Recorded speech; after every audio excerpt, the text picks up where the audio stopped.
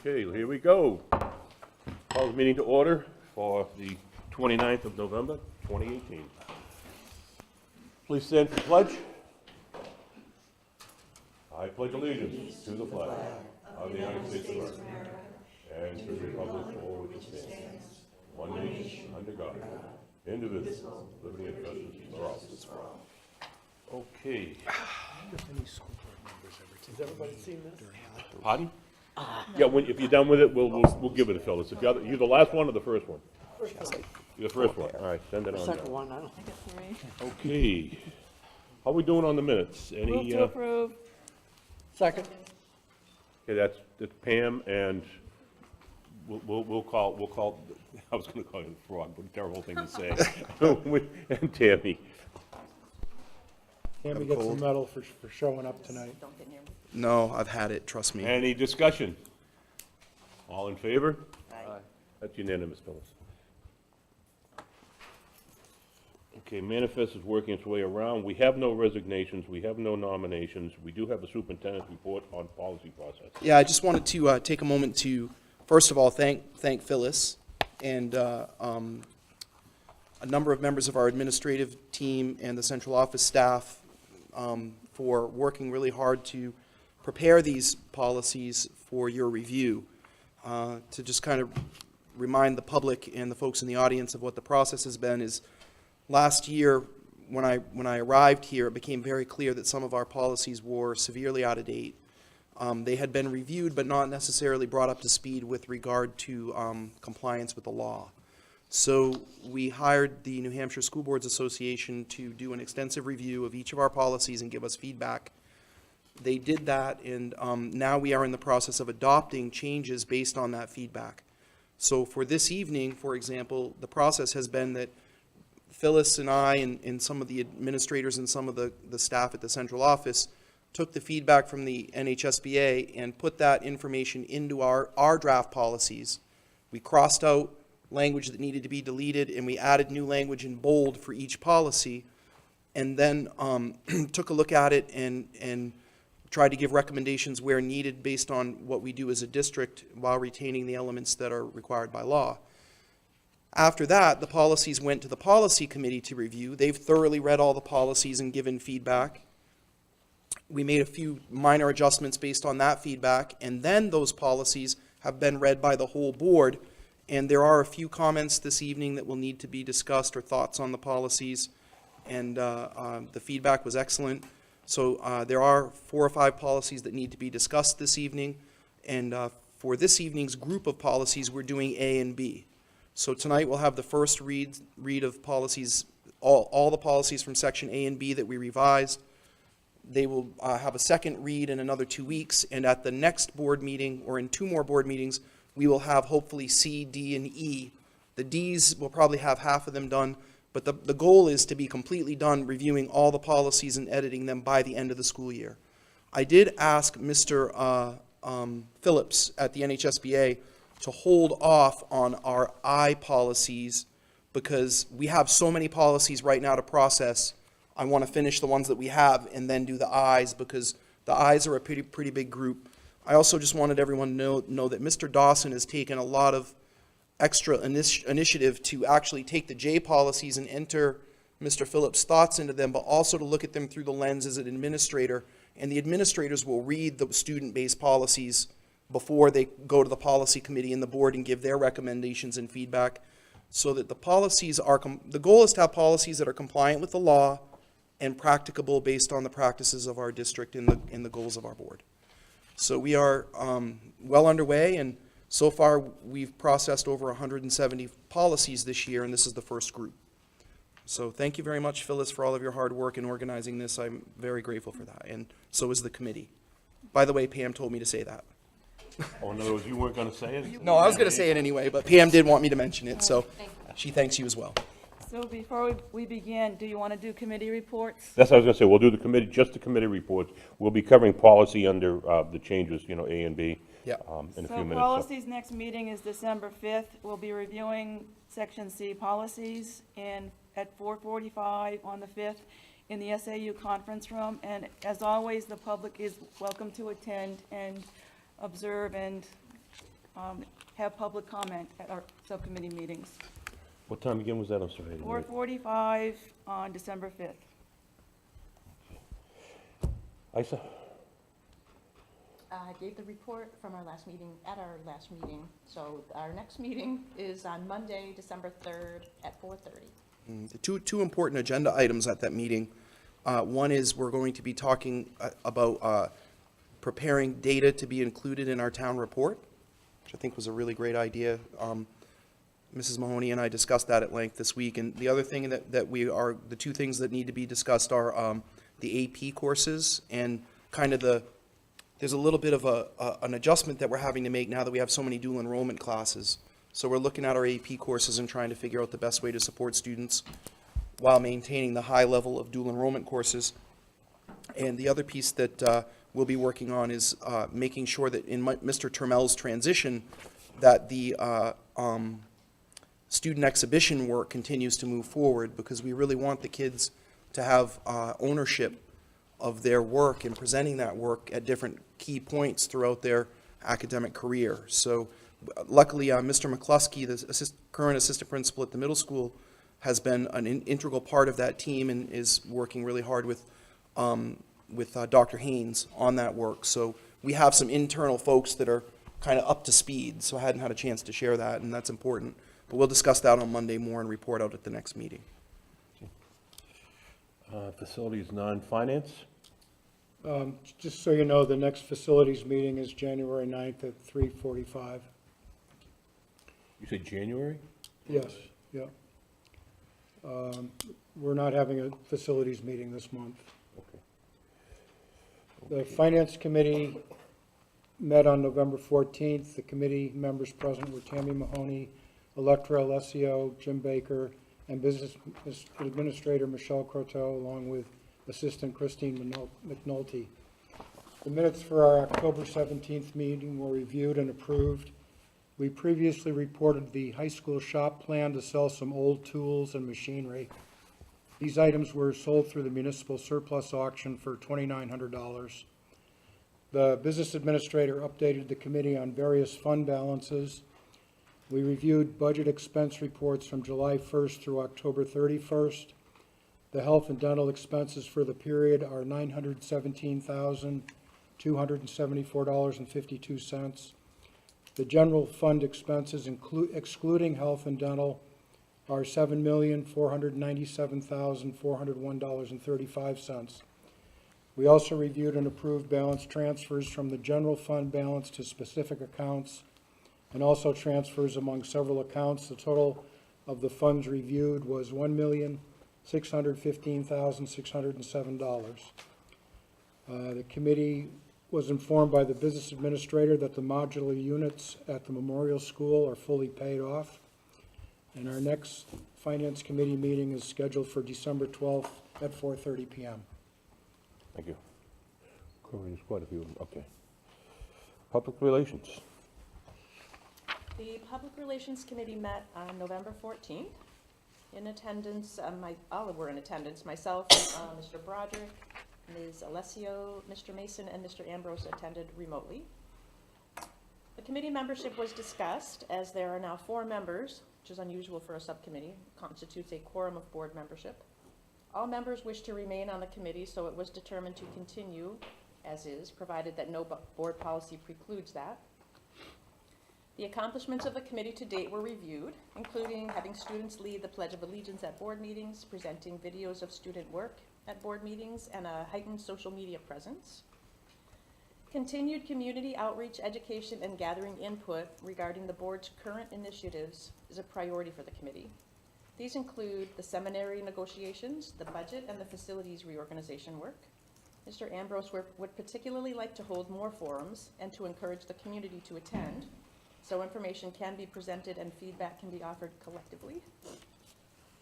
There was discussion regarding disseminating information in order to reach as many members of the community as possible, and various platforms were discussed, which would include social media, newspaper articles, putting information on the town calendars, and videos on the local cable channels. Mr. Mason suggested that the student council might also be recruited to participate, possibly with a door-to-door education campaign. We'll talk about it. Since the seminary proposal will appear on the upcoming warrant, the committee decided to host a public hearing at the December 5th board meeting for the presentation of information and the opportunity for community discussion. That will take place at 7 p.m. The next meeting is December 12th at 5:30. Okay.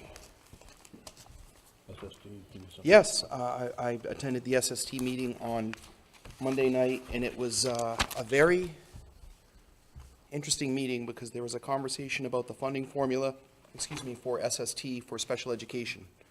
And there's going to be an important discussion at the next SST board meeting, and I think it's important to note that the way SST is currently set up is it is run very similar to the way that we tuition students from Fremont.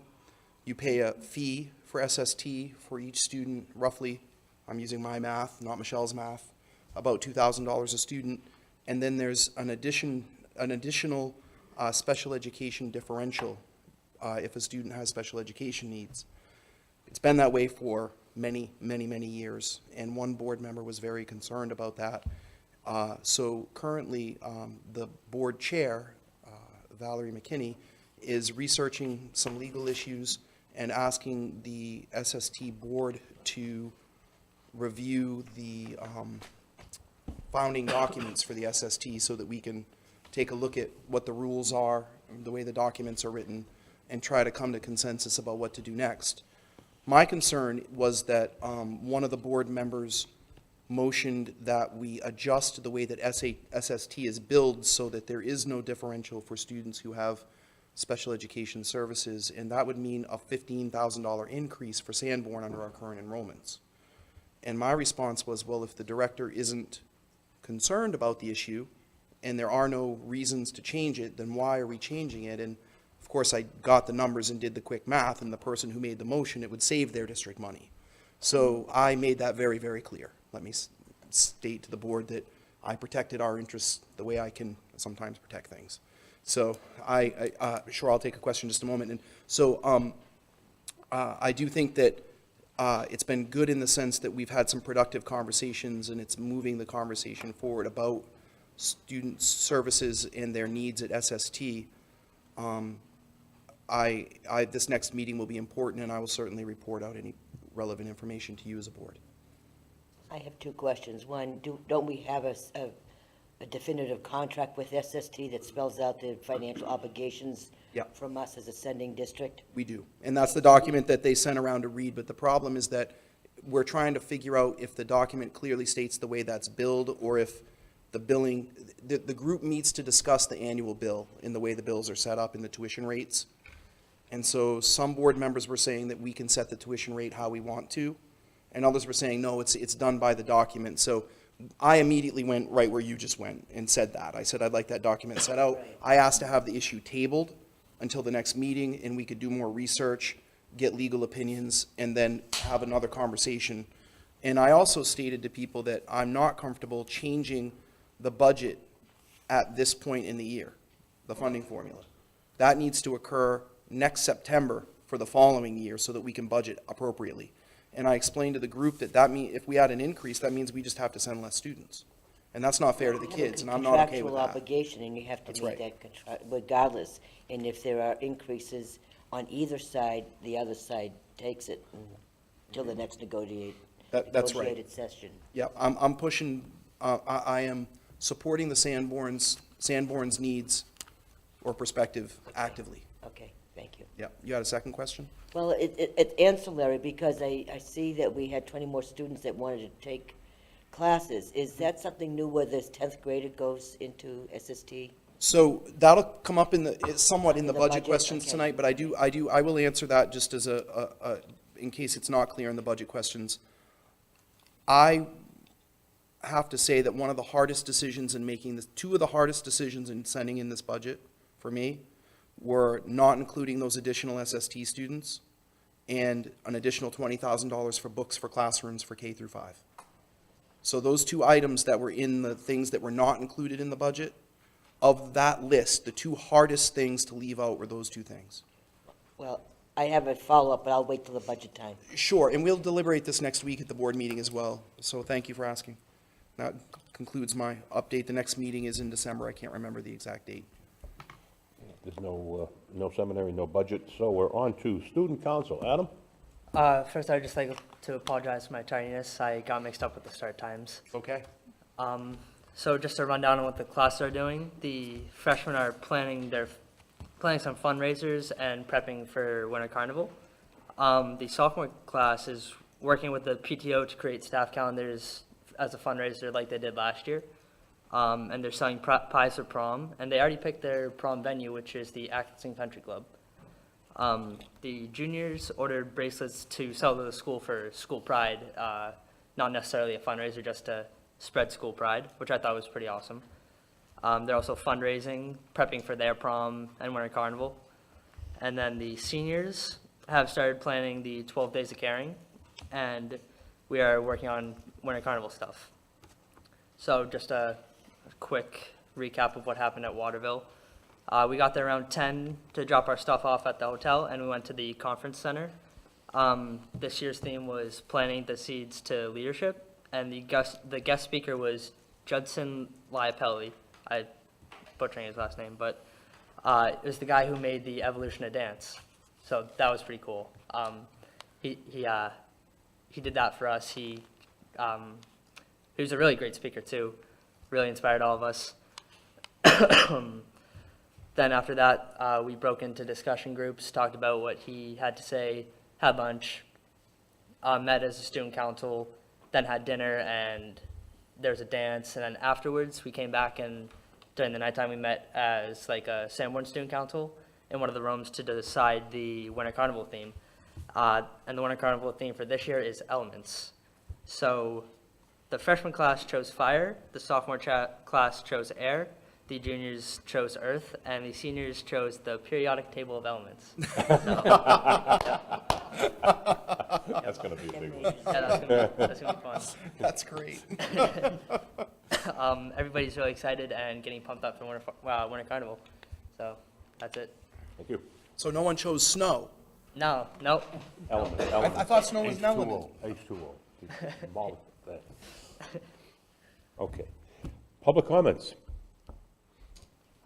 Going once? Going twice? Okay. You need to take a drink of your Snapple before you start there, Pam? Good. All right. Okay. Under old business. About 28 policies here, and most of them are non-controversial. I'd say all of them are. It's just updating legal wording and legal references and cleaning up the wording so it's a little more clear for us. Most of these policies have not been revised for at least a decade, 9 to 10 years, so they definitely needed it. The first one, Section A, concerns general district policies. AC is up here now, if you can see it. I'm not going to read it, but this one just has some legally mandated changes in bold, and we had to add, for cases of discrimination, it includes classes such as economic status or victims of domestic violence. So these are the kinds of changes that are legally mandated that we're adding in as per the School Board Association.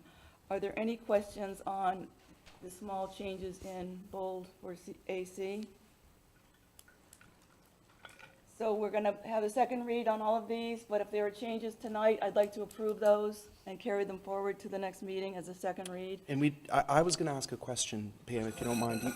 I was feeling, and I did mean to say this, it's probably fine if we need to discuss one. I know that Jim had a couple of questions that he wanted to discuss this evening. I've noted his Yep, comments yep. here. And we Yeah. can make those changes and then move to adopt the group after the changes are made as a whole group instead of doing a vote on each individual policy.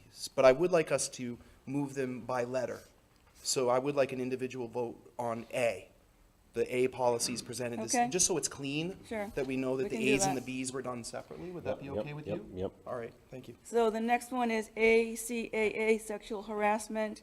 It adds legally mandated language about resources and procedures for sexual harassment complaints, and it looked fine to me. That one is, let's see if I can see it here. Sorry. There it is. So the bold changes, see if I can find them. So it notes that there, we call the Title IX coordinator the non-discrimination officer, and indicates some procedural changes. Were there any comments on ACAA? I just wanted to notify the board that that is Jody Gutterman. Our student services director is our Title IX person. Right. Just thought they should know that.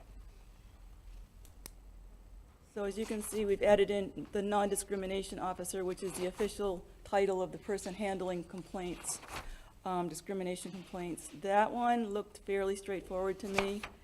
So moving on to ACAA-R, sexual harassment and sexual violence report form. Our current ACAA-R is not a form, it's just additional language about how to report sexual harassment. That language is already contained in our updated ACAA, so we're actually just gonna repeal basically the current policy and replace it with a standard form which the association recommends. And that one, did Jody have a chance to look at that form? Okay, so it's okay with her? She's fine. Okay, so it's just a one-page form, and, sorry.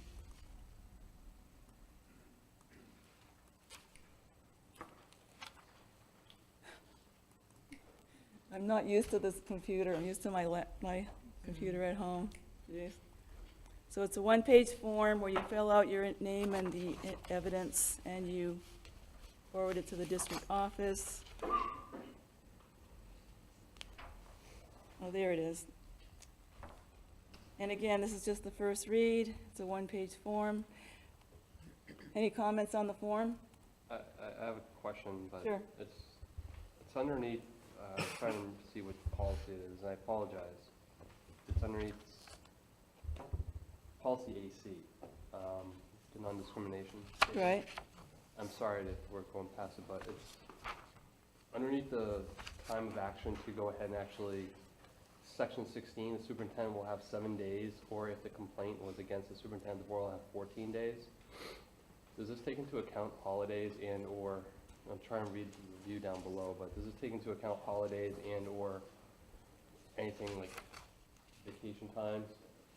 Like if a complaint comes in on a Thursday, like a black, Wednesday before Thanksgiving. Yeah.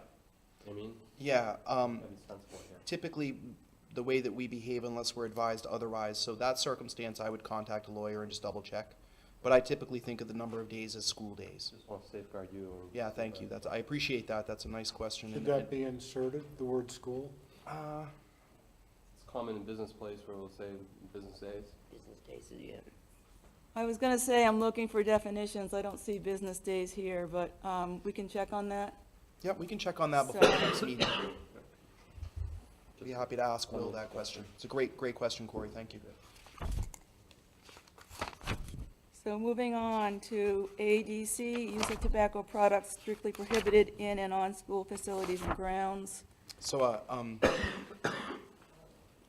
Mrs. Alessio asked me, is there another policy that deals with marijuana? And there is under the student portion of our Right. policies. The reason why tobacco is explicitly stated is it's a legal substance.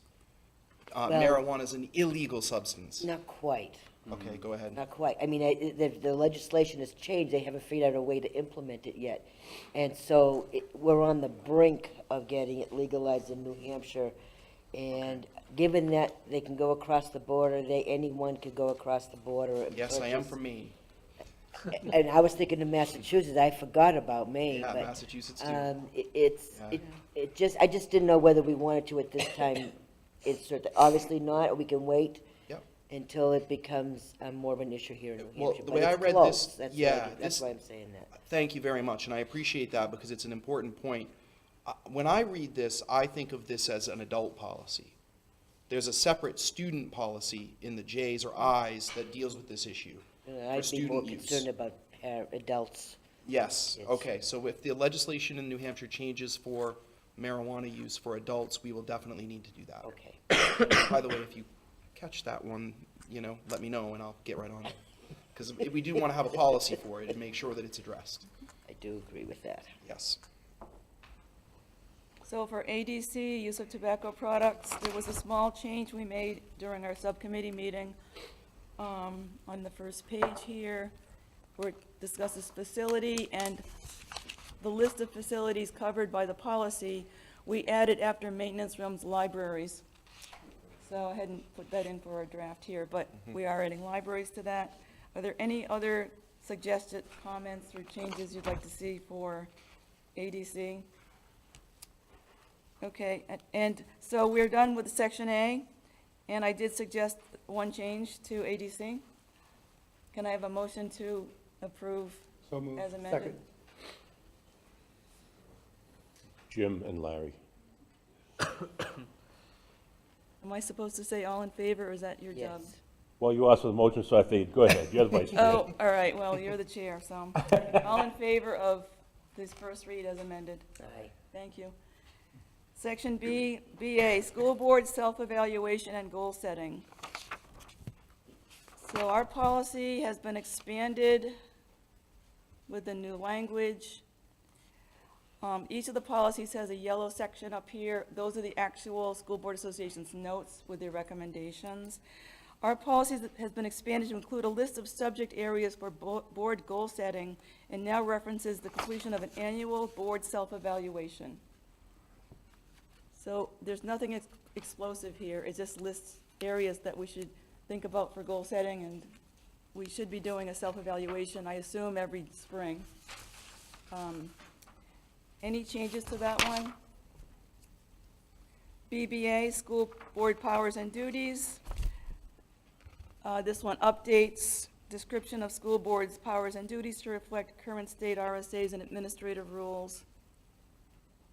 And we basically stricken our current policy and replaced it with the recommended language. And we thought it looked pretty good. This is, There's one change that Mr. Baker wanted to make on this one. So let me find that. this is the BBA, right? Right, Yes, you it want to is. discuss your change? It's paragraph F. And I believe this is probably a statutory minimum where it says, we'll hold meetings at least once in 2 months. And I think we need to be specific to the discussion and vote and agreement that we made several That's months ago. section F. Yeah, F, that we're going to meet a minimum of 2 times a month. So instead of Except- at least once in 2 months, except- you want to change it to twice a month, except in July and August. Correct. Yep. My only concern with that, and that's, I have a snowplow and four-wheel drive, but if something happens that we can't have that one of the meetings, we're now in violation of school policy, and would we have time to advertise we're changing the meeting? I guess I would almost say minimum of one. We've already hashed all this out. I have no problem either way, Jim, Yeah. but my concern is you may be tying other school boards, every decision we make ties other school boards to having to meet twice when for some reason they can't, and now they're in violation of policy. So let's, How you want to word it, let's if change you it even want to to change it, F. it's up I to you. don't see how our policy has anything to do with other school boards. Am I Yeah, future misunderstanding? school boards are tied to Oh, us. future. Well, if they don't like it, they can change it. Yeah, no, that's fine, that's Yeah. fine. I just, But we had a very extensive discussion so about we'll this. revise it to the new language, which was plan to hold. Remember how we added the word plan in? Yeah, So F could be plan to hold meetings at least twice a month. yeah, no. right. Larry? Except July and August when we. Right, I'm going to include that. I think plan to hold is more reasonable, and I didn't realize that I learned by doing this review about the part that I know the superintendent or their designee should be there, Yeah. but I've learned they have to be there. Oh. So you missed this whole thing. That's okay. It was Couple prior to months your, so I think that was important that we adjusted our calendar. last fall to make sure that that worked. So that could, I'm thinking personally about February and March. March and February can get really wild with snow. Right, but our policy, if we can't meet, we can't meet because of weather. That doesn't, I mean, Well, I We think, Well- changed the No, policy, no, which no, says no. we meet twice a month, and so I think the Right. word planned is the appropriate yeah. word. That's here. perfect. I Okay. think that makes it I was just work, gonna say, because Jim, that's perfect. If for Planned and- exigent circumstances we couldn't meet, then we don't meet, but Yep. you're gonna have to. We're double all in up the next agreement, it's one. gonna be 2 That's a fine month, with me. but- Yep, no problem. Fine. So now we have BBAA, School Board Member Authority. And it just adds wording taken from the sample language offered by the School Board Association.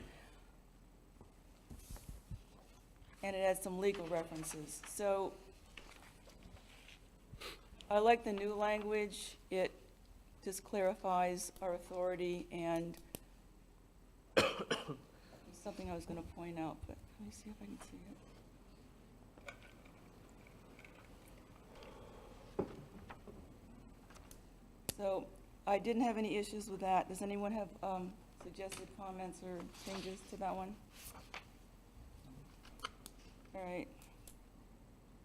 And the next one is BBAB, roles and duties of the board chairperson. This is a new policy. We don't have such a policy, and they recommended strongly that we adopt a policy. Yep. Sorry to do it again to you, Dr. Sure. Brown. What am I doing? Prior, Back. prior, What am I doing wrong? prior BMA, the board member authority, Yep. second to last paragraph, last sentence says committee assignments will be made, man. Yes, I Committee see assignments that. will be made by the chairperson with board approval. What does the definition of board approval mean? Because that to me, without language or someone answering that to me, it means that chairperson presents it and then we all vote that these are good. Can you say that again, Corey? I'm sorry. When I read committee assignments will be made by the chairperson with board approval, I read that as, Mr. Broderick, you'll go ahead, Chairperson Broderick, you'll make the appointments, and then we'll then approve on them as a whole. Yes. Is that how we've not acted upon that in the past? No, and I think that's a good, healthy checks and balance for the board. Well, that could be interesting. I know. Good. Well, in the past, I agree, but, I mean, we've never had a problem, so I don't say that. Problem is, the chairman, in my opinion, should be able to appoint the people he wants to be responsible, in a sense, to He or him. she wants. And I understand that. I mean, we've never had a problem, because I've always asked you, what do you want, and we went from there. Yeah. But I could see in the future where the chairman wants a person because he thinks that person has great strength in that particular area, but then the board doesn't, so now you've got a conflict over what amounts to be nothing. Okay. You know, we have always in the past, the chairman appointed, we've never had any issues, so that's why I feel like I'm comfortable saying it. If you want to make a change, fine. If you want to go with this, you know, I'm comfortable either way, but I think you can see my point. Yeah. I'm going to go along with Or, Corey here because I think the board should be removed from this. The chairman needs that responsibility to ensure that everything is functioning. So I'm going to move that we remove with board approval from this. And I'll second that. Yep.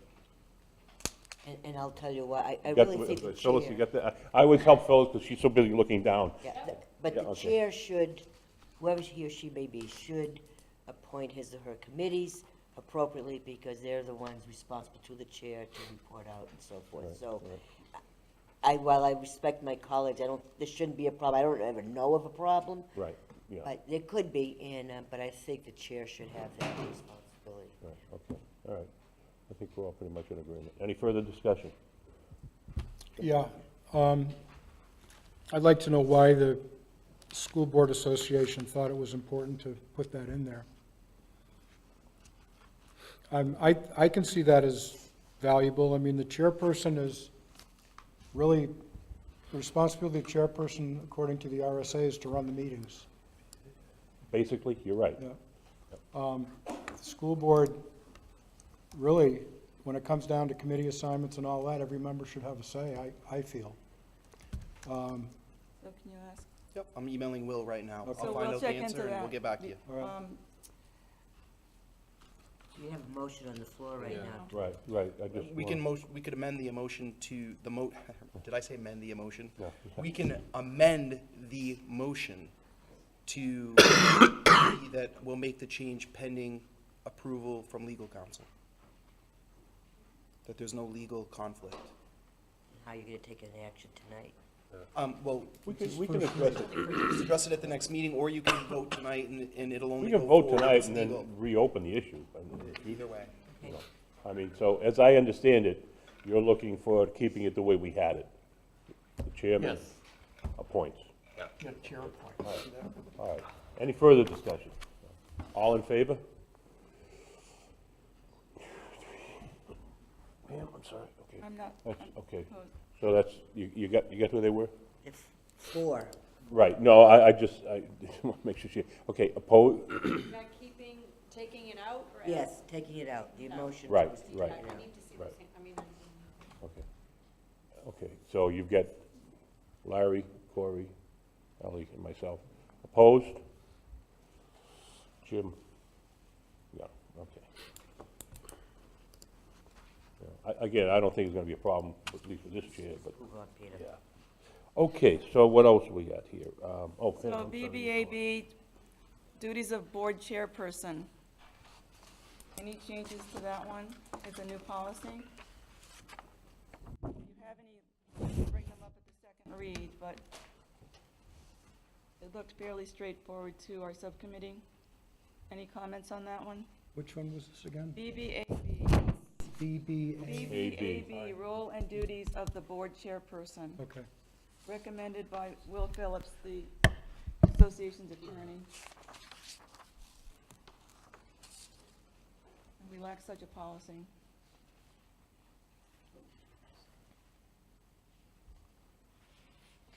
We okay? Okay. Next one is BBBC,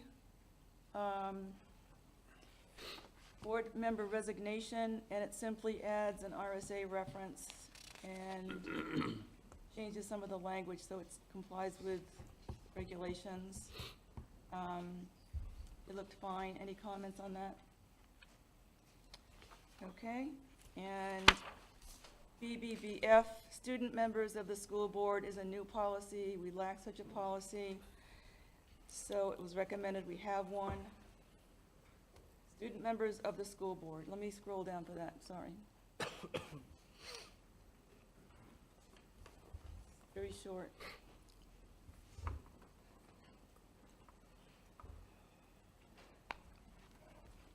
So that one's, looks pretty straightforward. If you want to comment next time, we can do it. Would you like me to quickly read it to you so you know what it says? That's fine. All right, I'll read it quickly. It says that you'll attend all school board meetings, represent all high school students within the district, present to the school board specific proposals and ideas from the high school student body, serve as a liaison between the students, district staff, and the board, and keep the student body informed of board business and actions, and comply with all board policies relative to student and board members when applicable. All right. Sounds like you're doing a great job to me. Thank you. Thank you. I you're welcome. appreciate that. So the next one, BDA Board Organizational Meeting. This one,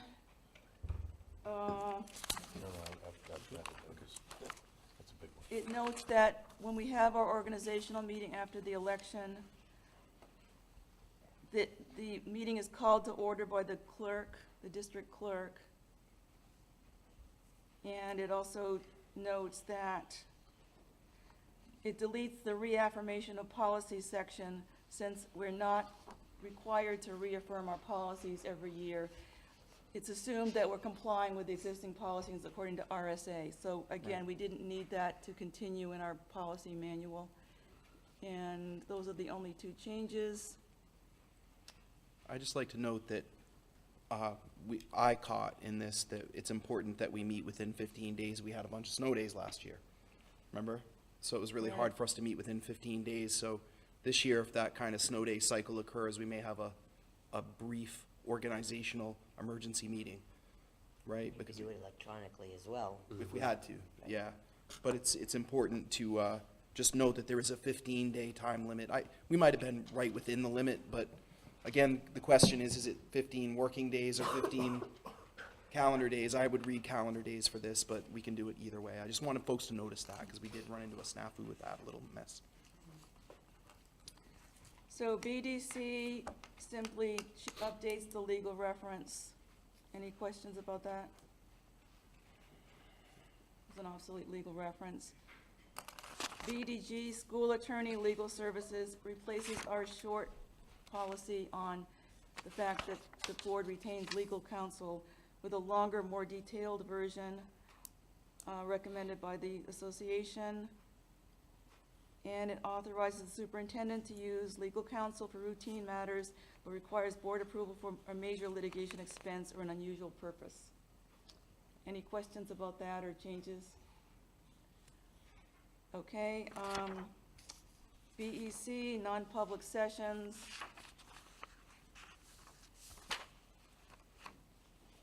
We're striking our current language, which is rather dated, replacing it with the latest version recommended by the association, and has to comply with RSAs, so we really needed to change this one, because ours no longer complies with state laws.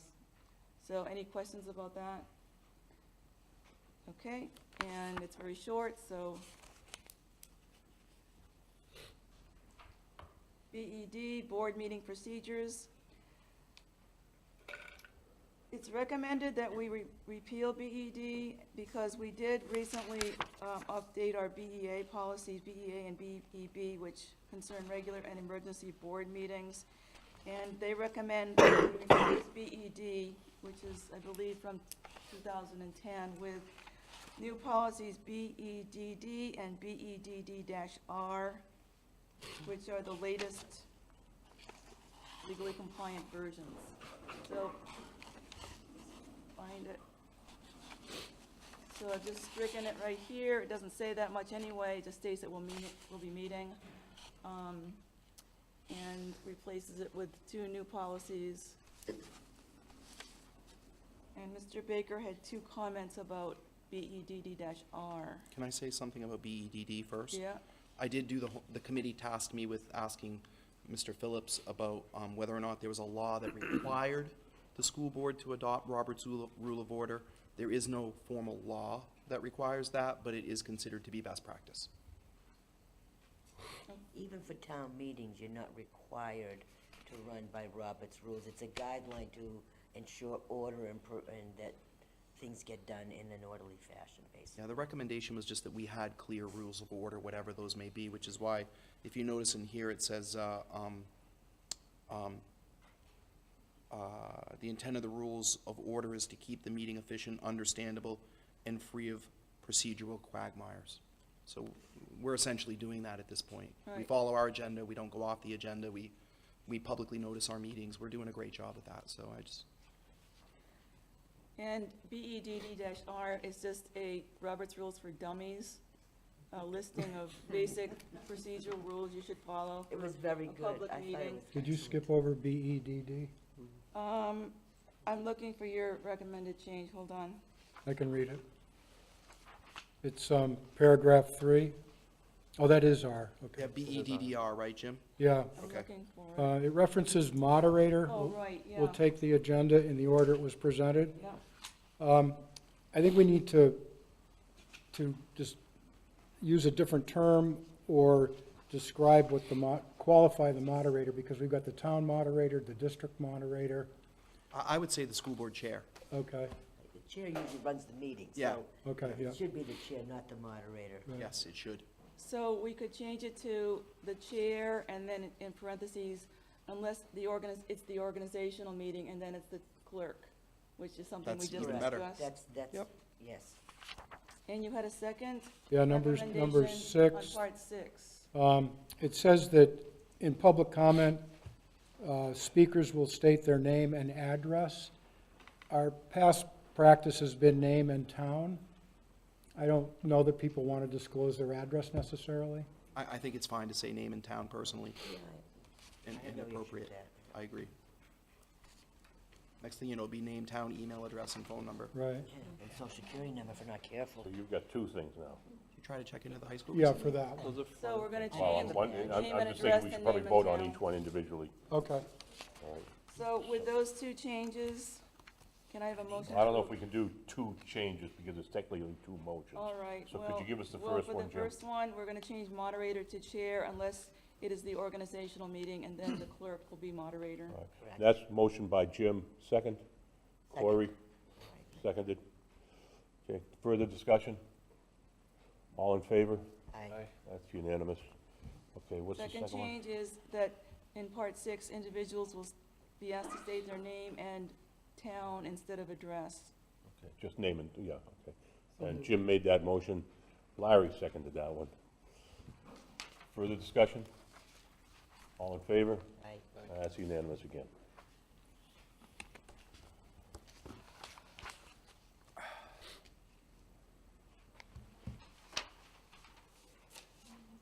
Okay. So BEDA, public notification of school board meetings, new policy, short, one page. There it is. And it just states that the school board will make sure the meetings are public and announced 24 hours in advance. And it's a new policy, we don't have it, but it seems pretty straightforward. Any comments? I got a question, Sure. and I apologize, I haven't looked up the other policy, but is there a policy that isn't there a policy that indicates that we're supposed to receive materials X hours beforehand, X days? Coming up That's next, yes. Right? It's coming Is up. that fly in the face of this being a 24-hour period? No, that just means that we're having, it just needs, we need to notice a meeting, so we It's might just- have an emergency meeting that doesn't have materials. But you're asking if there's let's check out the It's next a- policy. If it's a conflict, yeah. Yeah, it feels like so Corey, you're saying that it feels like they don't They don't, line up? they don't line up. I Okay. get the posting of it, but the reality is, will there ever be a impossible practice, not knowing that this board, knowing that we're communicating effectively, but another board may potentially have, Can you hold on that first? go ahead, Because we need her to read it, and then we have discussion. keep going. Yeah.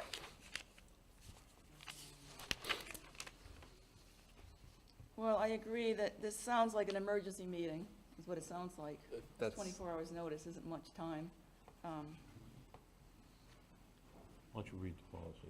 It says, all school board meetings are open to the public. The board will announce at least 24 hours in advance, excluding Sundays and legal holidays, through 2 public postings, and when possible, by the newspapers and local radio station, the date, time, and place of all regular and special meetings, and the major topics to be discussed. Okay, now the conflict is the next one, keep correct? going, yep, yep. Okay, so Board can you may need to hold an emergency meeting in the case where immediate undelayed action is deemed to be imperative by the chair or presiding officer of the body or agency, who shall employ whatever means are available to inform the public that a meeting is to be held. The minutes of the meetings shall clearly spell out the need for the emergency meeting. So you may not have additional material that you would have to have ahead of time. or even if you do, there isn't. But you it wouldn't can't be do it wouldn't be in this section of the policy. Right. If you refer to the timeliness of information to prepare for meetings, that must be somewhere else. It wouldn't It be is. here, Corey. It Okay, is so- somewhere else, So yeah. let's deal with it when we get to it somewhere Okay, else. got it. Okay? Yeah, good idea. Because I think this is pretty clear That's here. fine, I get it. Okay. But I think it's the other thing that I'm nervous about, and the other okay. thing I'm nervous about, and again, just being transparent here is, I've seen boards who will host emergency meetings to get action done. You know what I mean? And a lot of us have seen that happen in the Can't past. attend, yeah. Yeah, people can't attend, can't get the information at a time, but yet make the decisions. Gotcha. So I just So want let's to just hold safeguard off on this ourselves. one since it is new. Okay. And Just try to safeguard ourselves. think about how we may want to reword this one. I don't think this is in error. I think the place to address the timeliness of communications is in the part about the documentation for meetings. I think that would be the appropriate And place that's to address it. BEDB. Oh, it's still in the B section? Yeah, Yep. it is. Yeah. Okay. Coming up yes, next. Yes, yep. So really, we should strike the 24 hours. is what you're recommending. That's a separate, that's for emergencies. Right. They're not related, The fact That was it's- my understanding. yeah. Right, so I don't understand why we have to have a time frame in BEDA. I think they're saying that you can't have a meeting shorter than 24 hours notice. Correct. Right, So the idea is that if we needed an emergency meeting, it had, the minimum Before. that it can be is 24 hours. We have to at least publicly notice 24 hours. sure, okay. And I think we're fine, Yeah. You think this is personally. okay? I do, Yes. I do too, Yep. And we can always modify something later if we feel Right. like we need to, but I think we're okay. So without any changes, moving on to BEDB, which is, let's see, agenda preparation and dissemination.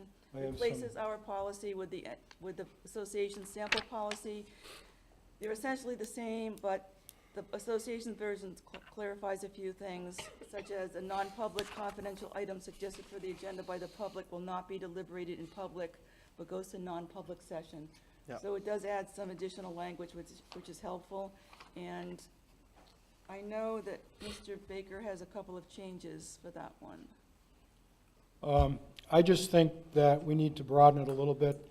There's a requirement that the agenda should be received by the superintendent, or anything needs to be placed on the agenda should be received by the superintendent at least 7 days prior to the meeting. I think we also should have a requirement on when the agenda is provided to the board members. Also, if there's any questions about the agenda, when the superintendent should receive those, and then when the board members should receive responses to those. So if you have questions, you have to get them in by a certain time limit. If you get them in by that limit, then you have to get your answers within a certain time limit. I second that. So, in this new sample policy, I noticed on page 2, it states the agenda and supporting materials. Let me show you. At least 7 days. At least 7 days There it prior to is. the board meeting. At least 7 days, so that Yeah. is, now, do you want should or shall, right here? Well, I The need, agenda and supporting materials shall be distributed. Would you prefer shall instead of should? can I just say what we currently do so that it'll make it, because I think that what we're doing is working. Right, And this really is up to us, but what we currently do is, it's, the board, so we have a process. On the Wednesday, there's a board meeting on a Wednesday. The preceding Thursday, Pete and I meet to go over the agenda and plan it. We send it out to you on Friday with supporting materials. I love Jim's idea of having any questions by Monday at noon, because that gives me a chance to research or figure it out and talk to you, and then adjust the agenda and send it out by Tuesday, which then follows the 24-hour change piece, Yeah. right? You know what I mean? But So is it's this tight. language- If we have a snow day, or we have Snow days trump everything. Well, no, that's but, right, Jim, see, we meet or a Thursday, holiday. Right. which is less than 7 days. Right. No, but He and I sit down on Thursday, Yeah. we come up with an agenda, and then everything starts flowing. This would mean we would have to sit down at On minimum Wednesday. on Wednesday. But even if you had questions on agenda items, which you would want to get into your superintendent by Monday, I get that. Right. Why would you be changing the agenda again? You're still going to talk about the item because that's only one board member communicating good with the point, good point, superintendent. good point. So if the board member had some really good points, and that you got to assume that he or she did. Yep. Your colleagues would want to hear that, and technically you can't communicate with more than one or two of your colleagues without being in violation of the right to know law, so you're not gonna change the agenda anyways. Right. Point. But it gives him time to Exactly, and research that's what only he has fair to to the respond. superintendent. So something Pete said brings up another point, because it says the superintendent shall prepare all agendas, but really it's the superintendent and the chair. in the chair, that's correct. It is. I was about to bring that up, but I didn't want to muddy It the should water. be the two of them, it shouldn't be Yeah. one or the other. Yep. Right. So could we ask that we have 6 days instead of 7, because that's our process? Yeah, And that we send it Yeah, out it's to you been 5 working. days in advance? Yeah, Is that's everyone fine. okay with that? I don't have a problem with You okay? that thing, I just want to get the other stuff in there. Okay, what was the other stuff again? I just want to make sure we got it right. Okay, here's what I'm Okay, wait. thinking, ready? Okay. Let's do At the it. very end here, where it says, board members shall be expected to read the information and contact the superintendent, that last sentence right there. And it ends with decision-making responsibilities. Do you see where I am? I think we should add at least 2 days prior to the board meeting. That would bring it back to Monday normally. Would that be Yep. okay with you? Yeah, I think it's okay. So I'm adding to this paragraph where it says decision-making responsibilities at the very end there. They have to do this at least 2 days prior to the board meeting. What page are you? It's, So I'm on the keep going. third to the last paragraph. It starts with, Where it starts with the agenda and supporting materials should be distributed. I have an alternate At least 2 suggestion. days. I Today's know been you 3. wanted to just go back and You're right. include this earlier language. Yeah, But I'd like to put it in, since we already have the new language, I'm just adding to it to, I'd like to put it in right after the matters not included in the agenda may be presented during the meeting, provided the board agrees to discuss the matter. The board may choose not to deal with every agenda item. I'd just like to say, answers to board member questions regarding items will be provided by, and you said Monday at noon? 2 days prior to the meeting. Yeah, Uh, well, that would be Saturday, but Monday at noon would be fine.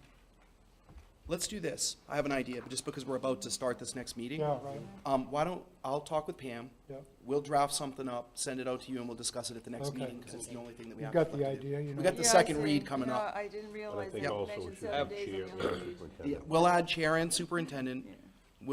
We'll use terms that keep it so we're not so rigid that we can't flex. So I was gonna say, you don't want it so tight that you're always in violation of your policies. But I want, like, in that paragraph there, though, I would highly recommend you make sure it's poignant, it's to the point that it's, I don't want to be asking information that's not on the agenda. So Right, you it wanna needs to be about the direct agenda. About that agenda. Yep. So I don't read that clearly there. Okay, so any of you feel Questions free to. concerning the agenda. Exactly. But since we use modified Robert's rules, if there's something that of extreme importance that comes up the morning of a school board meeting, there's nothing to preclude this No, group no, of to course say, we want to discuss that tonight. That's right. And suspend the agenda to address an issue.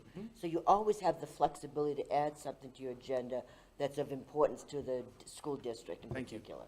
So you don't disenfranchise yourselves from those discussions, Great, well, not on the agenda. what we'll do is, Corey, Jim, and anyone else that wants to give the committee or me feedback about this particular policy, just email it to me. I'll work with Pam, we'll come up with a draft for the next meeting for the second read with the tweaks, and then we'll discuss it and adopt it then. Okay. Great, thank you very much, great process. And you've got mine already, so I do. unless you want me to send it again. No, I'm good, thank you. Pam, how many more do you have? I've got about 10 left. 10? Okay. Right. Well, why don't you do one or maybe 2 more, and, Yeah, we can do the rest at the next meeting, it's fine. no, well, Depending what time we get done. yeah, that's what I was Well, saying, depends what This time. is the but- first read for these, and Were there you any can other just carry questions? forward additional questions during the second read. Yeah. But the policies that we haven't covered are BEDC, BEDG, BEDG-R, BEDH. A couple of items to be repealed, BEDI, BEE-R, and BF, suggested repeal. And then BFE, BGB, and BIA are the remaining. Okay, These- so why don't we recess now? Okay? We'll have the budget committee, depending on what time we finish with the budget committee, we'll either And we finish can these resume or and put them finish on. these up Oh, later. sure. Sounds great. Okay, I don't Thank like you. pushing on, because then the wave just gets bigger. I agree. Okay, thank you. Okay. So, motion to recess for, So moved. Second. okay? Discussion, all in favor? Okay, that's unanimous, Joe. Okay, so, budget committee, you're up. Come on, you Come on down, you're the next contestant on The Price is Right. I do, thank you. I'll start setting that up now, Pam. Great job, by the way. Can we, while you call this to order, any school board members want to take a break while they call this to order, do the pledge, and while they go to one? Well, not the pledge, but, We'll just wait a moment while you you get know, back. I mean, you've got, It's not my. you know, you've got minutes to go through, and, you know, we'll be back momentarily.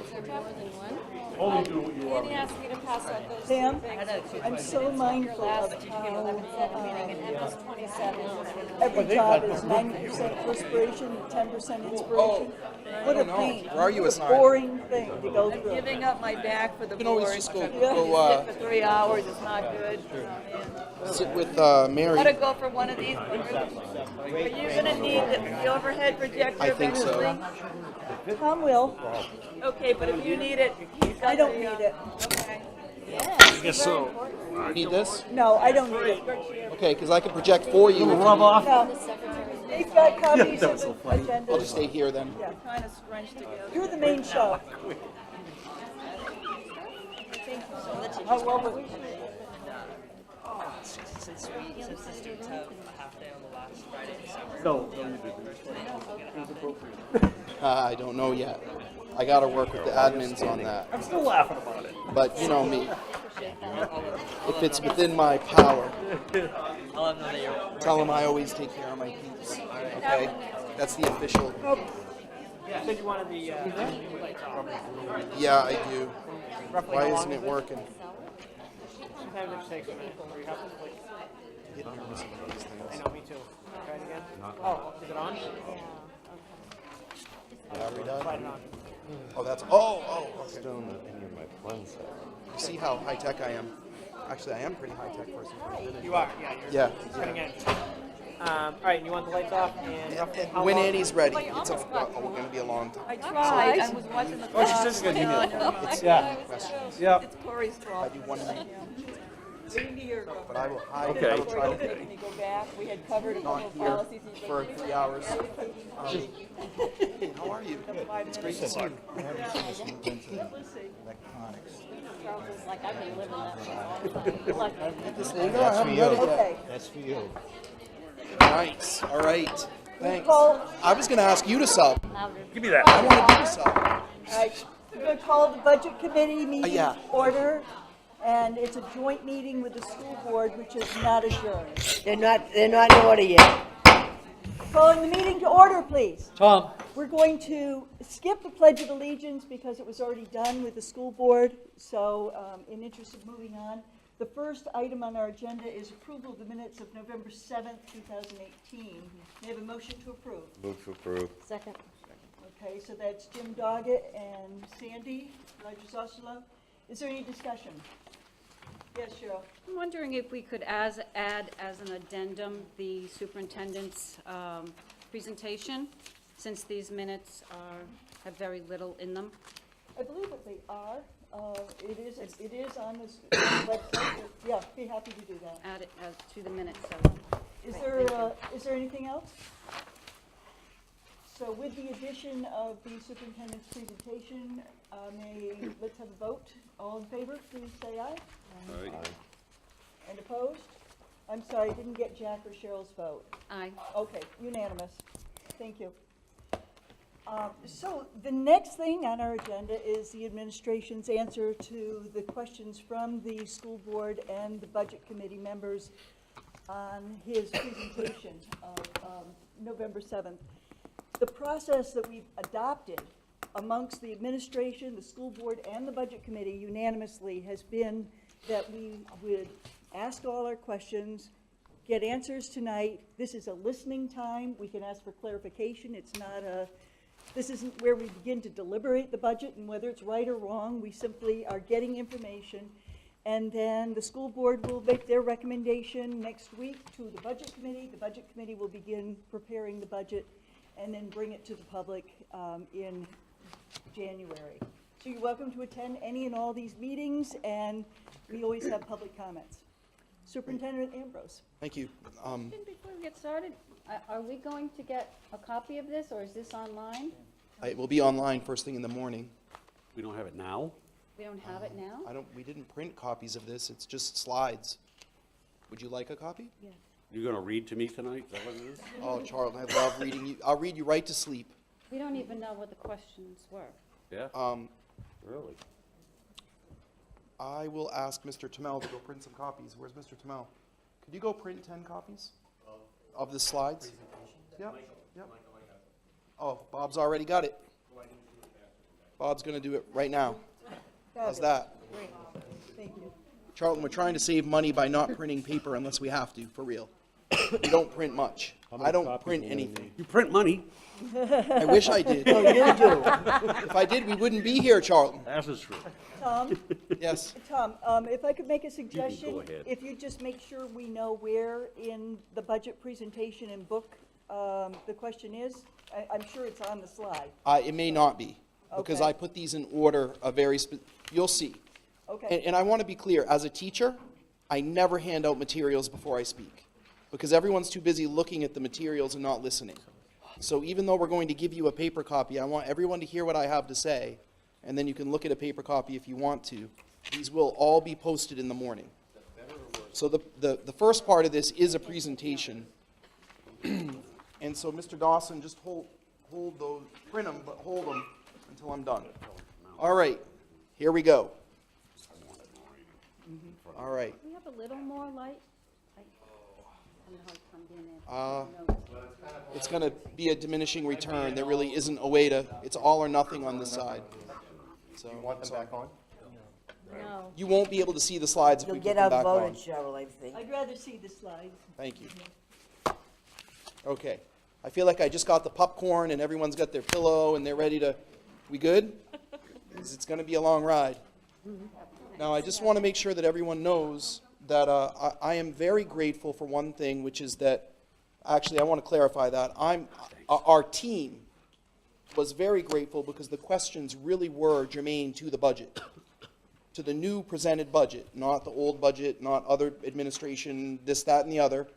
The questions were excellent, well thought out, and we worked really hard to answer some of them, and we also wanted to point out that some of them, as you get better with the new documents, you'll be able to answer on your own, right? So we answered them for you this time, but as you get used to the new budget books in the better format, you'll be able to actually look some of these things up, and I'll try to point out some spots, and I welcome Mrs. Croto to pause me if she wants to take a teachable moment, okay? So I told Michelle to speak up as needed to do teachable moments for everyone.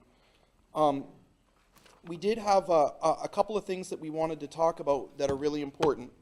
As I stated last year, we are not currently following a 5-year CIP plan because we don't know what the plan is for the middle school. So we're not taking the CIP plan and putting it in the budget. Because the reality is that when I went through the 5-year plan for the middle school, we found out that the CIP plan said $3.5 million to renovate the middle school.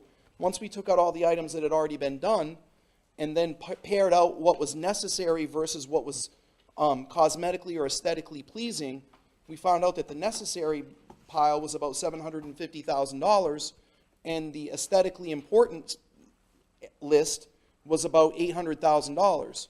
So I feel that it would be irresponsible of me to take someone else's plan and use it to drive a process. I think that we need to decide what we're going to do about the middle school and then have a conversation about the CIP plan. We need a 5-year plan, right? We do. But first we have to make a decision. And if you remember, one of our primary goals this year was to take the information from the NESDEC study and make a decision. So that's a school board goal. So I just want you to be aware that as we work on that goal, the CIP plan will move forward. But there's a lot of questions about 5-year plans in here. I am not directing staff to use 5-year plans.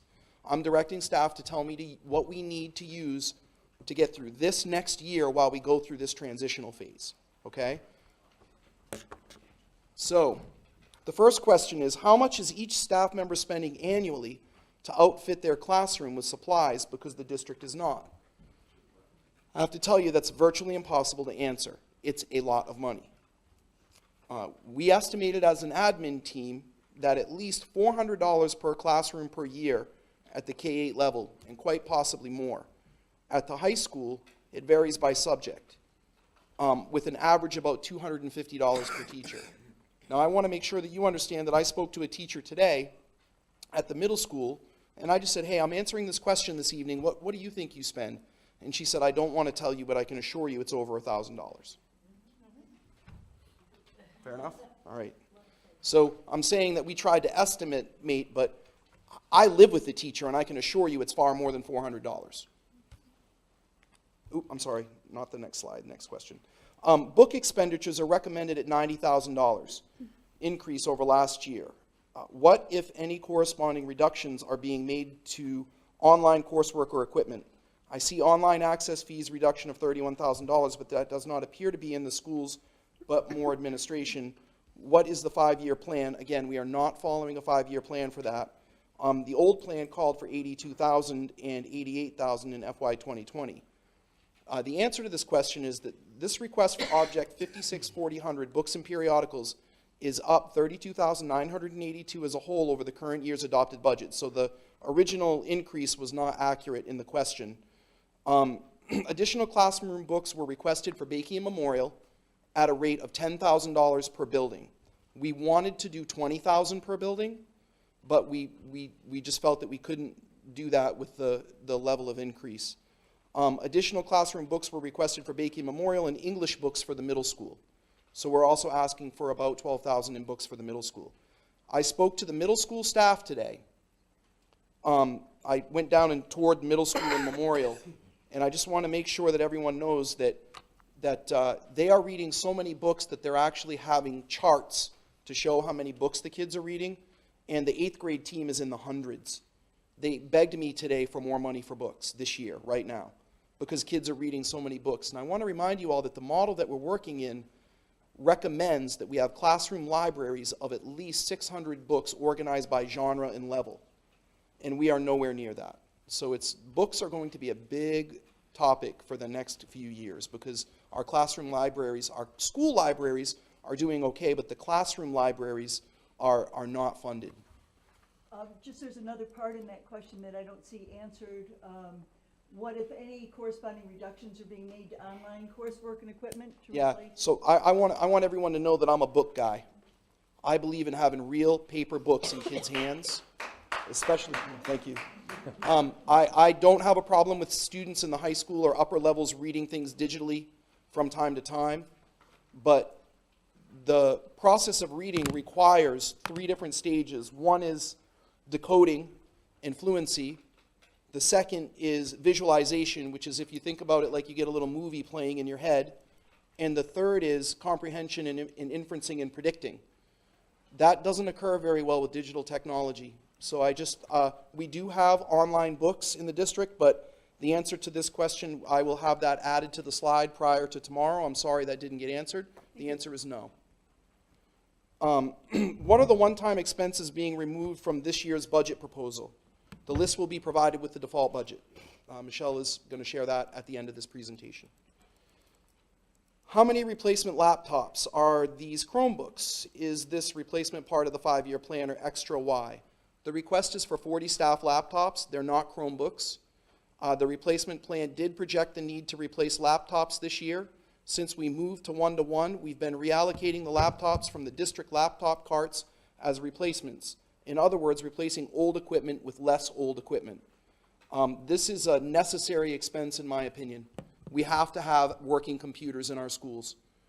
School technology is the nervous system of the school district. If it doesn't work, we don't work. I don't know if you ever want to see a really angry group of teachers, but try breaking the photocopier and turning off the internet at 7:30 in the morning before elementary kids arrive.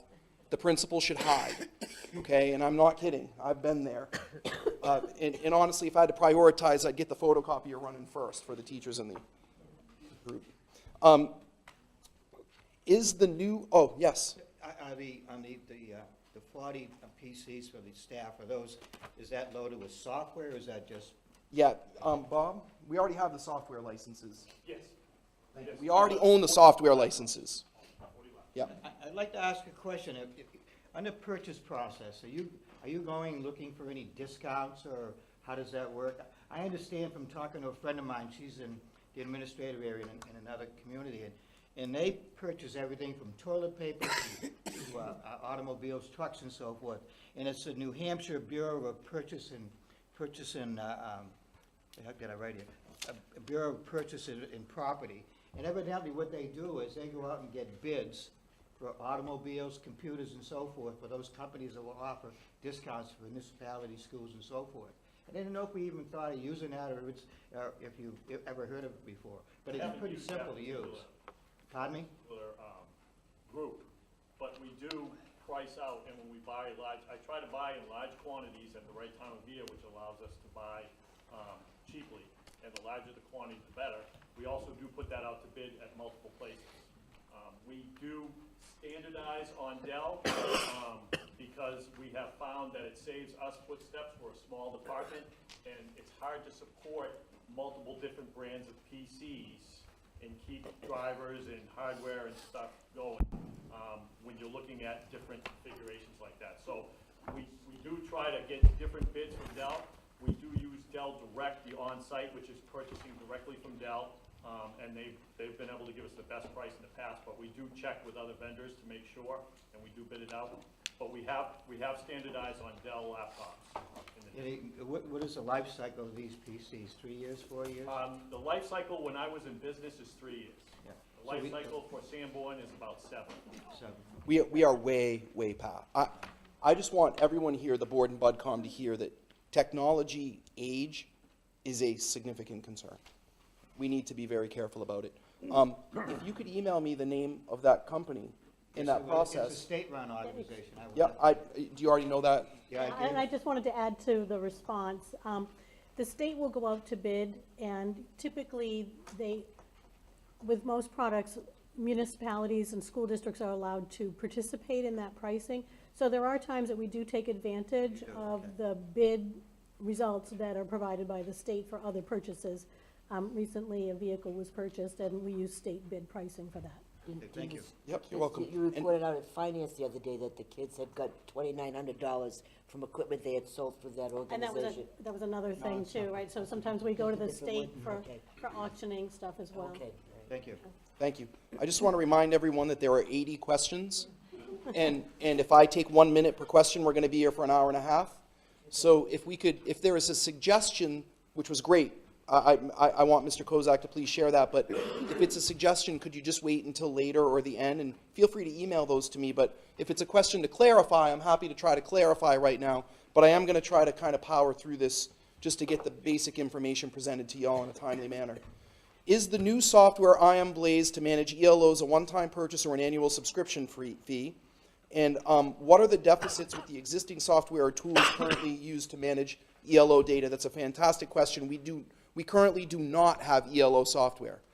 But as our program grows, which it is growing exponentially, the software is needed to provide better students to the services to the students. The ELO software, it's a one setup charge of $6,000 and an estimated annual renewal of $4,000. The annual rate will fluctuate because it's based on the number of students enrolled in ELOs. It's anticipated this number will continue to grow over the years. What is ELO? Extended learning opportunity. We do have a cheat sheet in the front with all our reviews. Not on there. The cheat sheet's in your budget Can't books. see because the lights Not are on there. The cheat sheet? ELO isn't on there. It isn't? It is not. Thank you, Charlton. We will add it to the cheat sheet and this document. Thank you very much. We try so hard not to We're all give you whispering acronyms. around here trying to figure out what ELO is. Well, it's funny. I will say that in these questions, I directed the staff not to change the wording of a question for transparency purposes. So the question asked, what is an ELO? I know what an ELO is, and that was my question. That's So I'm fine, sorry. yeah. But I just want you to know that I have directed people not to change the wording of any questions. So I apologize for that sincerely. Number 6, with restricted cell phone use during core hours on school property by students and staff alike, is the SAU's data usage expected to go down, and will a reduced level of consumption affect these projected rates? It does not. The answer is no. There's a little more detail there, but the data rate, it mostly helps with student engagement, and decreased drama is the hope. Y'all laughing at me? Decreased drama. We can make an acronym for that. All right. How many and how often are laptops replaced? Has leasing been looked at, and why or why not? 3-year leases keep PCs current with new technology. Also, Windows 10 compatible imaging software for $21,000. What is this used for? The request is for 40 staff laptops. They are replaced when broken or too slow to access needed applications. Most of our laptops are 5 to 7 years old. Leasing is always an option, but requires a future budget commitment without the flexibility of allowing use of the equipment for one more year without replacing. So the reality is it's the current opinion of our leadership in the technology department that it's better to buy them because you might be able to kind of extend their life a little bit. The cost of leasing requires a higher cost for the equipment as you're paying interest on the lease. So again, in some ways, there was a day when leasing laptops really made sense because you saved on maintenance, but the price of computers has come down exponentially over the last 5 to 10 years. And so I've talked with Bob about this at length, and he is very interested in maintaining the way that things are being done, but we have had conversations about leasing. It was one of the questions I asked when I first arrived. The Windows 10 image app is used to create a district image of the standard software needed on our staff laptops. As a laptop is loaded with software, it takes a tech 20 minutes to apply an image versus 3 hours, so it saves a tremendous amount of hours to do it this way. It also has fewer mistakes, and our current imaging software package is over 20 years old, and it's not compatible with Windows 10. Our current operating system for laptops is Windows 7, which will be end of life soon and is not supported anymore. So that means that there's no tech support for it. So the need to move to Windows 10 is very important. As you can see, we tried to group the questions by person. So this is Bob's section of the presentation. We also tried to have that order mirror your budget books. So you should be able to flip your budget book open and see that technology, Bob's area, is lined up with these answers so that you can find things. Technology switches were cut by the superintendent, but why were they requested in the first place? Did we not buy replacement switches out of the revolving fund last year for $30,000? What is the status of the switches in the district? What is a 5 or 7 year replacement plan? The original request from last year for this project was $60,000. It was reduced to $30,000, and it was funded by, that $30,000 was funded by the revolving fund, and yes, those switches were replaced. This is a request to complete the project with used switches. Bob does a great job of looking for the best deal possible, and he's trying to buy some used switches. The status is things are running, but it's difficult essentially to manage. There is no 5 or 7 year replacement plan. We have replaced switches only when they break with used switches. And I want to be clear that one of the problems that I have with our current 5 to 7 year plan is it hasn't been followed. So what's happened is it's kind of like the train coming down the track, the front stopped and the back is piling up.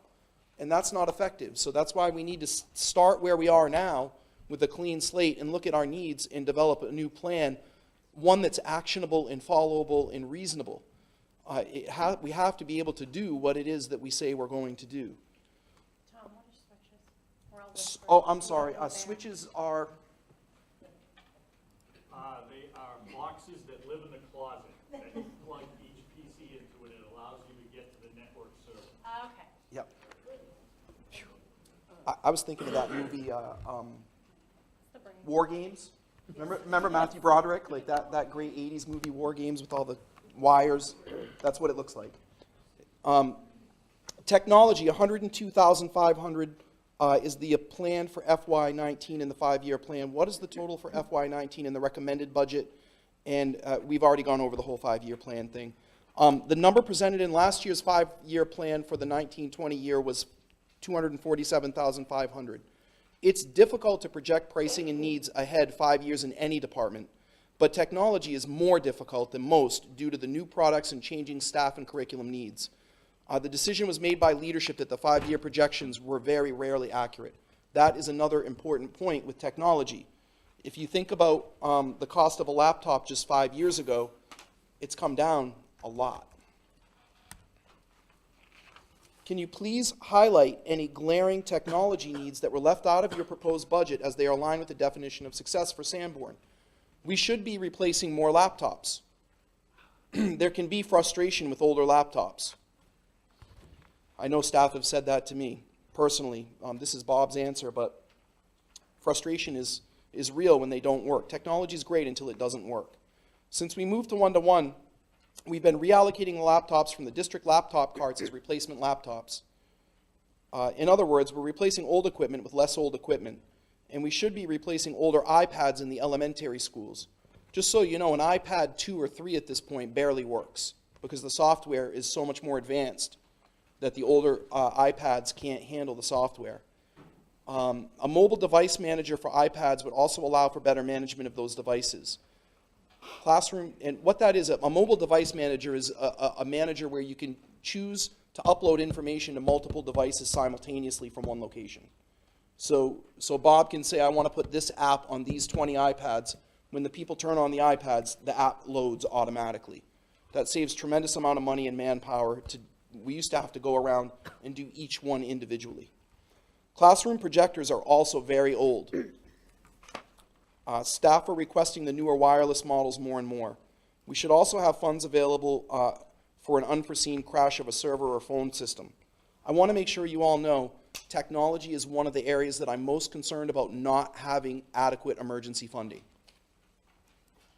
It's one of the 4 areas that I identified in my entry plan. There should be some kind of an emergency fund that's only expended with board approval for technology, and if it's not expended, it just carries over. All right, so how much are we budgeting per student for technology? Roughly, we don't budget this way, but we took the technology budget and divided it by the students, and it's about $563 per year. Out of state, so now we're moving to more academic based, and I believe this area is more high school related. Out of state tuition, is this still for 45 students a year? Last year the slots available were about half full. What is the status this year? How many are participating? How many students do we pay for?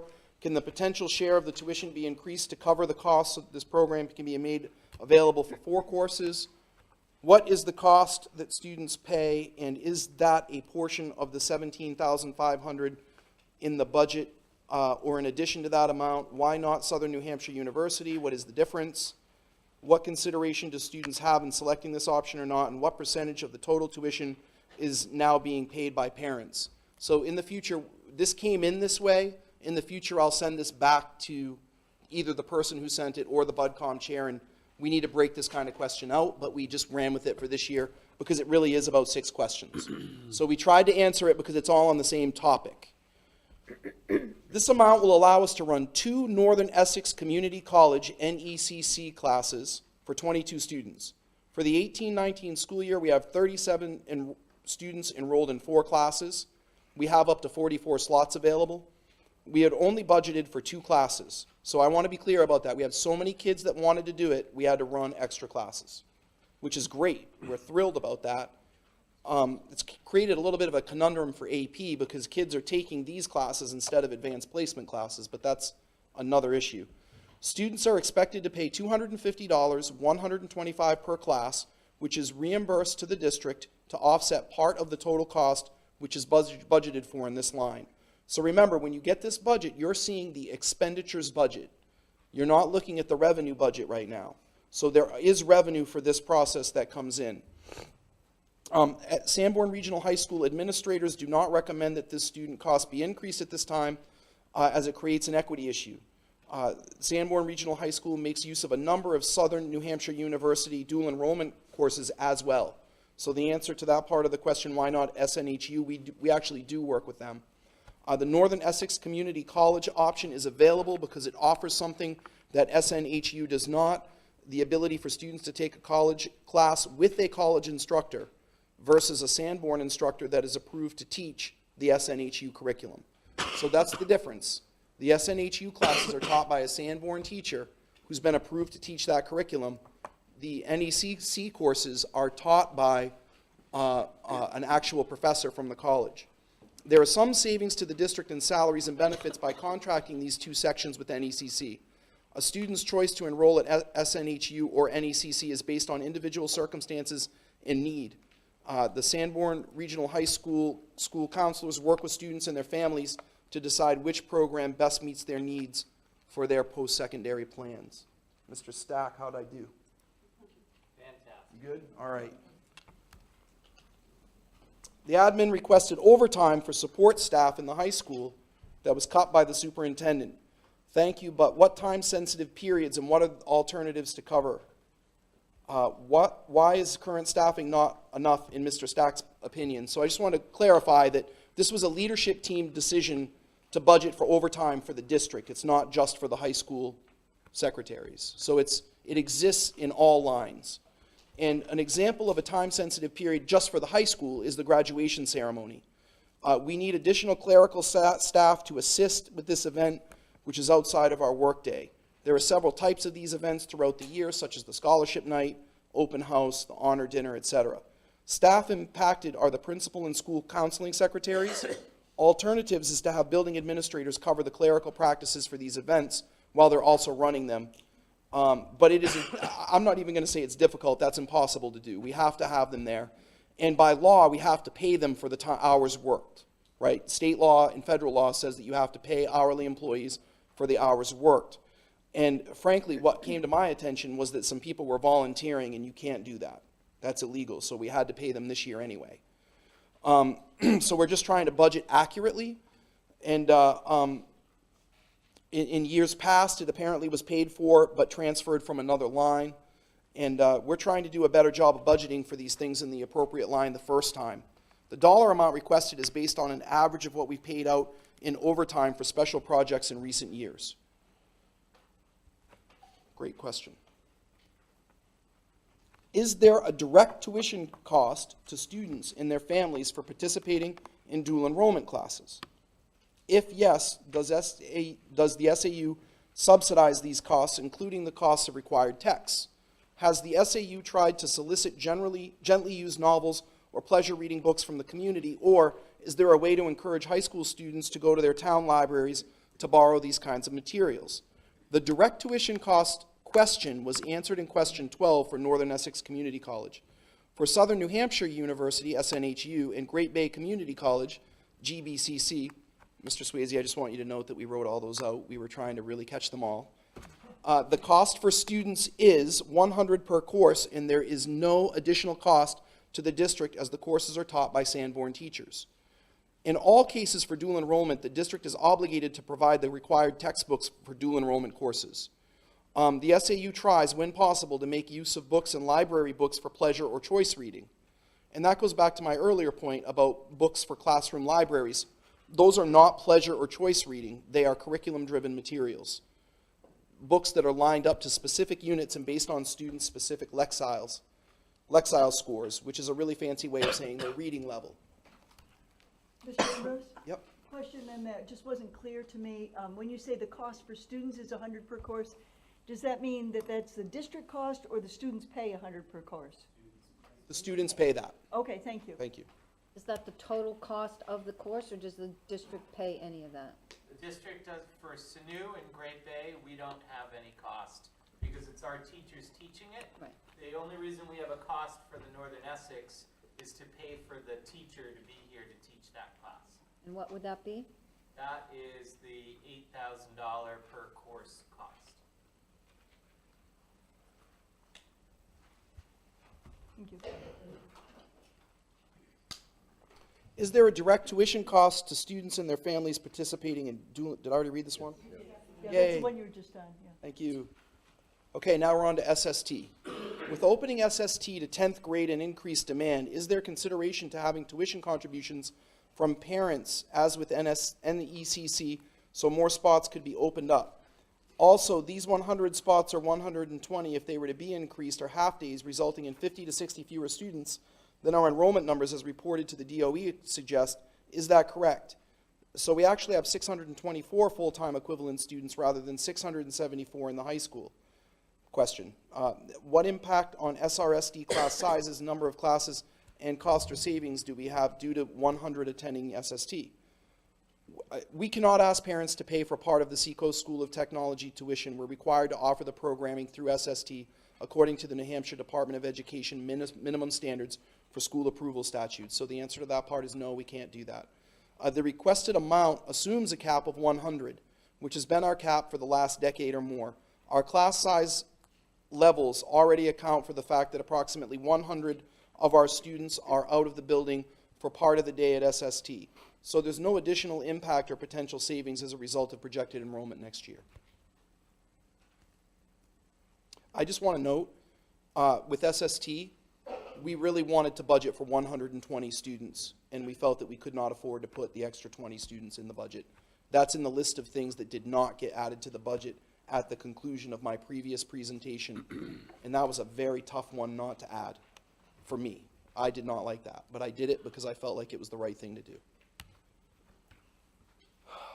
Would it make sense for maintenance services for auditorium equipment used for in the district and out-of-district programs and related expenses involving maintenance for facilities open to public access to come out of the facilities use revolving fund? The board needs to make a decision on this. The equipment in the auditorium is aging after 13 years and now requires replacement. Last year, the district put together a multi-year replacement plan for this equipment. Currently, the district receives sizable revenue for each year from the rental of the auditorium space. If the equipment fails during a paid rental event, the district would be in breach of its rental agreement with the renter. The reality is that the investment should pay for itself, and it makes more sense to invest and get the auditorium up and running and then use the revenues from the auditorium in the future for needs that are unanticipated. The board needs to discuss that. We are leaving that up to them. That was our intent in this budget. Question 17, how is room 137 used? That would be the former school board room, right? And how many days in a year is AC desirable? Isn't there a unit in the room now? What alternatives for classroom use exist on hot days? Currently that room is being used for Northern Essex Community College, so they teach that course there. And it's a place for administrative and parent meetings. It's not used as a regular classroom due to the poor air circulation and temperature issues. This past September, administration moved classes into large spaces throughout the school, such as the auditorium, east-facing classrooms, and the library, I'll add, that either had some sort of AC fan or other ventilation. These moves were not the best for learning, but necessary for student and staff health. I just want the board to hear that I refuse to hold meetings in that room. That room's airflow is horrible. So if we don't add air conditioning to it, it will continue to not be used, which is a shame because we really could use the space. So I just want everyone to know that when it's warm, May, June, September, August, that's a nice room that really could be used for a variety of different things that we don't utilize. The next question is, what are we getting for this increase in the SST tuition? The tuition rate is set by the Seacoast School of Technology Governing Board, which is made up of 2 voting members from each of the 6 districts. For Sanborn, the voting members are Corey Mason and Tom Ambrose. Sorry, I just keep reading. The tuition rate is set based on anticipated enrollments and program needs for the upcoming year. So what I wanted to say about this is that there are no new programs for the next year, but they have increases that are the cost of doing business. I was involved in the budget deliberations, and they have a budget process similar to ours, right? So they go through the same process. So what we are quote, getting for the increase is the services that the SST has provided to continue. What is this increase in tuition LEA out of state for? Is it time to consider additional cost sharing with the parents for dual enrollment when taxpayers are covering the equivalent of college costs for students and parents? Tuition rates for in-state non-public schools typically increase 5% each year. The rates for out-of-state non-public schools typically increase 7 to 9% each year. In-state public refers mostly to the Seacoast School of Technology costs, which tend to increase. There's a separate question on SST tuition, which was answered above. There are 3 dual enrollment options at Sanborn. They come with no expense to the district. 2 come with no expense to the district, and the third we've discussed thoroughly in the previous answers that I gave. What does LEA mean? Local Educational Agency, Education Agency. And that has to do with the dual enrollment classes? And SST. But they're separate. Mm-hmm. I don't understand that. There was a separate item for LEAs, and then there's separate costs for... Michelle, can you answer that technical question? I think the question came from a specific, and I'm not sure who asked the question, but I believe it came from a specific report in the budget binder that is by object code, which refers to the type of expense. And so the tuition LEA is a term that's kind of set by the state because they provide some recommended framework for tracking expenses, and that's their terminology. But it just really refers to a local education agency, and the fact that we send students to that agency, we are charged a tuition.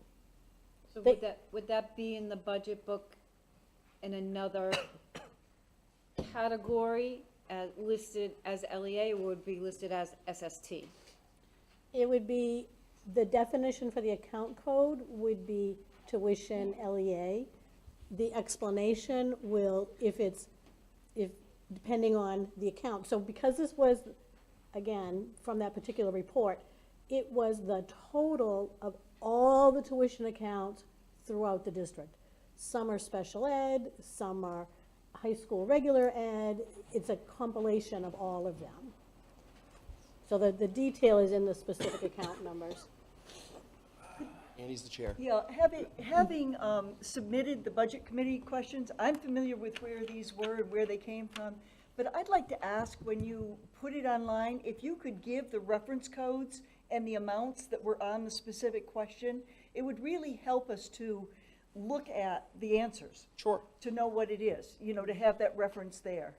Because not everybody knows everybody else's questions. Yeah, and sometimes we put the accounts in, and sometimes we didn't. And we can certainly, We asked the question specific to the code. right, Exactly. right. Yep, that's fine. That would be really helpful. Michelle, we can do that, right? Yeah, we have that in. We have it in Yeah, the answer submission. spreadsheet that we did. Sure, sure. Thank you. Yep. Yes. I've seen that reference to equity issues twice. This is my question, one of them, and I'm just wondering if you can describe what you mean by equity issues. Mr. Stark? So it really boils down to financial need or not. That's been a philosophy of the district, that if we're going to be offering something to students and it's available to them, as soon as we put a price tag on it, we run into equity issues for families who can't afford it versus ones that can. So that's, I think, a bigger discussion that the board needs to tackle in terms of pay-to-play and other associated costs for different programs that we offer. We have other programs where that is handled in different ways, I believe. We don't typically charge students for Well, things. school lunch, for one.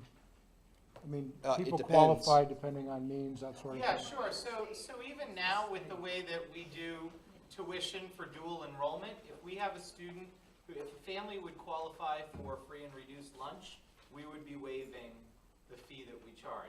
Absolutely. That happens now. Yep. All right, everyone good?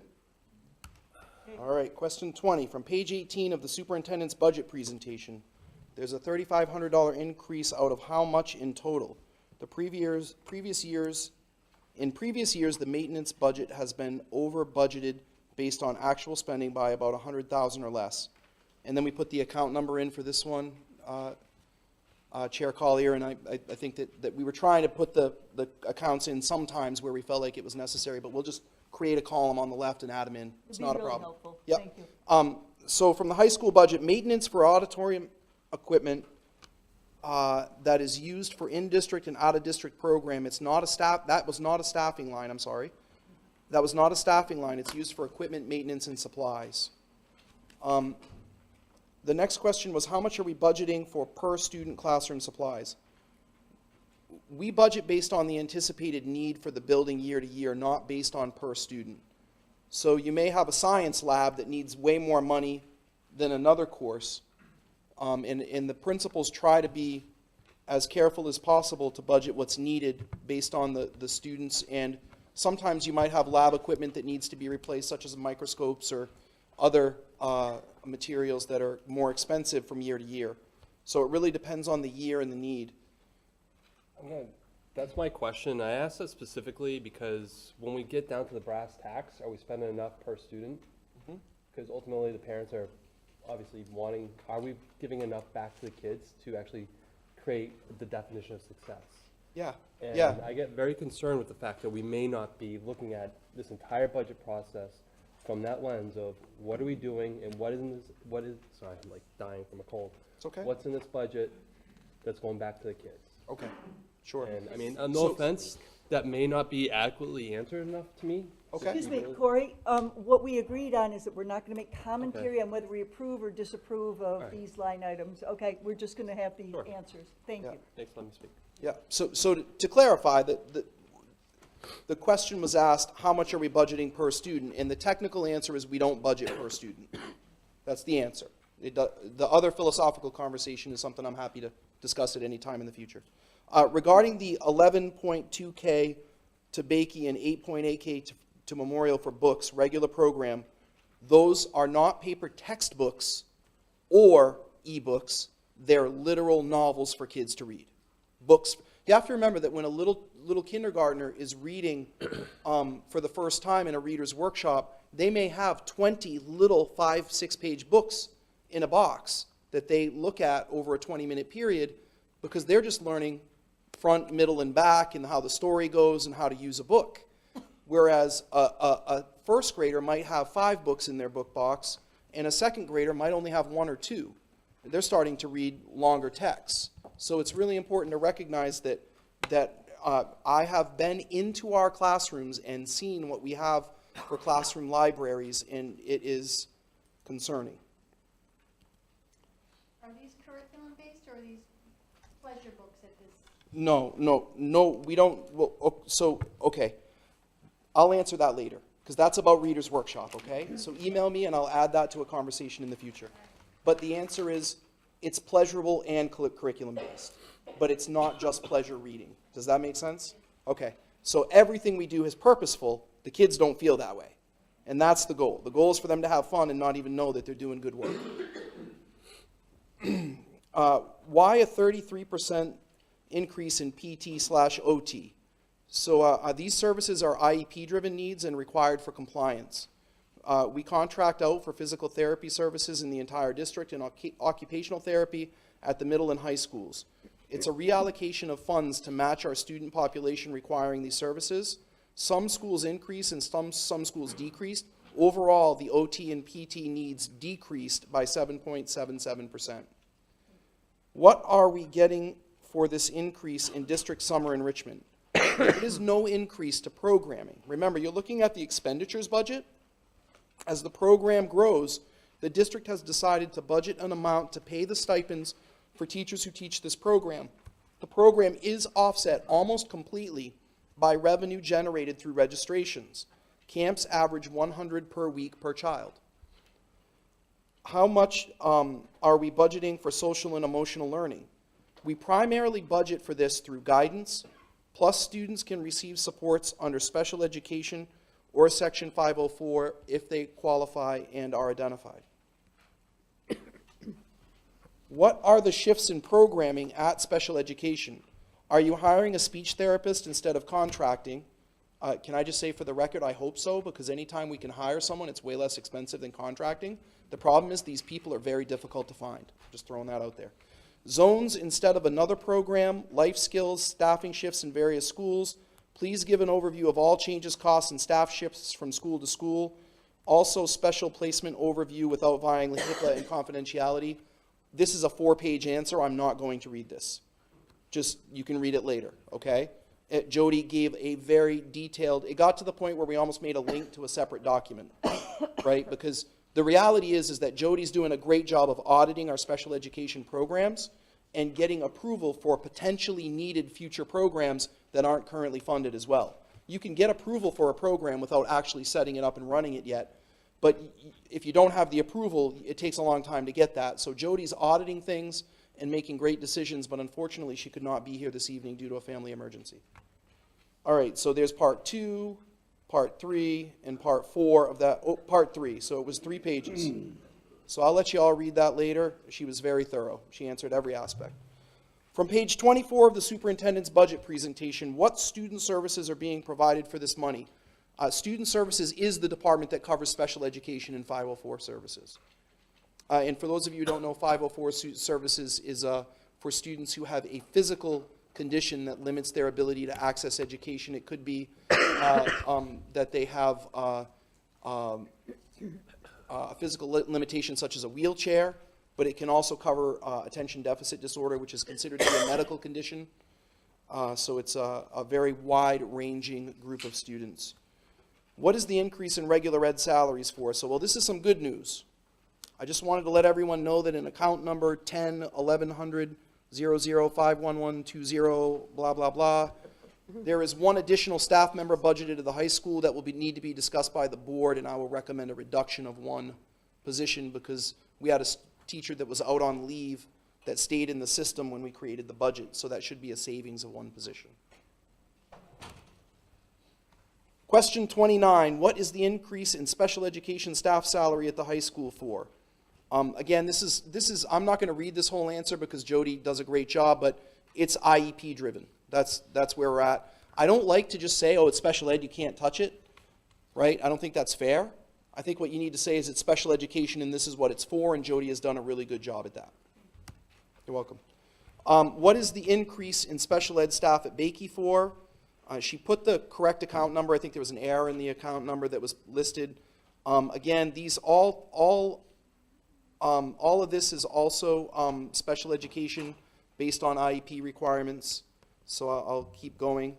We did rotate some staff in and out of the grant, which has to be done per the parameters of the process.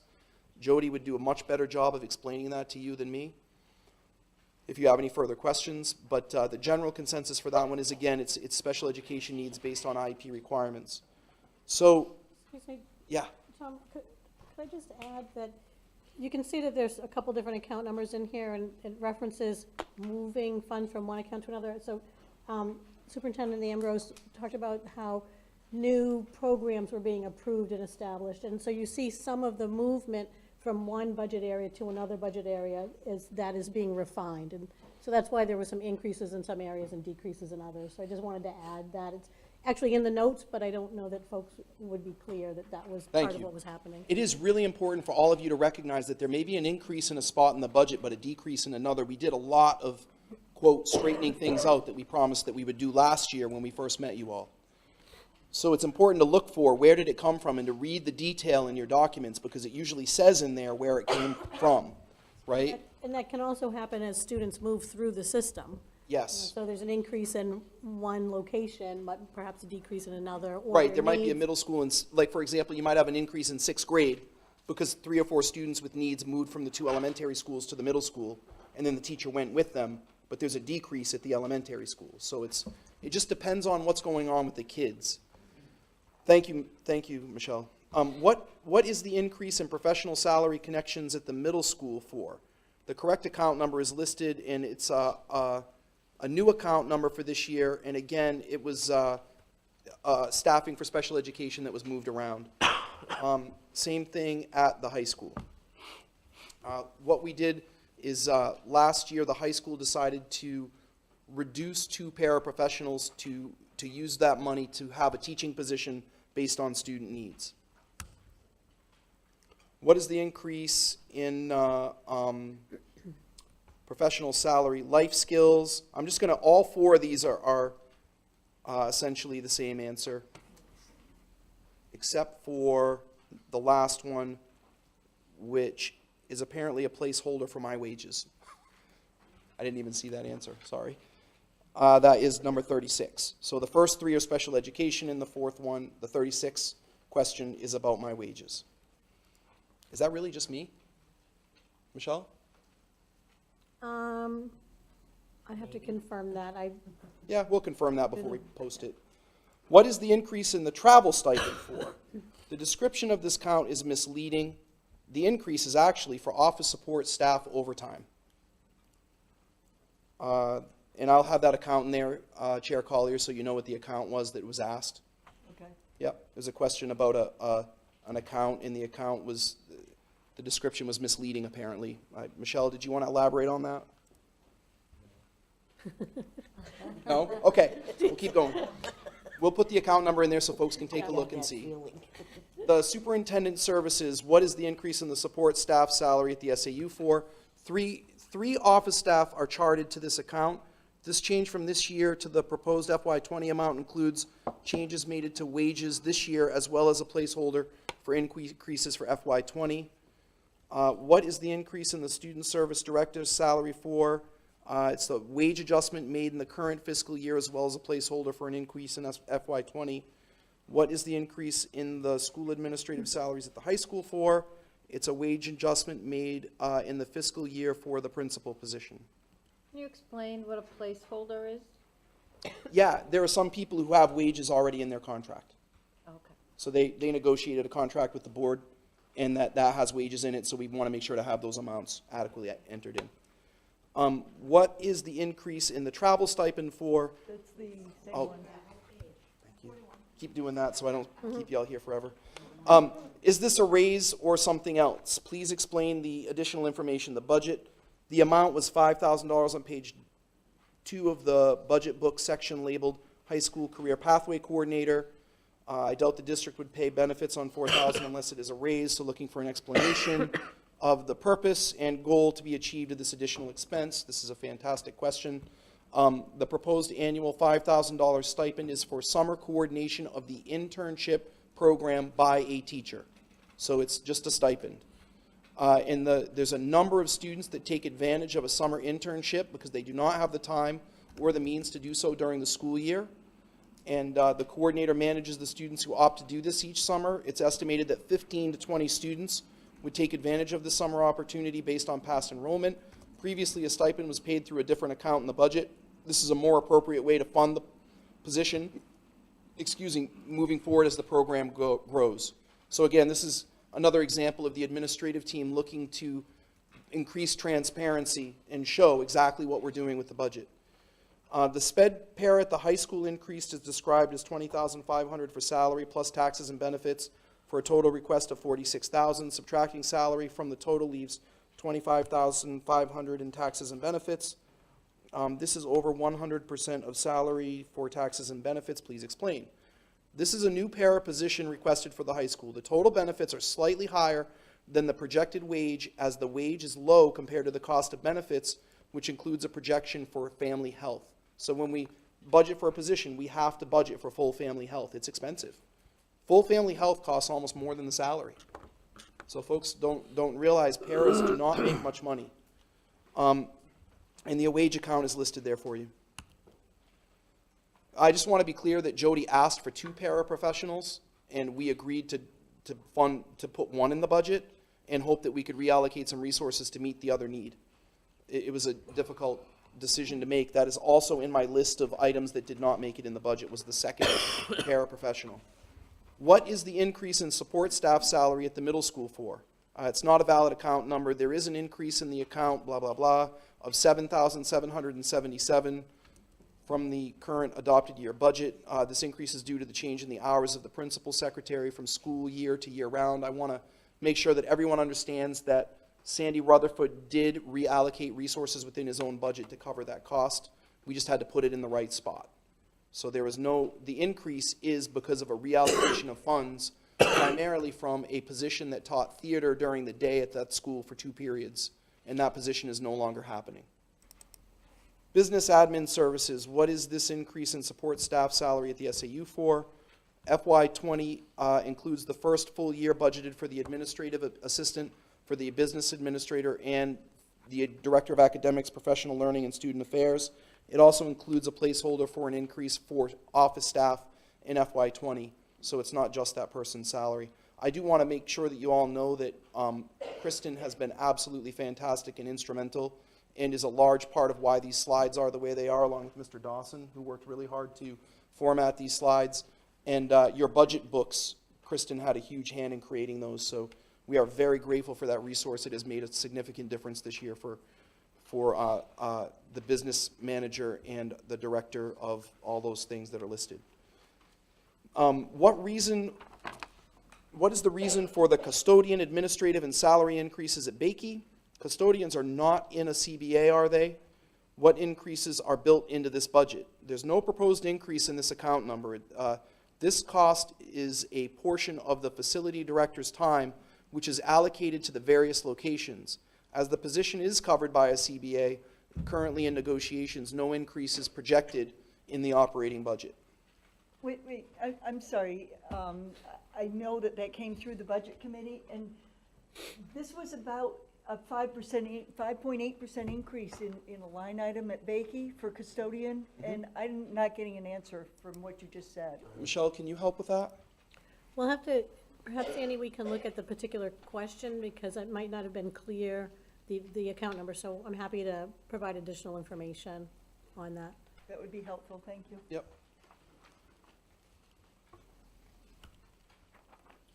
Again, please refer to the answer. It said that the account number, there might have been an issue with the account number. Yeah, And if it's there was, we possible. can update that and put more information out for that. Yeah. Actually, I see this next one is, that's the one that came from Budget Committee. That's, Yep. okay. So this is, what is the increase in custodian salary at Bakey for? And this, the increase in that account is a placeholder for wage increases. 5.8%?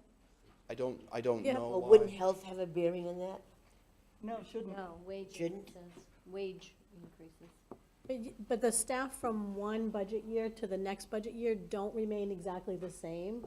So you're not necessarily Oh, yeah. comparing apples to apples in terms of people. Hold on. It also includes if a person was hired at a higher or lower level. Right. And that's So it's why- not just, when we say wage increases, that does not mean a raise.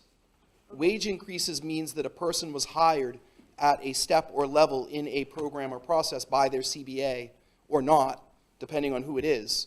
So And that's the answer. That yeah, helps. wage, just remember the wage does not equal raise, right? Wage is the amount of money paid for a person's services. I just want to be completely transparent. In this particular case, this includes any differences between who was budgeted, because you're comparing budget to budget, so who was budgeted for this year to who's budgeted for next year.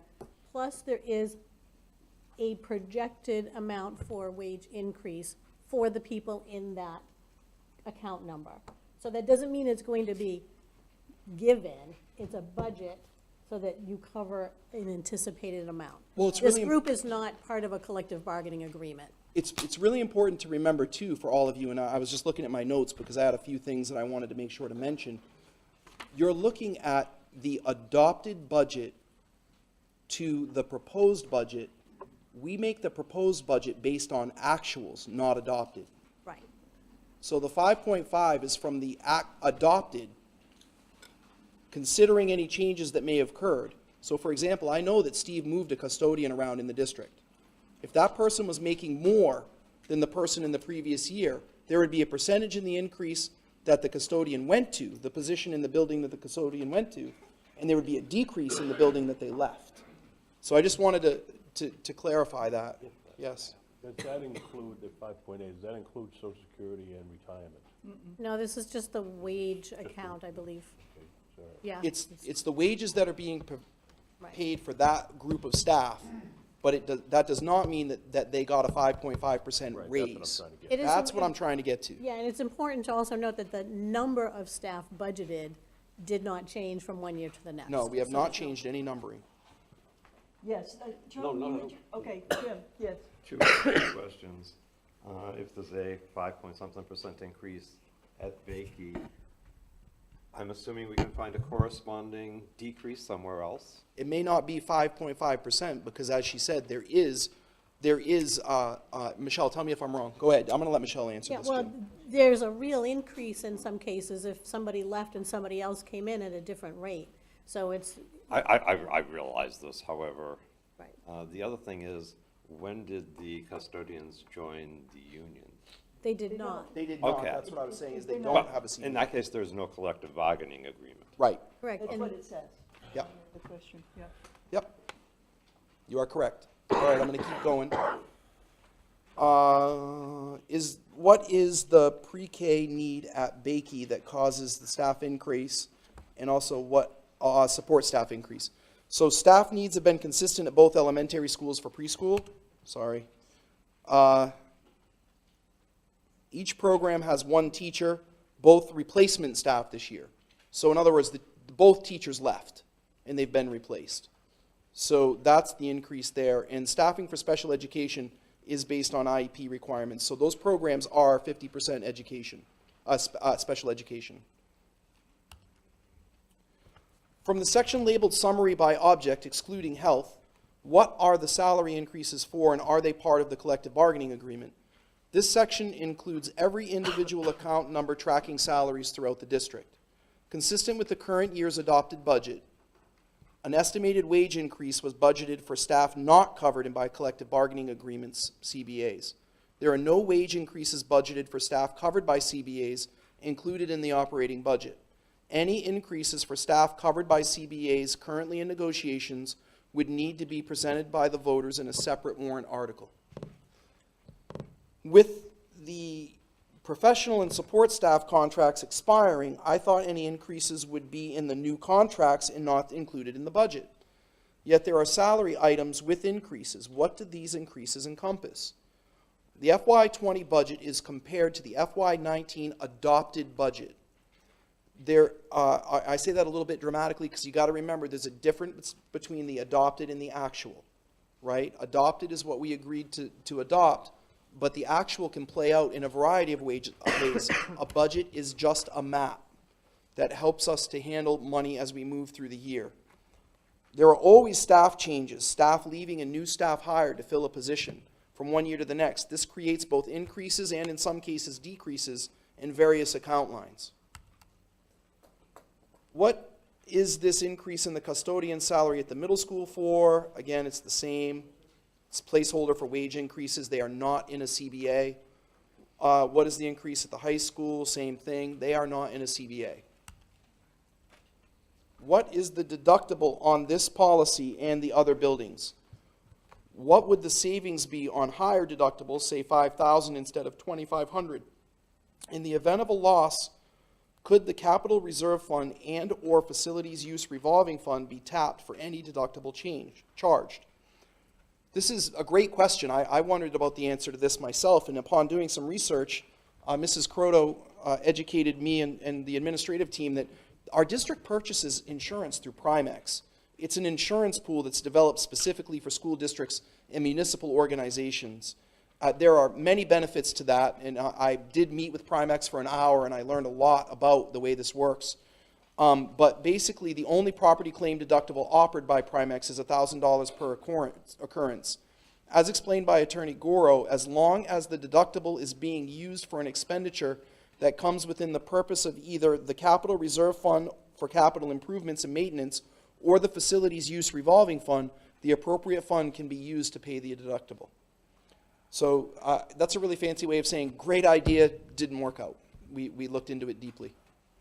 Have other insurance options been looked at with like $10,000 deductibles or things like that?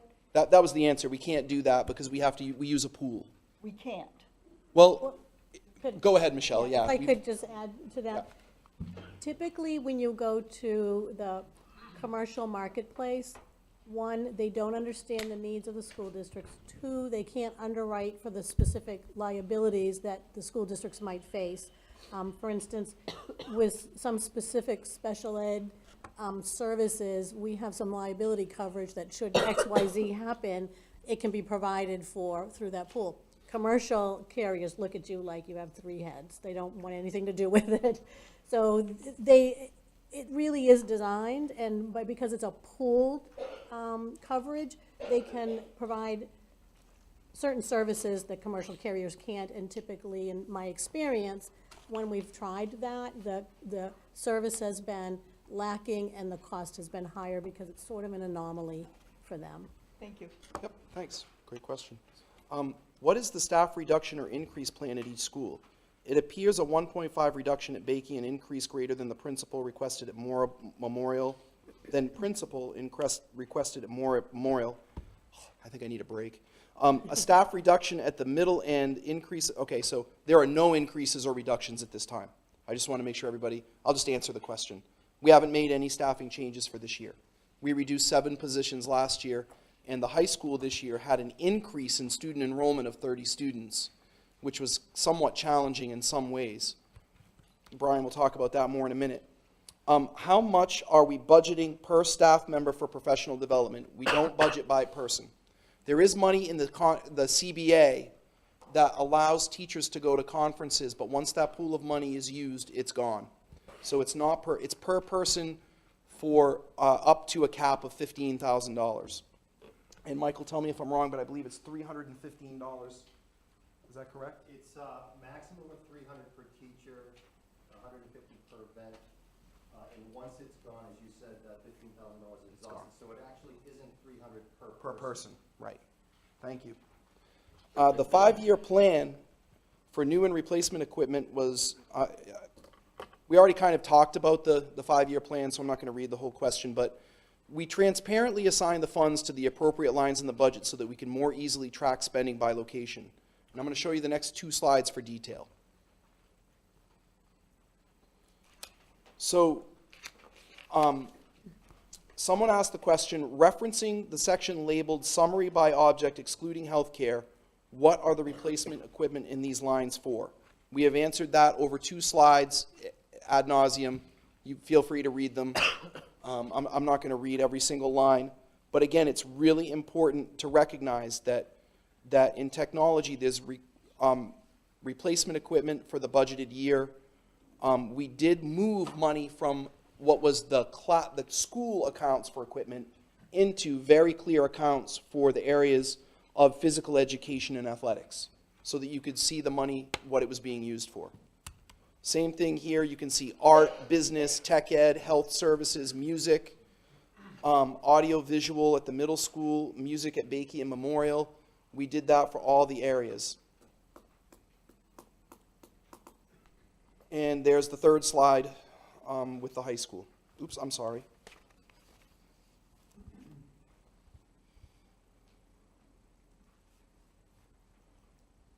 So I just wanted to make sure that for question 59, there's a summary at the end of the presentation that has detail. It's comprised of 57 individual accounts. We didn't want to list them all right here. But really the goal is to increase transparency and show the purpose of the funds. All right, question 60. Can you please explain what the tax impact is for the current budget year and the variables that contribute to the amount the community members will see on their tax bills? I want to be clear, the answer is no. We really can't do that. It is very complicated. But we gave you an overview to try to give you some information. Understanding how this works, it's our role as a school district to try to budget carefully so as to be responsible stewards of the money that the communities have given us to educate these children, while simultaneously meeting the goals that the board has set and making sure that the kids have what they need to be successful. It's not an easy task. And I want to make sure that y'all understand that your tax rate calculation has some key factors. You could read literally a textbook on this topic, so I'm just going to give you the key factors. Appropriations. Appropriations are any fund not expended at the end of the fiscal year, June 30th. They contribute to the unreserved fund balance at the year end and are used to offset the amount to be raised in taxes for the next budget cycle. This year, the board did not choose to retain the unreserved fund balance. That means that $1.5 million went back to the taxpayers in the 2 communities this year. That is code language for your taxes will go up next year, because they either went, but based on the school budget, they either went down, stayed flat, or went up because valuations went up. But I want to be clear, they will go up next year because we did not retain that money. Hold on, let me just answer all these and then I'll take your point, Jim, because I'm sure you have some great points. You're really astute about this. Revenue. Any amounts received that exceed the budgeted revenues contribute to the unreserved fund balance and are used to offset the amounts to be raised in taxes for the next budget cycle. Amounts that fall short of budgeted revenues increase the amounts to be raised in taxes. So that's a fancy way of saying we get X in, and then we have to appropriate what's left, right? But we can't overexpend the total amount that's approved by the voters. Apportionment, in general, the current year's voted appropriations budget, less the current year's projected revenues, less the prior year's unreserved fund balance, are split, apportioned via a detailed formula between Kingston, Newton, and Newton to determine the amount to be raised by taxes in each town. The assessed valuations. The amount of property valuations is used to determine the tax rate per thousand of assessed valuation in each town. There are 2 separate rates that are calculated. One is the tax rate is to raise the amount for the state education tax. This rate excludes certain property valuations in the calculation. The second school tax rate is based on the full value of property assessments and raises the balance of the amount to be raised in taxes to support the current year's budget.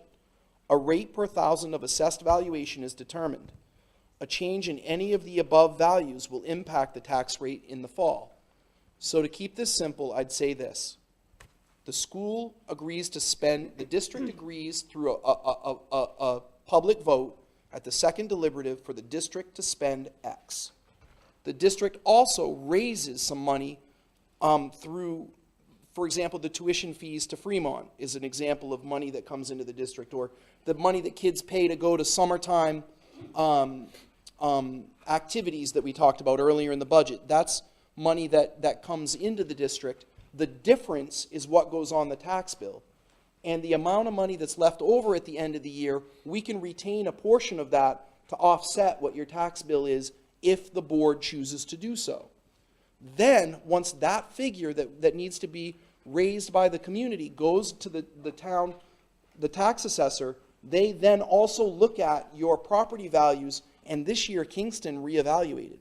So even though the school district came in lower than it had in the past, partly because I froze the budget out of fear that a few special education students were going to cause us to have some serious financial problems, we had more to give back this year than we've had in the past, and that will not be occurring this year.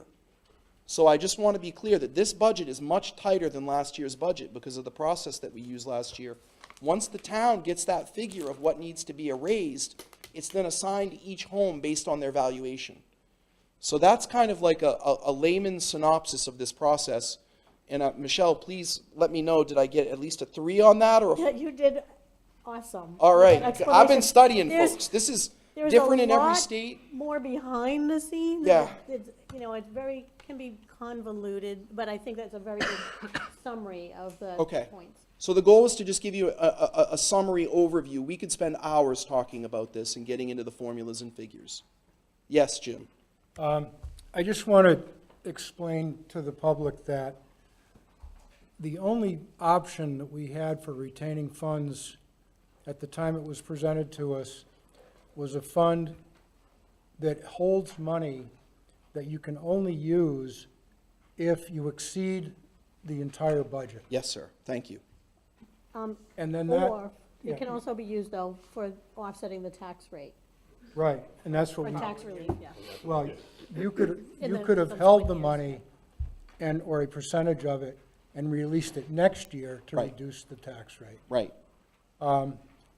But it is the public's money, It is. and there was, couldn't go into a reserve fund where that money could be used in the event of some other need.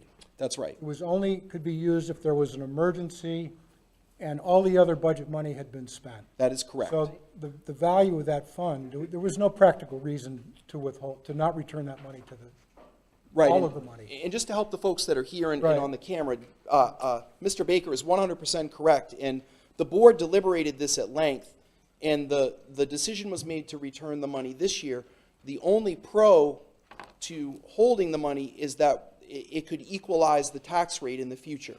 See, what communities don't like is up and down tax rates every year. One year they're happy because they got a low rate, the next year they're not happy because it went up, but when you look at a 3-year line, it kind of went down overall, right? So what I'm saying, I'm just simply cautioning folks that the board made the decision to give that money back this year instead of holding it, which is great because it offset taxes this year. It's the taxpayers' money, as Mr. Baker said. But I want to be clear that that money won't be there next year, right? That's all I'm saying, I'm prepping folks for when, because we have short memories. When the tax bills are a little higher next year, folks have to remember they got it back this year. I just want to be transparent. I wanted to make one more comment on that, Sure. which was, the school board agreed with this, the budget, and had asked the budget committee for our recommendations on withholding that money. And we really recommended that any money that's withheld be done by warrant article, that the voters approve of in March at the elections, and that they vote, if there's money that is left over, that it could be retained in certain reserve funds. It would be great to build up our capital reserve fund, it'd be great to build up our special ed fund, so that we have some of those emergency monies to be able to use. We felt that that was a more responsible way to do it, to give the voters the ability to vote that in and approve it if there's money left over. Thank you. So, you know, that was just kind of an additional consideration in that money. That's a really great point, and just so the public's aware, it is our intention to put those items on the warrant this year. Right, that's my understanding. I mean, the board needs to deliberate that and make a decision, but we will be having conversations about those warrant articles. All right, 61, revolving facilities and technology fund, the actual rental revenue in FY 17-18 was $22,000. You're asking for money for an event scheduler. What has been the revenues for each of the past 5 years? Are they trending up, down, or sideways? And what specific measurable difference do you expect by having someone fill this job? And what will be the job description, passive or proactive? So the job description is there, but I just want to say that the intent at first is to manage the auditorium and the facility, because it is a significant job to manage it. And we made a chart for you, because most folks like a chart, and so it shows you the different balances, and it has been expended and used more since 2015 than it has earned. So the intention, from my perspective, would be to have someone managing it and eventually have it earn more, right? We have to remember, though, we've got a lot of kid activities going on there and a lot of use that goes on for the auditorium. Beginning of year, end of year, boy in EOY. Oh, hey, thanks. Yeah, Bob, I'll let you. I got Bob on the acronyms, so he's catching them for you all right now. And I know this shows 4 years of activity here, and the request was for 5. We were able to obtain this information, the historic information, from our auditors, and we're providing the information on a regular basis for the current year, so that's really the 5th year that adds to this document. And this is an important area for me, because I've talked with folks and am working actively to make sure that we are charging the appropriate fees for the use of the schools. Right? I don't know why. I couldn't drill down and answer the question, and I'd like to know. It has gone down, but also we've been expending money from that account, right? So you have to remember that. Like, we're using the money as we keep going. All right, like we did all the gym floors last year. We're trying to balance things. Yes? I was wondering if somebody could provide, if it's possible, any explanation of why 2015 was so much larger than the next few years. Can you say that one more time, Jim? In terms of revenue? Yeah, the revenue under 2015 is 3 times what it was. Yeah, that's kind of what I was saying. I'd like to know what's going on with that. And we're going to. Oh. Do you know the answer, Brian? Well, I'm guessing that that was probably the last year that we had the charter school renting the old high school, right? Oh. Good point, Okay. thank you. Yeah, really good That's point. not auditorium revenue at all. Okay, all right, thank you. So that's more than, that revenue represents more than just the auditorium then? Oh, yeah. Oh, yeah, it's all the revenue. All use of Yeah. Facility. All use of facilities, but the 22,741 is now. So we're just getting warming up, you know what I mean? As of November 28th? Whatever, yeah. Okay. All right, ready? 62, the 2019 Ford F-350, the cost was provided, I'm just going to skip reading the whole question verbatim. The answer to this question about the truck is that it's a leased vehicle and the payment is $15,859.56. Come on. Why do you choose leases versus buying? Well, I think that's a great question. I'm going to let Michelle answer that because she's been involved in it intimately. Yeah. That has been the practice here. What happens is if you buy it, you're going to have a $50,000 expenditure. It's kind of the reverse of what Bob mentioned earlier about, purchasing the laptops, because the cost is lower for the laptops. But in this case, the cost to purchase the items much higher. So it's a bigger hit to the budget as opposed to leasing it. Remember, when you, Do you look at leasing or at buying a used truck, which is, you know, no. depreciated immediately Yeah. because it drove on the road? In purchasing a used, you're not gonna be able to take advantage of the state bid pricing. So, and then you're kind of replacing old with less old, and it's questionable as to how reliable that vehicle would be. Okay, thank you. Okay. From page 23 of the superintendent's budget presentation, 18,000 is stated as an annual payment, and it's again about the truck. I think we're good on that. It's the same question, really. We did want to answer it, but, I think it's two separate vehicles, actually. okay. So the question was, is this for the 2019 Ford F-350 or another vehicle? Is this a lease or a loan? So the payment from manifest number 8 is for the existing 2019 vehicle. The $18,000 request is for a 2020 replacement vehicle. So Jim, I think the answer is it's a different vehicle. Michelle's nodding. All right. 2 fill stations. I just want to make sure everyone in the public knows the fill station is not a gas station. It's a water bottle filling station. Just saying. When I first read it, I thought, for $12,719 and an aquamatic valve water treatment for the high school for $4,875. Is there a problem with the well water at the high school? There's no problem with the water at any of our buildings. So I answered the question, but I also want to make sure everyone knows there has been a little bit of energy in the past about water at the schools because there was a time when there were some issues or questions, particularly at the middle school. And I want everyone to know that the point of this was that we had bubblers that were costing $1,500 a year, and the principals cut those last year, and some people got pretty upset about that. So what we did was we worked together. I know that some of the principals worked with PTCs to try to add some bubblers in, and we worked together as an administrative team to try to balance that cost and get the bubblers at the schools so that people could fill water bottles right at the building and not have to always bring it from home. So that's why that's in the budget. It's a one-time cost instead of constantly paying for bottled water being brought in. And then there was a question about the gym floors being refinished last year. How often does this need to be done and how long since it was done, and is this for the small gym? The answer is yes. Both high school gyms were fully resurfaced this year, sanded down to the bare floor, restriped and refinished. It's recommended every 10 years, and this was the first time it had been done since the facility opened over 13 years ago.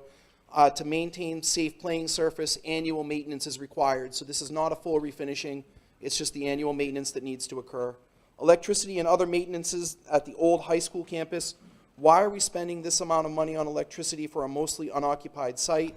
Do we charge the town of Kingston for its use as a polling place? This is on top of $2,104 for fuel oil, $5,120 for arborist services and field maintenance, $5,500 for landscaping, $1,200 for paint and hardware, $500 for security surveillance, and $24,185 for routine maintenance, boiler, plumbing, and electrical. So it's important to note that this facility is not mostly unoccupied space. Electricity and facilities maintenance is supplied to the grounds building, the technology building, the seminary, the Swayze gym, the firehouse, and the fire suppression pump house. We don't charge the town of Kingston to use this Swayze gym, and we continue to maintain the facilities and grounds and the athletic fields. Question 67, why is there a request for striping and the numbering the parking lots? Can this be done by our custodians? Line striping is done by professionals and that have the proper equipment. We do not have the equipment or the expertise with in-house staff. This did not go in the budget because we did not get the pricing in time. This will need to be done in the future. Can the ride-on snowblower machine, the ride-on snowblower machine is 20 years old. Can this be put off? The leadership team discussed this item and decided to defer it for 1 year. Is this a lease? Why not a warrant article for $54,000 instead of a longer-term ownership of a truck? Yes, it's a 3-year lease with a $1 buyout at the end of the lease. We chose to lease because it's more fiscally responsible. Remember, when you buy a vehicle, you have to pay $50,000 in 1 year. And you're responsible for the maintenance after the warranty. With a lease, there's no maintenance. So this has been debated and discussed. It's tough. We had a software item that was in the budget that would have been a $45,000 purchase, but we chose to do it for, $55,000 for a 3-year purchase. We chose to do a 1-year because it saved the district $30,000 in the budget this year. I would have preferred to do the 3-year option. It saves the district $10,000 over 3 years, but when we're trying to keep it below 3%, that's what happens. You have to make strategic decisions. Question? On these leases that we discussed earlier, do they all have the $1 buyout at the end to be able to retain the vehicle? I would have to look at each individual lease. Thank you. Yeah. I appreciate that. What items were budgeted for next year could we fund from the facilities revolving fund? I'm looking for itemization so that we can discuss all of our options. We did not answer this the way that it was asked because we feel that the school board and facilities committee need to discuss this. The revolving fund is for facilities' unanticipated needs and expenditures. Budgeted items are not unanticipated needs and expenditures. There are no notes or details regarding changes or additions to athletic programs. Why is the athletics department not held to the same standard as her peers in this regard? Why was the request prior to the superintendent reduction $58,000 higher when the amount is actually already higher in the 5-year plan? I'm not going to go through the whole 5-year plan conversation again. What specifically is being planned for a higher athletic budget request, and what are the longer-term plans for athletics? So the bottom line is this. I talked with Vicki at length last year during my entry plan, and I met with tremendous amount of staff, and everyone felt, and as you saw when I gave you the summary of my entry plan and needs assessment, that more after-school activities is really important for our community. Very important, because if kids are here engaged with caring adults, they're not out on the streets doing other things. So Vicki asked for $30,000 last year, and we didn't put anything in the budget. So I asked Vicki, if we put $15,000 in, what would you include? So she gave you a list here of the items, but I just want to clarify that the athletics program was held to the same standard as her peers. There was $58,000 that was not put in the budget, and also another $15,000 that was not put in the budget. So I would just ask in the future for the questions that we be respectful of the fact that, you know, we treat everyone the same at my office for sure. What are we getting, including new programs for this increase in the athletic budget? On page 25 of the superintendent's budget presentation, there is another athletics increase of $32,044. Just see the previous answer. There are not multiple increases in athletics. Someone read their budget book and got confused because really there's a $15,000 increase. There is reallocation of money across the budget to the appropriate places for the purpose of transparency. Is the staffing equity enough to meet the definition of student success at Sanborn? The answer, really, the answer to this question depends on the definition of staffing equity. For the purpose of this answer, we will define staffing equity through the lens of programmatic needs. At this time, Sanborn Regional School District needs, and I will continue to say this over and over again, we need intervention for students prior to special education referral. We need it. It is a major problem. It is not in this budget. There are areas currently in or not in the budget that you want to highlight that are needed to assure that we are investing in the community and culture of the district, i.e. community vitality, community education, community support services, communications coordinator. There's nothing in the budget specifically allocated to this area. The administrators and staff have been working on this collaboratively. So for example, I personally run my Facebook page and tell people what's going on. And that would be something that might fall under a communications coordinator, but honestly, I like to talk to people. So I would rather have any funds that we put in the budget go to literacy intervention, and I'll spend some time on Facebook talking to folks. That doesn't mean that we don't want to improve our communications. We need to do that, and we are working hard to do it. 75. Are there any plans for a communications coordinator? Oh, I just kind of talked about that. So no, there are no plans for a communication coordinator to provide insights into the classrooms and generating visual stories. We will have, Mr. Dawson just made a great video for student safety, that will be shared with the community soon, outlining the steps that we're taking regarding student safety. And we are actively working as an administrative team to implement some of these strategies. And certainly it isn't as fast as if we had a community coordinator. And I'm looking at Mr. Mason because I know that he asked about this. And I do appreciate the question, but no, we have been handling those as an admin team. Working elsewhere. What percentage of the proposed budget is actually being allocated to strategies to address the definition of the student success for Sanborn, goals and priorities established by the school board? The entire budget is built around that vision in the sense that we are, every time we made a decision about what went in or went out, we asked ourselves, how do we define what a need versus a want? And I've directed the administrative team and everyone that I work with that a need is something that we would actually get into litigation over. Special education is a need. And then the gray area is that a need is also what we have to meet our goals. So one of our goals this year, an important goal, is to take the information from the NESDEC study and make critical decisions about the layout of our district. Once that work is completed, then we're going to have a very intense conversation about what to do to help move student achievement forward. We're on a continuum and we're in process, but this first step is a big one. How is the budget proposal submitted aligned to address the most glaring academic challenges Sanborn is facing? If yes, how? And if no, what do you need?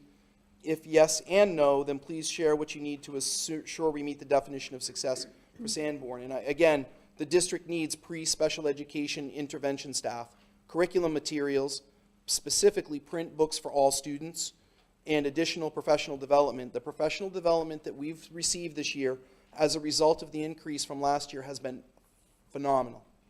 Absolutely unbelievable. It has had a direct impact on student learning and the work that students are doing. I am so grateful, and as are our staff, and there's more coming for more staff. I cannot wait. We are actually bringing professional developers from Columbia University to Sanborn to work with our teachers to improve the practice of writing and reading instruction. And there'll be more to come on that in the future. I can't thank you enough for that.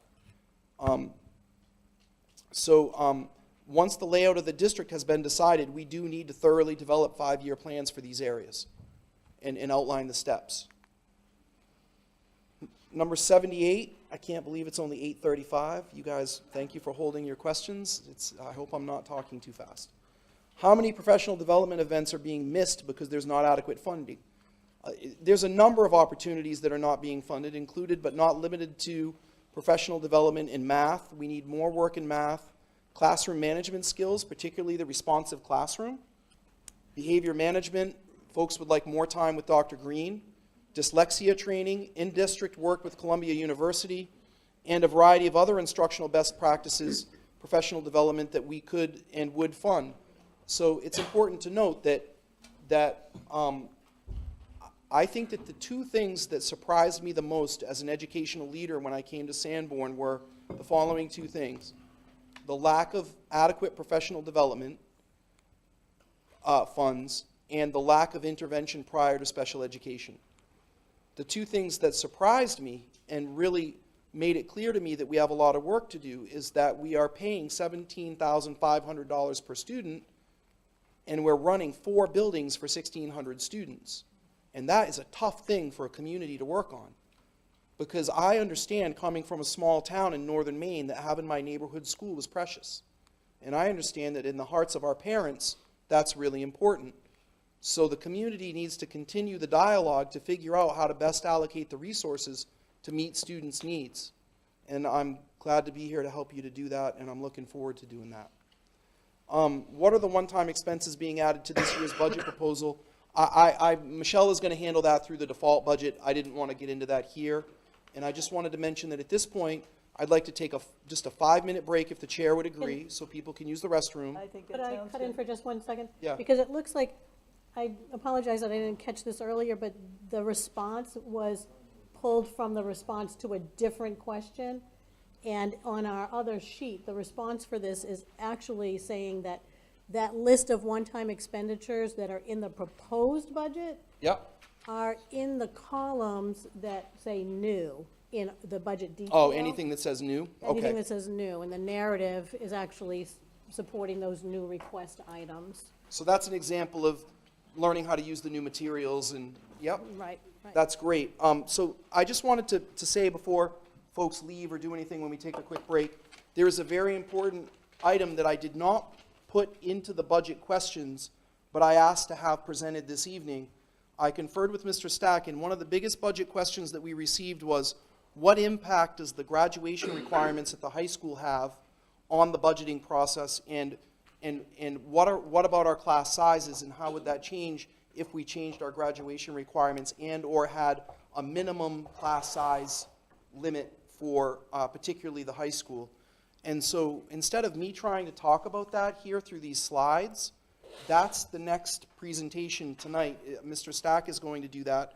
But before we do that, Michelle wants to give you the default budget information.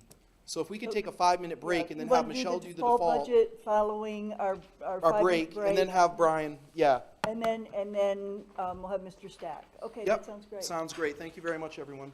Thank you for being here, by the way. Family to move in every year because of our outreach.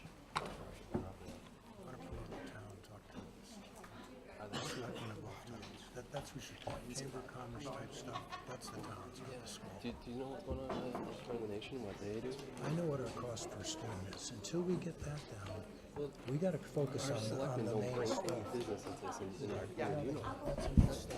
That's the next step. That's the real. All right, that'd be awesome. All right, that'd be great. Just talk to Mr. Stack. Tom does Any roller? As long as the lines are snapped. I know that. I agree with We got to fix that first. Oh, yeah, that's Just trying to backdoor what they can't do. I want music notes, like music. Great. Like put music Laid up notes the last 2 days. instead of numbers. I want to hear Mr. Kuzinowski on the one. Only 15% of those questions. How long is it gonna take if I'm the quality idea? The default budget, very quick. Off the agenda. Because anything we put off tonight, we have to add on to next week. Exactly. No, I'll be quick. Oh, man. They gotta get through this budget cycle to make efficiency. So many things to do. They are so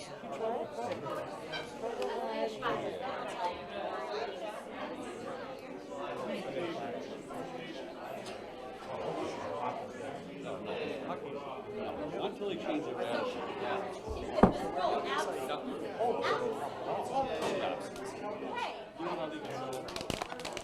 You lied to us.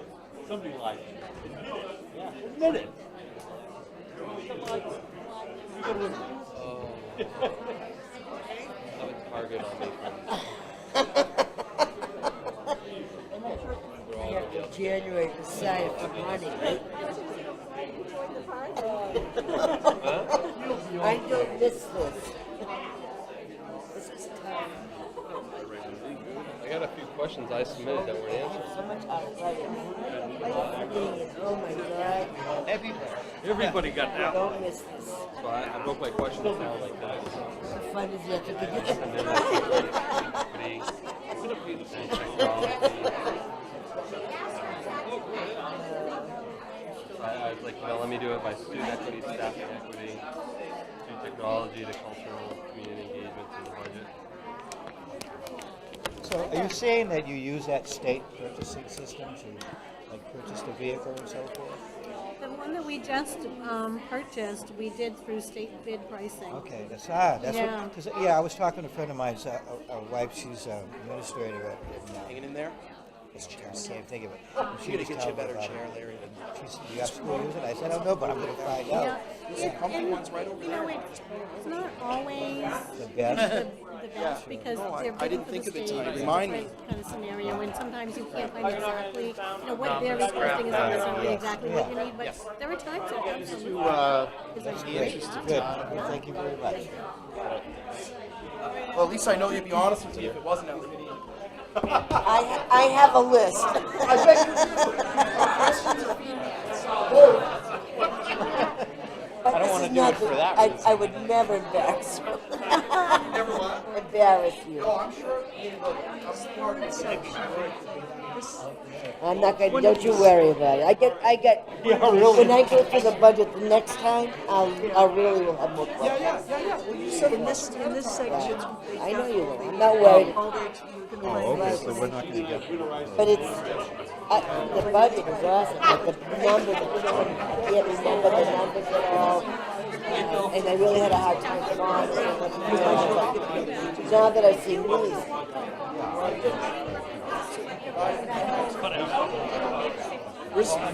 I might ask. By my calculation, only 18% were student focused. That's cool, I'd like to talk about that. I mean, I want to bring it up, like, I appreciate the fact that I Let's get understand through what another couple of weeks and, yeah, exactly. that's not a Get a balance. little more familiar. I like the way it's explained. I wanna see how you do that. Oh, sorry.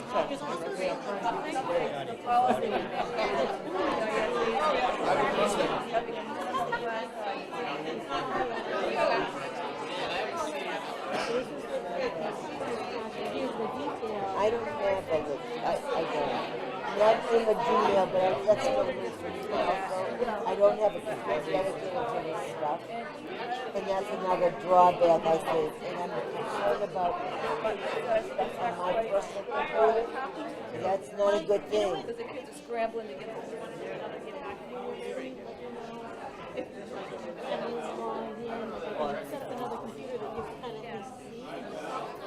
Yeah. Are they gonna give me a computer if I run again? That's the whole idea. I gotta get a Chromebook if I run. Yeah, we have one for you. Really? Where? I don't have a badge. I don't have a badge to get in. I got an name tag.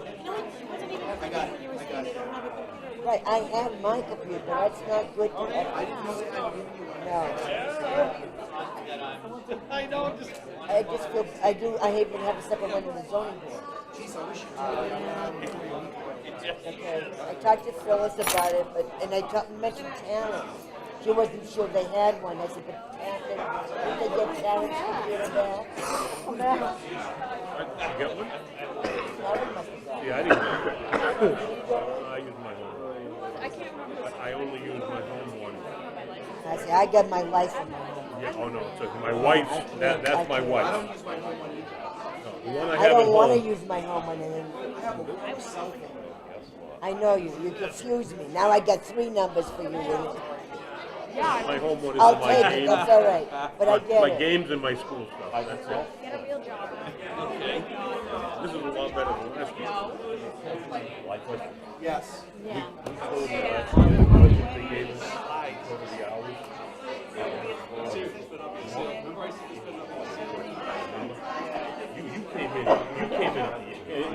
You came in at a good time. Last year, oh my God. Well, you know, there's still a lot of shit. You're going to have this. Yeah, but the question is, we actually told Yeah, them, we actually but told Tom's them, been kissing your ass. we pulled up their hours, finding all this bullshit.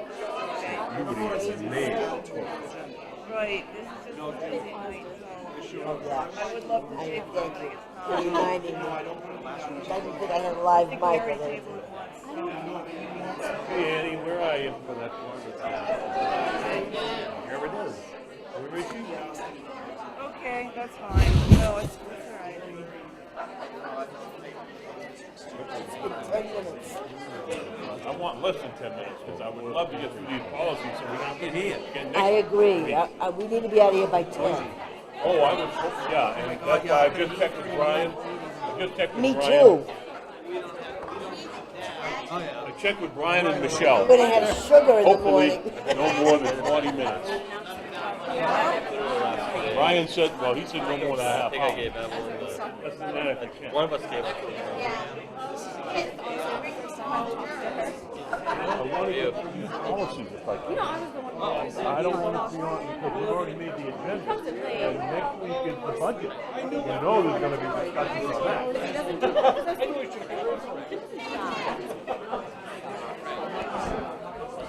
Come on, Annie, you're up. Time to rock. And that gavel. We need to get this girl back in bed. Get you done here, we got Corey over here. Come back to order, please. Well, if we can get out of here by 10, we'll be doing 10 well. would be good, because my cold medicine's gonna wear off. There you If go. you can believe that I actually took it. Hi, I folks, believe we're it. back I do in believe session. You want lights on? Excuse me, we're back in session, please. I'd like to point out that on the agenda, we have a public comment that will be after the default budget is presented. And then Mr. Stack told me that his presentation is going to try and keep to about 30 minutes so that can give you your expectation. Then the end of the session is going to have some brief talk about, Budget Committee is going to talk about our specific process amongst ourselves. And then there'll be another chance for public comment. So we invite you to stay and participate, and we want to hear from you. Michelle, Yes. we're ready for you. Perfect. Thank you so much. Thank you. So I will start by saying that the default budget regulations and law has. We do lights. Yes. Someone turn the lights back on. So it is sort of evolving. And the default budget process used to be a one and done in that you could craft the calculation. First of all, the default budget is really just a number. However, there's a form that we have to complete to go to the Department of Revenue to show how we arrived at that number. The process used to be such that you could calculate it once and then you were done, but with the most recent changes, there are things that could cause changes to the default budget as we go through this process and the board deliberates about their budget and the budget committee, goes through the process as well. So this is a draft. It's not the end result necessarily. It may be the end result, but I just want to stress that at this point in time, it's a first draft and it's based on the superintendent's proposed budget. I've distributed it to the budget committee members and the board members. Unfortunately, I do not have copies for the community at this point in time, nor copies to put on the screen, but we'll be sure to put this on the website so that folks can have access to it as of tomorrow morning, so they can see it. So conceptually, the calculation of the default budget is such that you start with the current year's adopted budget. You increase, you can see if you go to page 2 of your form, there's a column for reductions or increases to the current year's adopted budget, and then there's a column for one-time appropriations that are removed, and then the summary of those numbers gives you the default budget calculation. This is in order by function code, meaning that regular ed, special ed, those different categories are grouped on this report. So looking at the accounts, there are very few things that are really modifying the current year adopted budget to get to the default budget. In summary, increases or changes in the special ed accounts are changes that are included in the default number. And so you can see that in the special ed line, the second line down with numbers there, it says special programs. And you can also see that if you go down to support services and student support services, there are changes there because that's where additional services such as OT, PT, things of that nature that are also related to special education can be there as well. So that's one area where you will see changes. Other areas where there are changes, such as in the regular programs, you can see that there's an addition of 44,000 there. We've been having many conversations with Attorney Diane Goro and Gordon Graham about the new language around the default budget, just to get some guidance and what they are kind of counseling districts in terms of some of the calculations. So we talked about for staff that are covered by collective bargaining agreements, the collective bargaining agreement sets up some obligation of the district for continuing benefits. So there's a projection in here in the default budget for anticipated increases in healthcare costs for those staff that are covered by a collective bargaining agreement. There's no projected increase for health insurance in the default budget for staff that are not covered by a collective bargaining agreement because it's not contractually obligated as approved by the voters. So that was a long sentence there. I hope that made sense to folks. But the general gist of this is those things that are contractually obligated by the district and approved by the voters impact the default budget. Those things that are not, do not. So that's really the changes that are in those columns. It's health insurance, anticipated increases, supports special education changes, and really that's it. There's one item at the bottom of the page, food service operations, that I increased for additional equipment that was requested. The food service program is sort of a self-supporting program, and the revenues cover the expenditures, so it really doesn't impact the taxes in that way. So the total changes, if you go to page 3 of 4, you can see here an additional change. This is a contractually obligated item, is the cost for the bond payment. So the principal and interest are modified in that reductions or increases column. And you can see the net impact is actually a reduction in the default budget of $138. And it's really just a switching of principal and interest payments. Michelle, can I ask you a question about that? So you're looking at the prior year and then the change and then the default. Yeah. At that, on that debt service, the reduction of 55,846 Yep. brings the default down to 1,112,300. For the principal payment, For the correct. principal payment. Yeah. And then for the interest, oh, I see, it's an increase of 55,708. Right. It's really just a reallocation of the payment's pretty Yep. consistent. It's, you're paying, Just like your mortgage. yeah, Right. the amortization Amortization. schedule shifts Yeah. between principal and interest. So with this bond, interest is not steady through the interest doesn't decrease as the bond gets paid? The bond schedule is actually in your budget book, Okay. so, can take a look at that. Okay, thank you. The total of the current year adopted budget, you can see total appropriations that were approved by the voters, $35,148,007. The reductions and increases, there's actually a net increase of $470,913 to get to the default budget of $35,618,920. There are no one-time appropriations that are being taken out of the current year's budget for the default budget purpose of, calculating that. We were pretty conservative with the budget that was adopted for this year, and those items that are purchases of equipment and whatnot are consistent from year to year. They're viewed really as recurring items, so they're not deducted from here. It's not like if we had budgeted, for instance, the Swayze Gym roof, that would have been something that would have come out, Right. but that wasn't. Question. Yeah. The modular units at the middle school, or the memorial school, those are paid for, right? They're fully Yes. paid.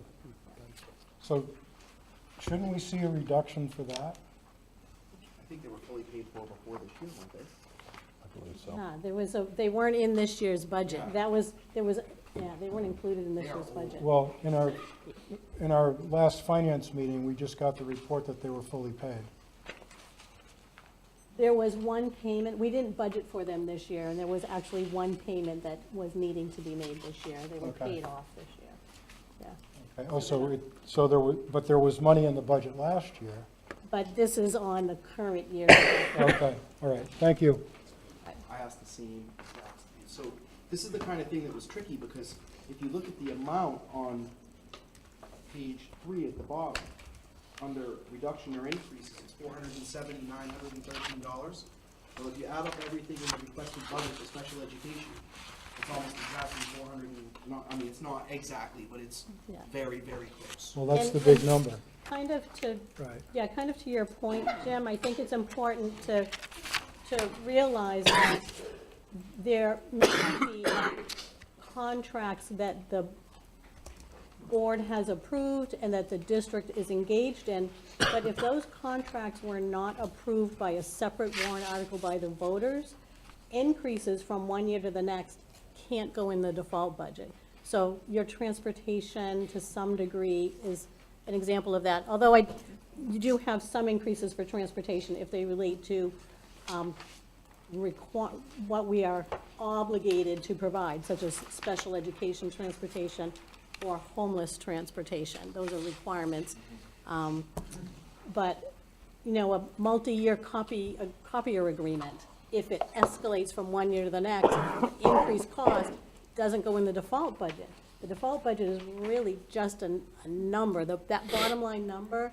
If the end result of this process is that the school district has a default budget that is approved, then how it is allocated is a whole different ballgame, because not everything that's required to run the school district for next year would be accommodated in a default budget.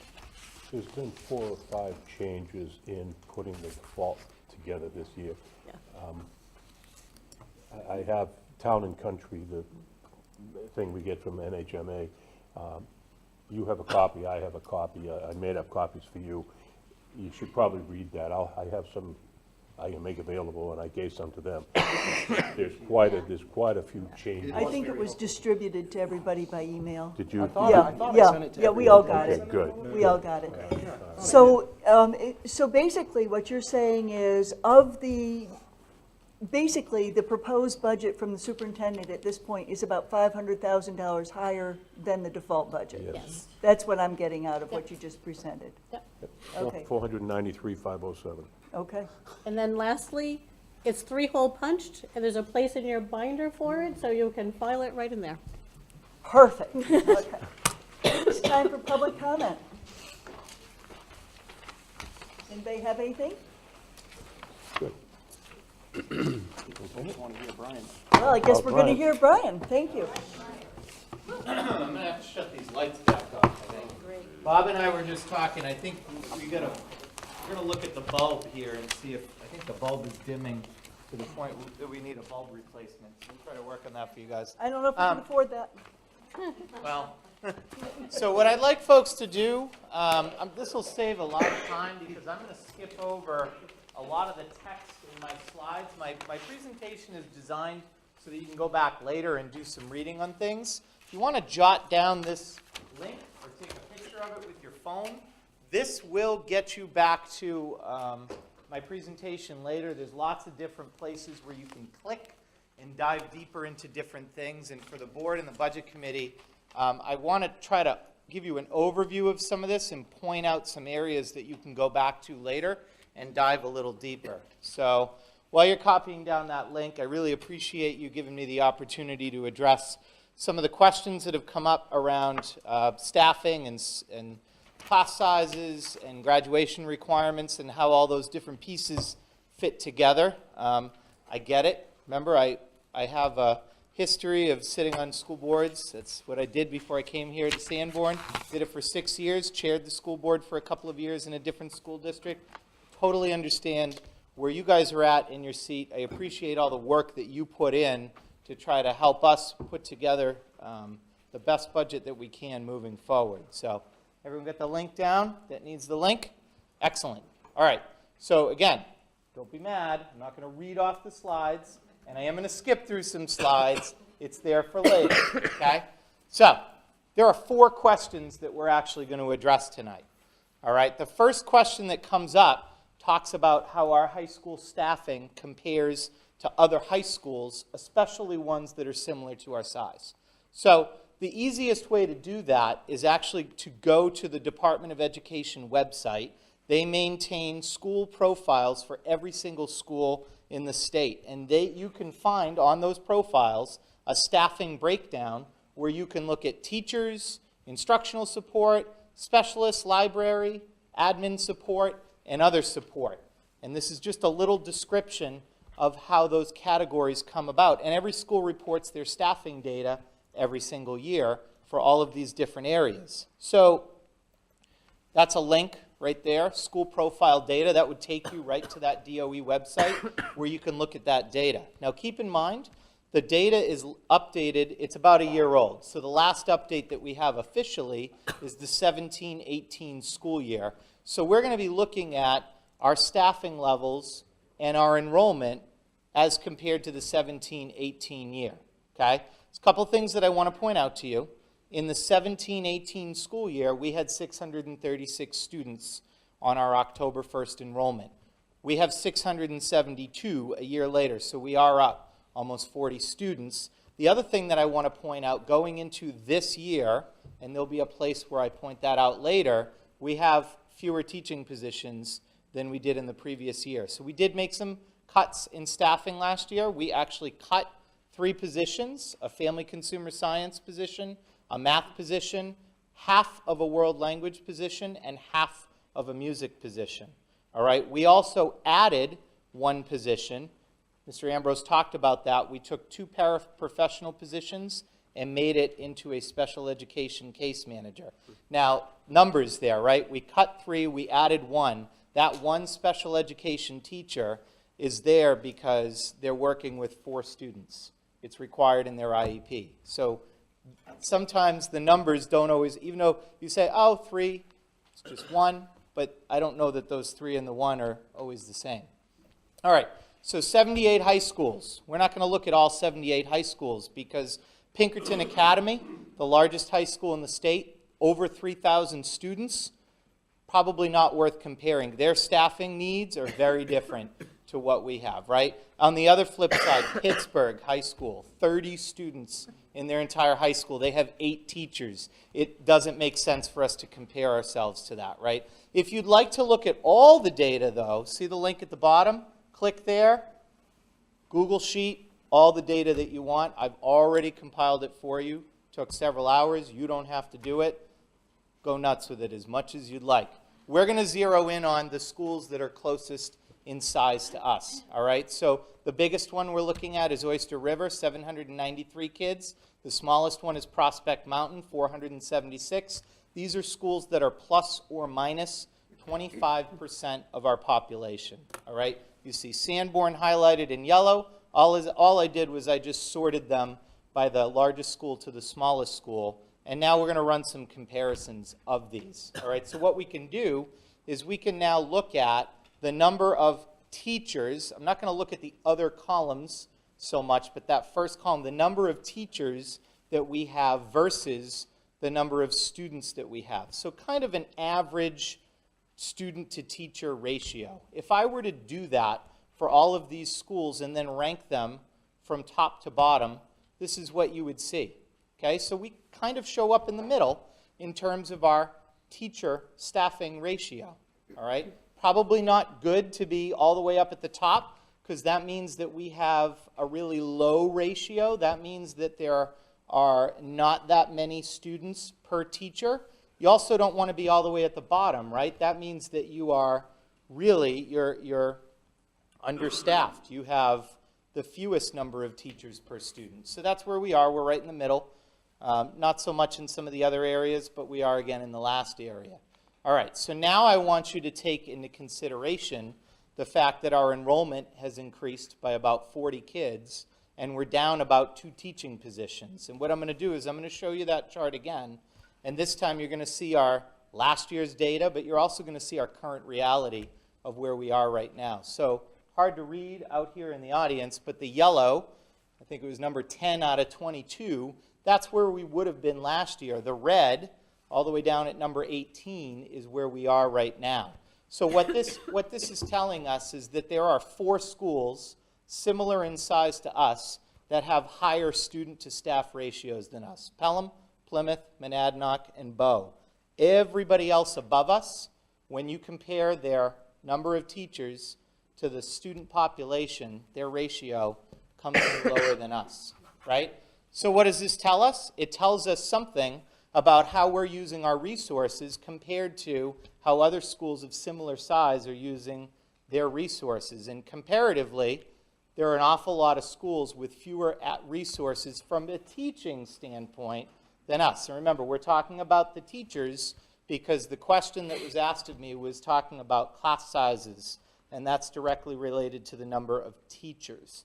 I also want to point out that column number of teachers also includes number of special educators.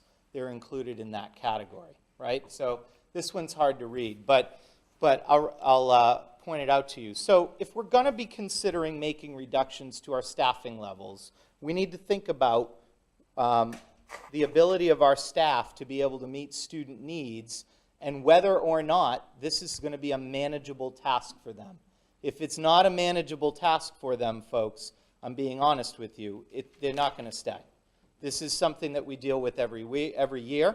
All right, turnover is a very real issue for us. So looking at those same 21 schools that are close in size, on that same DOE website, you can pull down the average teacher salary. It ranges from all the way at the top, Hanover, $74,000, all the way to the bottom, Pelham, $37,000. We're at about 2/3 of the way down the list. They're sorted high to low. So we're at $51,900. That's our average teacher salary today based on our salary schedule and the teachers that we have here. All right, this chart here tells you what turnover has looked like for the last 7 years in the school. Again, I'm just giving you the data. This is something for you to dive into later, but this past year we had 11 teachers new to us at Sanborn. 11 out of, how many do we have? Anyone remember? 55, right? 11 out of 55 were new. 14 the year before that, 14 the year before that, 5, 10, 5, 12. I told you what all the positions were here. So when you see a position listed more than once, that means we had multiple teachers in that position. So yes, there was in the 13-14 year, we had 3 math teachers, a wellness teacher and an English teacher. Yes? So just a point of clarification so folks understand, that's the turnover just at the high school. Correct. Because it says that Sanborn, but it's really Sanborn Regional High School. Correct. But Yep. it also includes retirements. It includes everything. This is any time somebody left us. So my point in bringing this up to you is that when we have people leave us and we bring new people in, there's a time period that it takes us to train that person, to bring them up to speed, for them to get comfortable with our system, with our kids, with our families. So that's an ongoing process for us and always has been. I just wanted you to see what our reality is now with this issue. It's just, again, purely informational, but I feel like in order for you guys to have meaningful discussions and make decisions around this, there are lots of different data points that you need to be able to consider. And trust me, I told you this at the beginning. I've lived in your seat. I get it. So I thought to myself, if I were sitting in your seat, what kind of things would I want access to be able to make that decision? All right. So the next question that comes up, how does the schedule work to maximize staffing levels? So this is mostly the presentation I gave you the last time I was here, so I'm going to skip a lot of it, but there's a couple important points that I didn't make last time that I think are really relevant here. So for those of you that were not at the last presentation, you don't need to know a ton about our schedule. All you need to know is that we operate on an 8-period schedule, and our teachers instruct 6 out of 8 of those periods. Okay, that matters for what I'm about to show you. So what does that look like in neighboring schools? Well, we have other schools like Newmarket and Raymond that do the same thing as us. It's an 8-period schedule. Teachers teach 6 of the 8. Exeter has a 7-period day. Teachers have 5 of the 7. Timberlane has, and Wyndham, for example, have 8-period days, and teachers teach 5 out of the 8. So the reason I point this out to you, the reason why this matters is the state allows us at a maximum to have 360 instructional minutes in our day. So if we were to have an 8-period schedule and teachers teaching 6, that puts our teachers in front of students on average 270 minutes a day. Okay? Just like in Newmarket and Raymond, same setup. At Exeter, for comparison purposes, they have a 7-period day, teachers are teaching 5. The teachers are in front of the students less time, 257 minutes, right? If you're at Timberlane, they have an 8-period day where teachers teach 5, it's 225 minutes. So again, the reason I point that out to you is our schedule is already in a situation where we're getting maximum return in the sense that our teachers have maximum amount of face time with our students. Changing to a different schedule is going to change that number. And again, we now are looking at having resources that aren't being as efficiently used as we would like, right? So I kind of talked about this. So here's the thing, right? 13 minutes, 257 at Exeter versus 270. 13, right? Did I count that right? Yeah. 13 minutes per teacher. Well, that actually works out to be 39 hours a year more that each one of our teachers is in front of students than at Exeter High School with a 7-period day with teachers having 5 of those periods, right? So that's just something to consider when you're thinking about how our schedule maximizes time and resources for our kids. All right, this was a question that came up, I believe, from the school board side.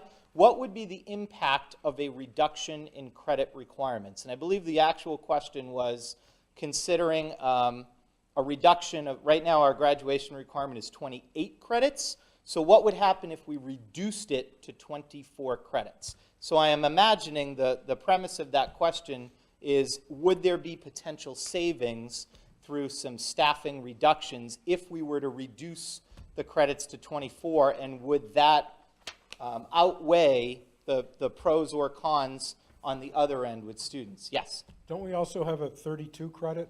We do have a 32 credit, and I'm going to talk about that too. Yes. So since you mentioned that, Mr. Baker, so we do have 3 diploma options. Again, another clickable link. If you want to read the school board policy, it's IKF. Click right on that. It'll take you right there. But our students come here with the expectation that they're doing the 28 credit diploma. That's the standard option that everybody's assigned. They have the ability to choose to go up or down from that. The state of New Hampshire requires, at a minimum, we offer 20 credits for our diploma. Beyond that, anything that we do above and beyond that, it's the school board's jurisdiction and their decision, ultimately, what we're going to do. So this is what has been decided. This is what we do. And if you wanted to know how those credits are broken out, that's what this chart is. This is a slide that I had showed last time. So you can kind of see how many English, math, science, social studies, et cetera, are needed. This chart was not in the last presentation. This comes right from our program of studies. This is our school counselors. They have a chart to try to help students figure out how many credits in each of these different subjects they should be taking depending on what their post-secondary plans are in terms of a selective 4-year school, a 4-year school, or a 2-year school. So again, you can dive into that more later. This is a slide that appeared in the last presentation. It shows you how many of our kids over the last 3 years have gotten each of our diplomas. So you're looking at a 32 credit diploma, which is our highest diploma. We have about 41% of our students getting that diploma option. So right out of the gate, if we're looking at making reductions to graduation requirements, one of my first questions would be, are we potentially going to be putting 41% of our students at risk for whatever their post-secondary plans are? Because many of those kids, actually I would probably say almost all or all of those kids were definitely college-bound kids. Would you agree? 100% agree is what Mrs. Levitt is telling me. So, okay. So we're going to go back to, let me hold questions till the end here. So I'm going to jump back to that slide I showed you before with all of those 21 schools that are similar in size to us. So I reminded you of what they were. There you see Sanborn. They're just listed in order from biggest to smallest.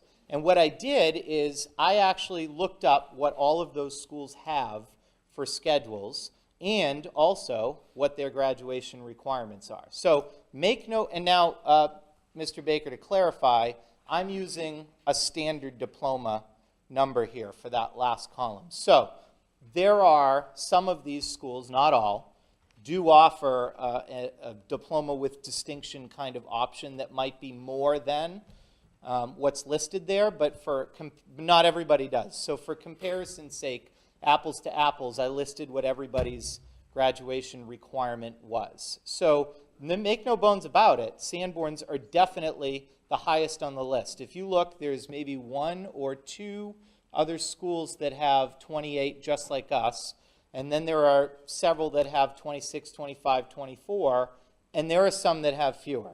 All right, so no doubt we have high graduation requirements. That's something that precedes me. When I got here 13 years ago, that was the expectation here. And quite honestly, what it means for our students is it's a pretty high bar to reach for. They have a lot of credits that they have to earn every year in order to keep pace for that. So, what if we wanted to reduce the graduation requirements? What would be the impact? Well, I can't start to talk about the impact until somebody decides if we're changing our schedule or keeping it the same. Because the impact, some of the things I would tell you differ on whether or not you're going to stick with an 8-period day or you're going to go to something else, be it a 7-period day or whatever else might be on the table for consideration. So just a couple things to consider. If we were going to go to a 7-period day or something else, all right, teachers are going to spend less time in front of kids. I showed you that before, right? Changing our schedule to something less than what we have creates that issue. We'd have to look at rebuilding a lot of our curriculum documents because our courses are based on the fact that our kids are going to be taking 8 different courses a year, and so many minutes are going to be dedicated to those courses. We're going to need to adjust our staffing needs. I think that it would be safe to say we're going to need probably more additional core teachers and probably fewer non-core teachers. Would we need fewer teachers overall?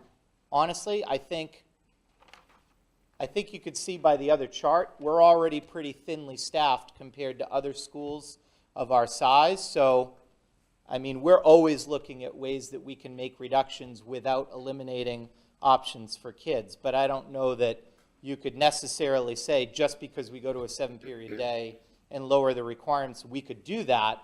Because if you look at that other chart, you can see that a lot of other high schools have fewer requirements and still have more staff than we do. We'd go back to having a skinny period in the middle of the day, which for those of you that remember that, created a lot of issues for us with scheduling. So a skinny period, meaning that we might have a period that sits in the middle of our SST block where kids are only there for half the period. It's just the way it works out with how kids have to come and go in order to get to Exeter on time, and it's not a desirable thing.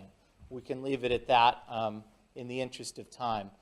We'd have to go back to having half-credit semester options, which we've really moved away from in order to try to promote more depth of learning over breadth of learning, and we would most likely lose common planning time for our teachers, because as you might imagine, if you go from an 8-period day to a 7-period day, you're reducing the number of choices kids have. That also means you're reducing the number of choices and flexibility that teachers have. And right now, we do have built into our schedule the ability for all of our teachers to have that common planning time so that the expectation is they collaborate when they build curriculum, instruction, and assessments together. If we, regardless of whether or not we changed our period, there's some other things that would be an impact here. Student choices would most definitely go down. They would have fewer courses. They would actually have 4 fewer electives to choose from over the course of their 4 years. And that, it says 4 fewer electives each year. That should say 4 fewer electives over 4 years. So 1 fewer each year. Just want to clarify that. And some of those could be critical to their college admission, their post-secondary plans.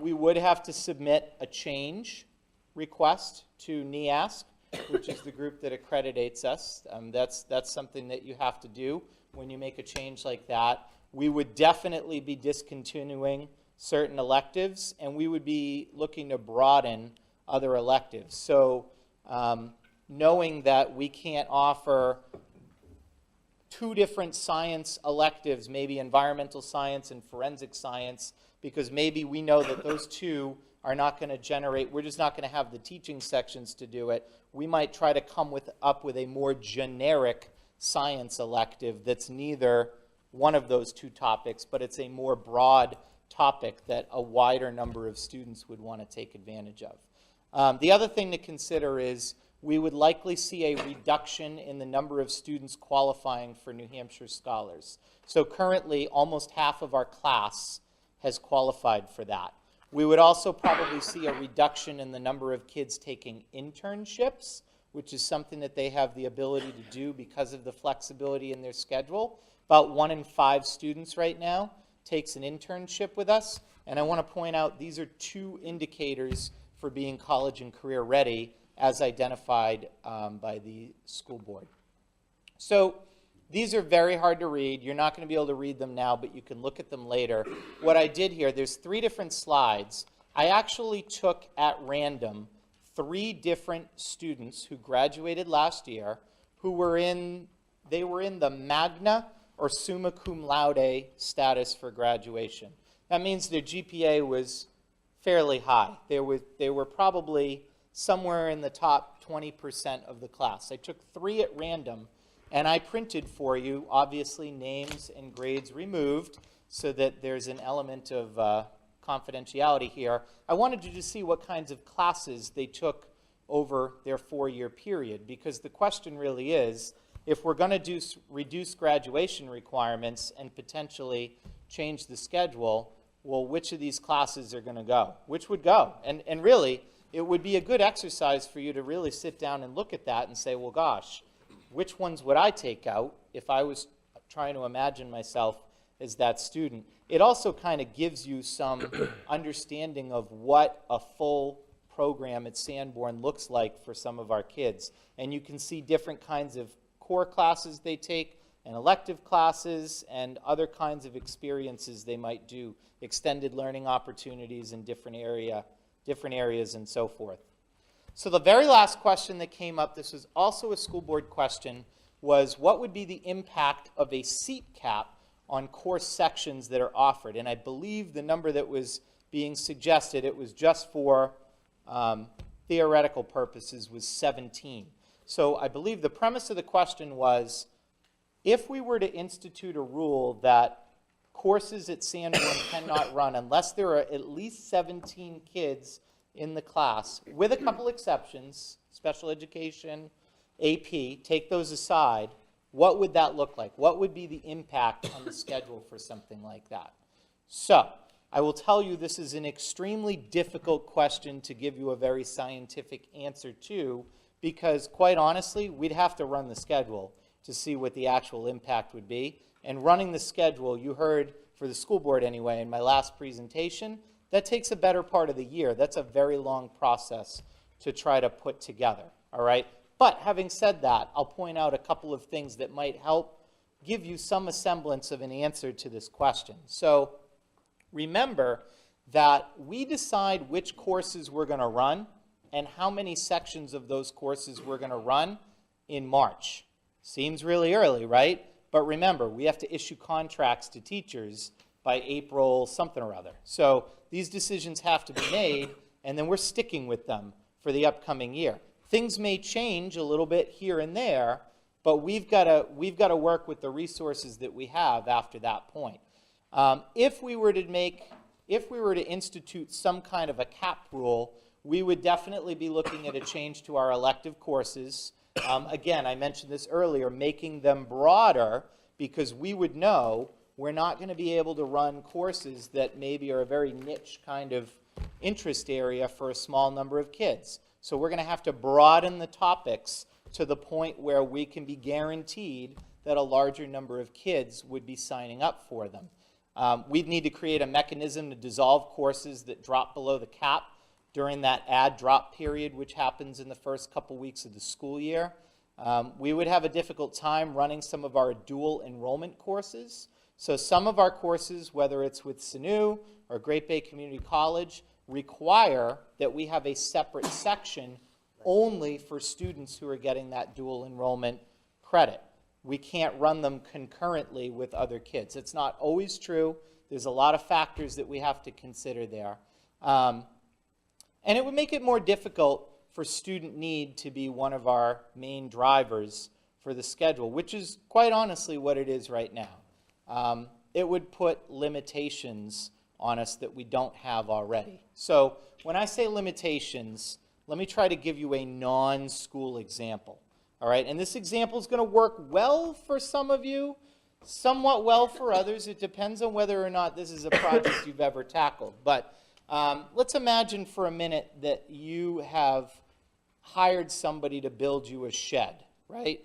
And if you tried to put a rule on them that says, now you know, when you build something, right, you have to buy materials, you buy a little extra, because as soon as you start measuring and cutting, you're generating some surplus, right? So if you made a rule and you said to your carpenter, on every single piece of wood that you use, I don't ever want you to have more than 5% surplus on any piece of wood, there's no way your carpenter would be able to do that job for you. They need that flexibility to be able to make decisions as they go, right? So a better question or a better rule to suggest to your carpenter might be, I don't want your total lumber budget to exceed 5% of what you actually need, right? That gives your carpenter more flexibility to be able to decide, oh, 12-foot long pieces of wood, this wall's 12 feet, great, I can use all of them. But now I have an eave over here, I've got to cut out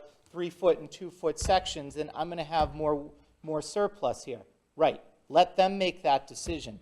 I'm asking for some of that same flexibility. My concern with having a cap that's a section by section cap is that my team's going to lose that flexibility to be able to work within the budget to do the best job that we can for kids.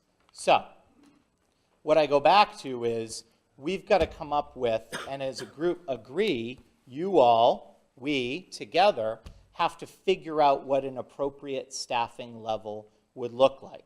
That's a decision that we need to know before March, and then guys, you got to let my team run with it.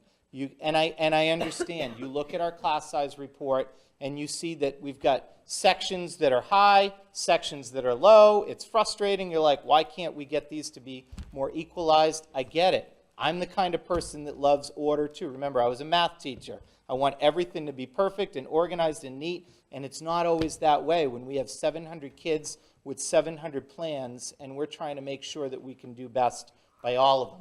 I bring you back to this slide because this is really our current reality, folks. This is quite literally the schools that are closest in size to us and their staffing levels compared to the number of students they're serving. This is where we are. All right, we've got to figure out what we can afford. We've got to figure out what's right for kids.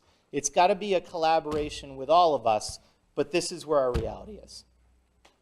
Did I keep it to 30 minutes? Yes. Yeah. Okay. Okay. You did a good job. Thank you. Yeah. But there's a lot to dig into, so I will happily come back at any point and answer any questions you have. Fair? Okay, thank you. Thank you very much. You might have some now, though, so that's your call. Adam? So this is going to be something we'll discuss in the EISA meetings later on. But in our meetings with Mr. Termel, he's noted that the universities are beginning to selectively pull out critical coursework done to develop a customized GPA in order to select applicants to universities. Yep. And that's a subset of the courses taken. So again, I am concerned about some of the electives we offer.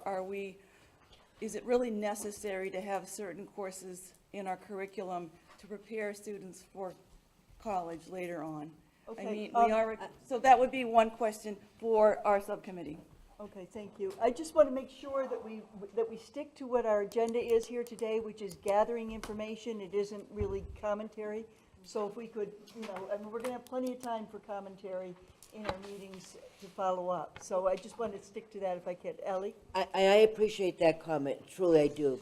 But this issue is very important, and I think it plays into the overall district's goals. But I do see it as a function of the school board, number one. I really do. I don't see it as part of the budgetary process. Because I get your definition of what you should do, and I think that there's a lot to do that. Sometimes the budget committee has to push a little bit, and hopefully we can work well together. I do believe that we can do that. I think this is a very important question to ask. But I also feel that we cannot keep adding more responsibilities. We have a lot of decisions to make as a board. I'm going to talk about the board. Can't speak for the budget committee. The board's got a budget it needs to pass with the budget committee. Hopefully the same budget. That should be our intent. We have 2 collective bargaining agreements going on that has to be resolved. 3, excuse me, thank you, you're right. 3 collective bargaining agreements going on. You've got a middle school that needs to be seriously addressed, and decisions about the middle school will have an impact district-wide as to what we have for course offerings. And then we have a seminary property you wanted to address fully. So that's a pretty big agenda for a school board from now until March. And so as much as I would love to sink my teeth into something like this, because that ties in to a lot of things that we talked about or look at in the budget.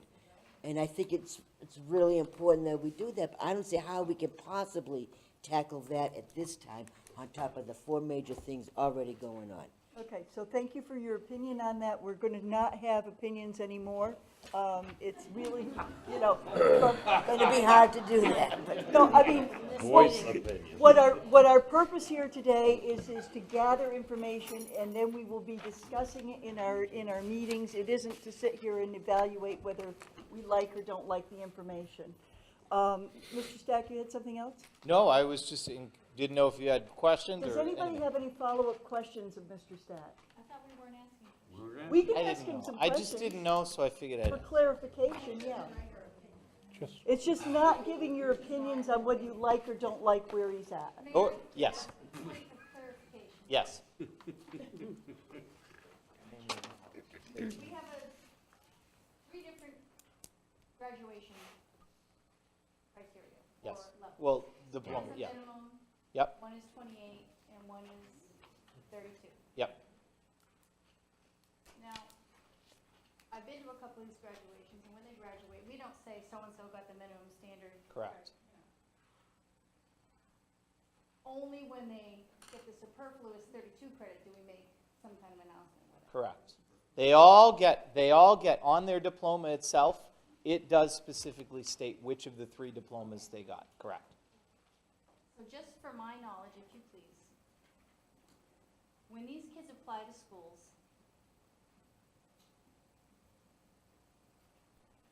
I think what admissions committees are looking at is not whether they got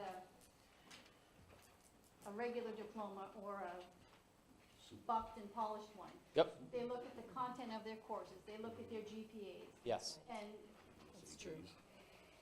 when they're looking at designations, I think they look at whether, regardless of what classes they took, they're looking at whether they're magna cum laude, summa cum laude, or cum laude. Yes.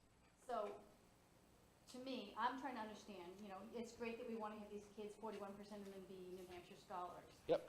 Could we just make our minimum graduation requirement be what the New Hampshire scholars requirements are, and those that can't, we'll do the minimum standards, and then we designate magna, summa, or cum laude. Yeah. Right, and it's a board, yeah. Those top 20% kids are gonna take core classes rather than fluffy electives. Yeah,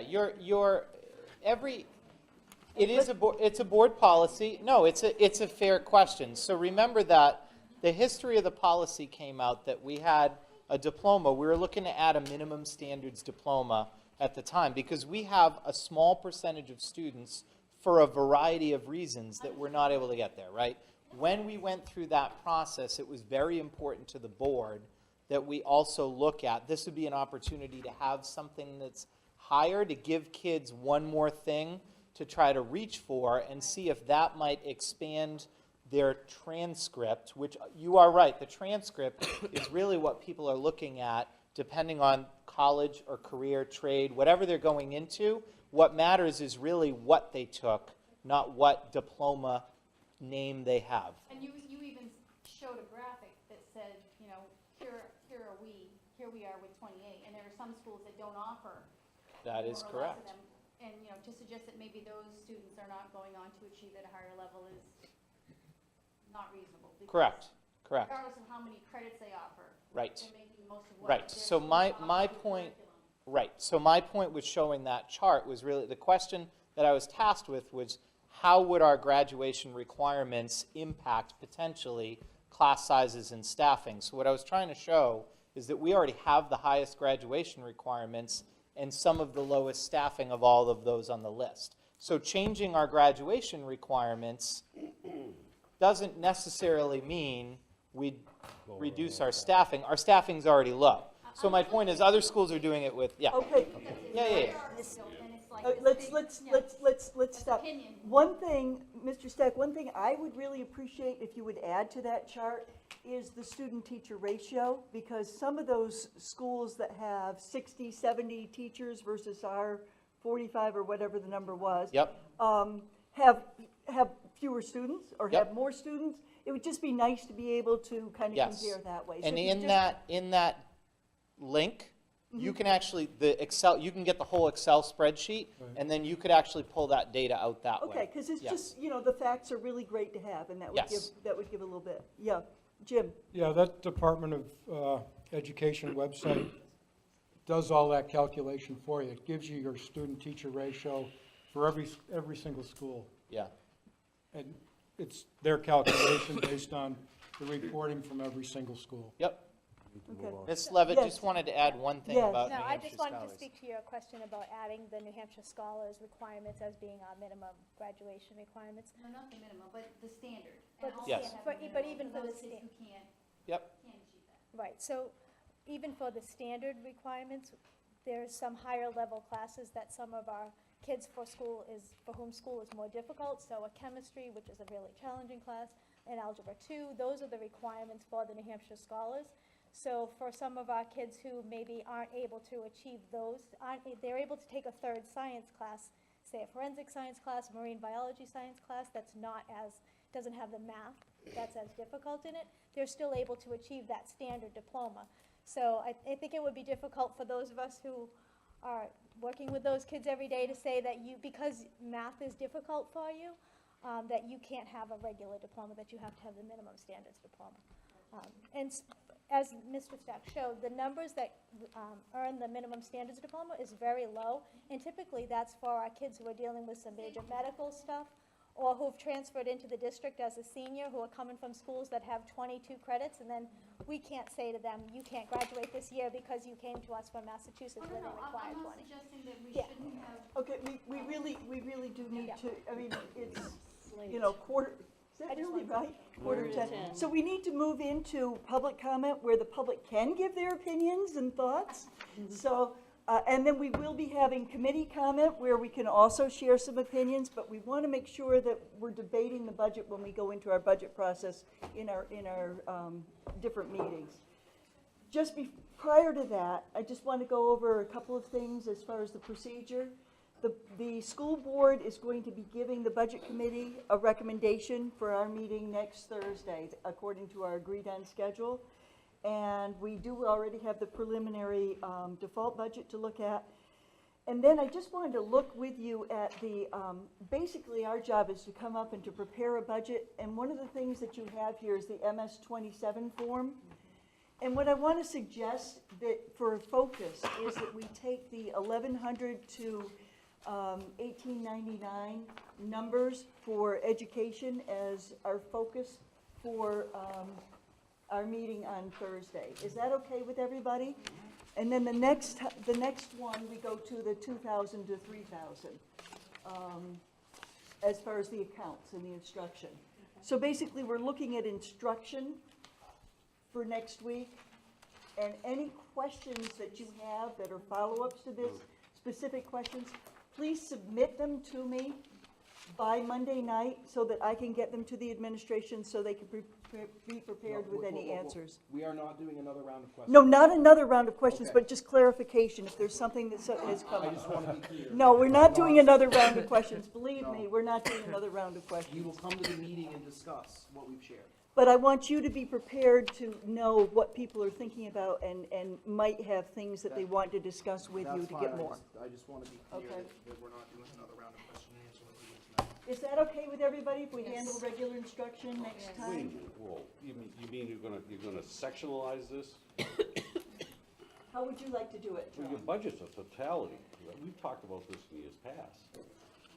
How would you like to do it? I I'm made a just telling you, I suggestion. mean, I'd like to hear well, I yours. know you did, and I'm just saying that I don't want anybody to have misunderstanding here that, well, next week, we can only talk about this, and then after that, that door closes. No. It can't be like that. That's my opinion, and I won't be constricted to that. So, Okay, what is your suggestion? the budget is discussed as a totality. Okay, so you would At just have, any meeting. Because Okay. you might say, you'd have anything, regular education, Sure. support services, I mean, I collective. understand that you want to have a meeting kind of focused on that, but you can't say, well, that's it, we're done talking about it, it can never be discussed again. Okay, how about, I what don't does know how everybody else feel? feels. Yes, Jim? Personally, I agree with Mr. Swayze that you have to look at it as a total object. First of all, we have to decide whether or not we're going to itemize what are supported and what we're not supporting, or if we're doing the bottom,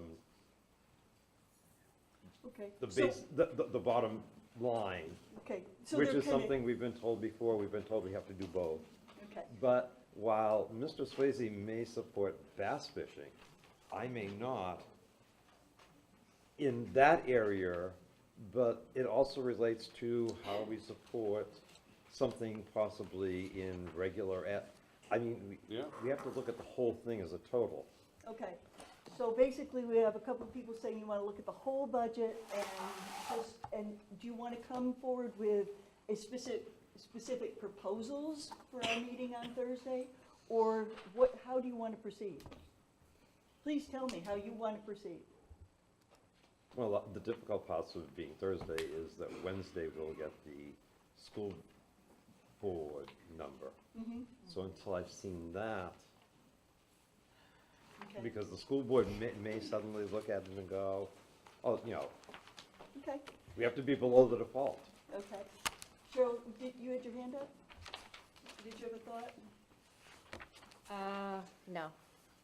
Andy, let me understand what you're trying to say, is that you're talking about looking at the regular program first, go through that, Right, and it kind of like we did last year. yeah. But, in a different thing, you just happen to pick that first.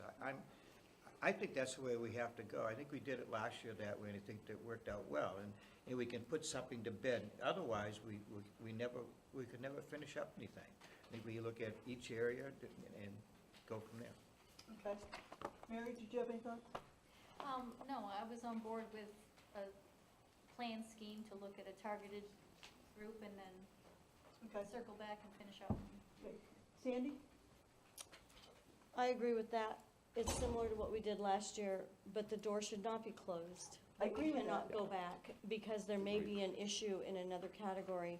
And we say, wait a minute, let's look at this, and let's go back and just revisit that one thing to make a decision based on what we get from the school board. And That's what I'm building, saying. okay, That's good. what I'm saying. Great, okay, because building on that, we go back and we look at them after the public hearing. I mean, we don't stop looking until, It could be a draft, the first one, and we look at it second and third and Okay, fourth time. That's so what you're okay with that? Yeah, that's fine. Okay, all right, so the focus is going to be on this 1,100 to 1,899, but we're also going to be open to looking at things that might be set front and center on your mind. If you have a specific area that you have a follow-up question on, not new questions, we're not getting into new questions, we already agreed on the process for that. But please, let's just give a heads up so the administration can prepare, so that they can give us our answers. Does that work for everybody? Yep. Okay, Great. Public comment.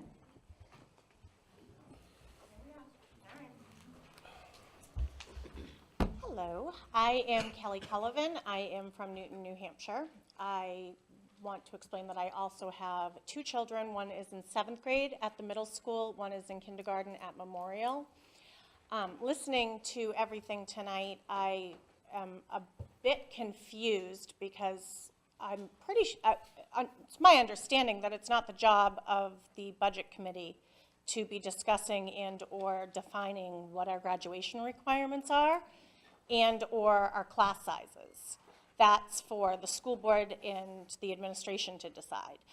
To have an opinion on that, I think, is a bit of a conflict of interest between the school board. That being said, I would like to thank Ellie for bringing up the subject of the fact that we have 2 major agenda items going on within our school district right now. And as a parent, I would like to let you know that I think that we need to back burner this entire discussion of graduation requirements and class size for this year, because our biggest concern right now is where our children are going to be going to school. Monies have been allocated in all the wrong places for many, many years, hence why we now have to figure out what we're doing with our middle school students. So I think the focus of this entire group in this room needs to be those 2 agenda items of what we're doing with our schools and our children and what we're doing with the seminary building. To throw in changing class size and graduation requirements just seems like a wrench to kind of throw people off the track of what we really need to be focused on. And I think that that's what the responsibility of all of these people in this room were elected to do. And that's what I'd like to see. Thank you. Thank you. Any further public comment?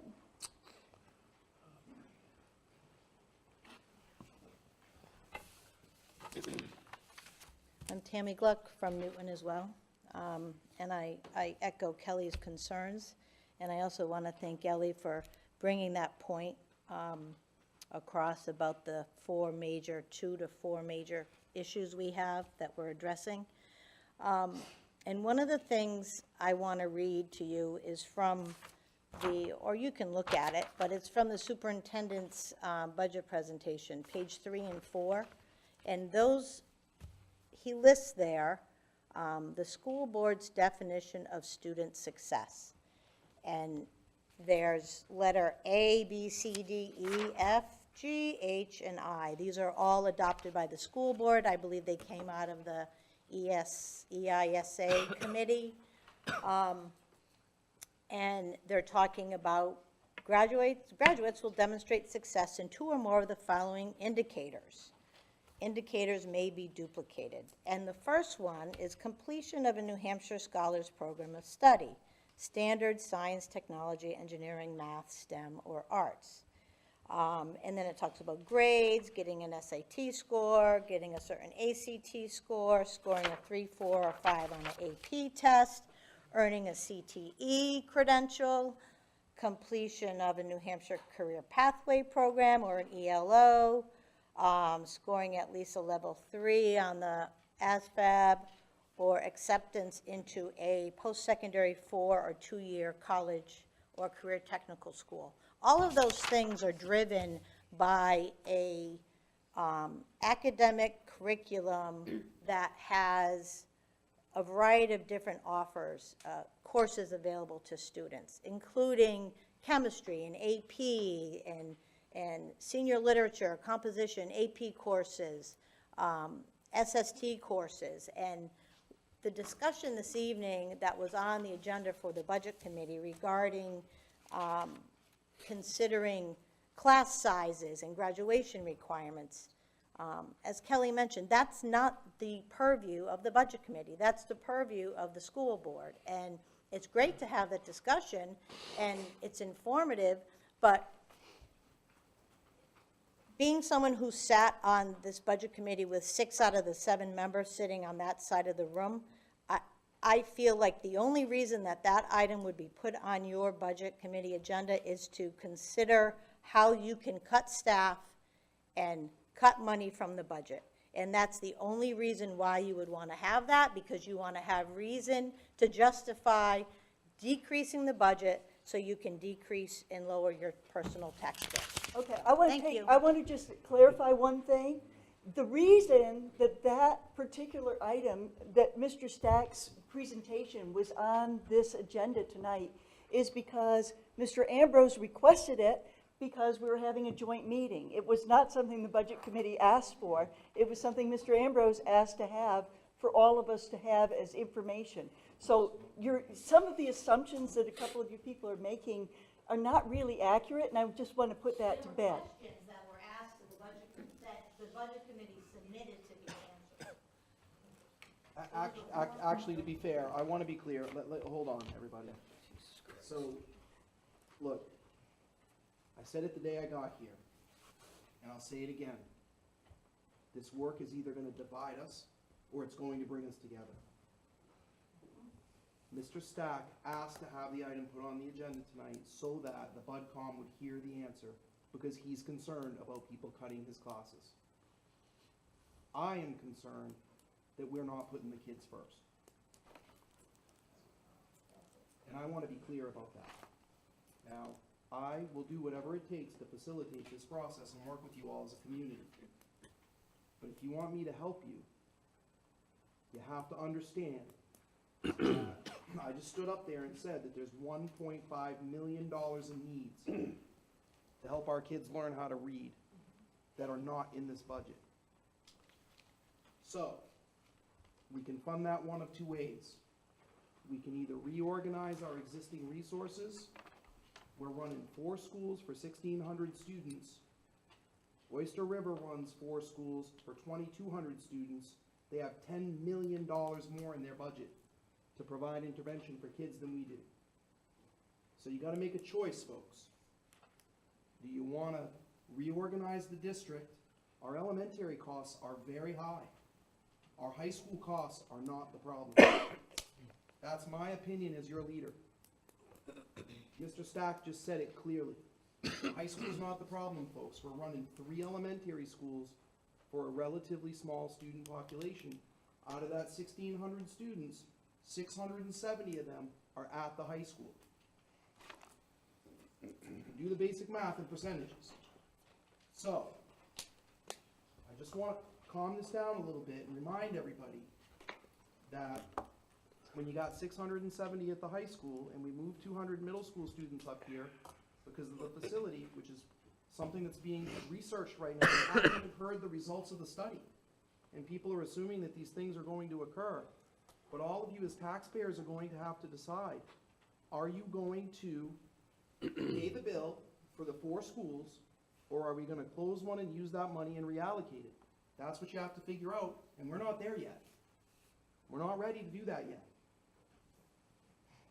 So just give us a minute and let us help you. Because we can't do any more than what we're doing. We're burning the candle at both ends in the middle as an administration. So I'm just telling you all kindly, please. Ellie's right. We got 4 huge items cooking in the kitchen. Pots are starting to boil over. If we add changing the whole high school right now, you're boiling it. You're asking too much. And I know that. And I appreciate all of you very much. And you all have valid points. And that's the only thing that I can say to you all since I've been here. Not one of you is wrong. Our cost per pupil is high. But also we have parents who absolutely love their kids having a neighborhood school. So you folks can come together and work together and work to help these kids, or you can fight amongst yourselves, but I got one objective, and that's to take care of your children. And that's what I'll do. So let's go home and have a nice relaxing evening after that. Please, thank you. Yes. Julia Fitzgerald Newton. I agree and echo the comments that have come before me, but I also would hope that before the idea of diplomas and the high school level comes back into play, that you listen to your superintendent and you put some money and some attention into the special ed, because that is where, especially the way data is trending right now, that is where your money is going to be going. And you have got to, by law, fund these kids. And parents are fighting tooth and nail to get their kids taken care of.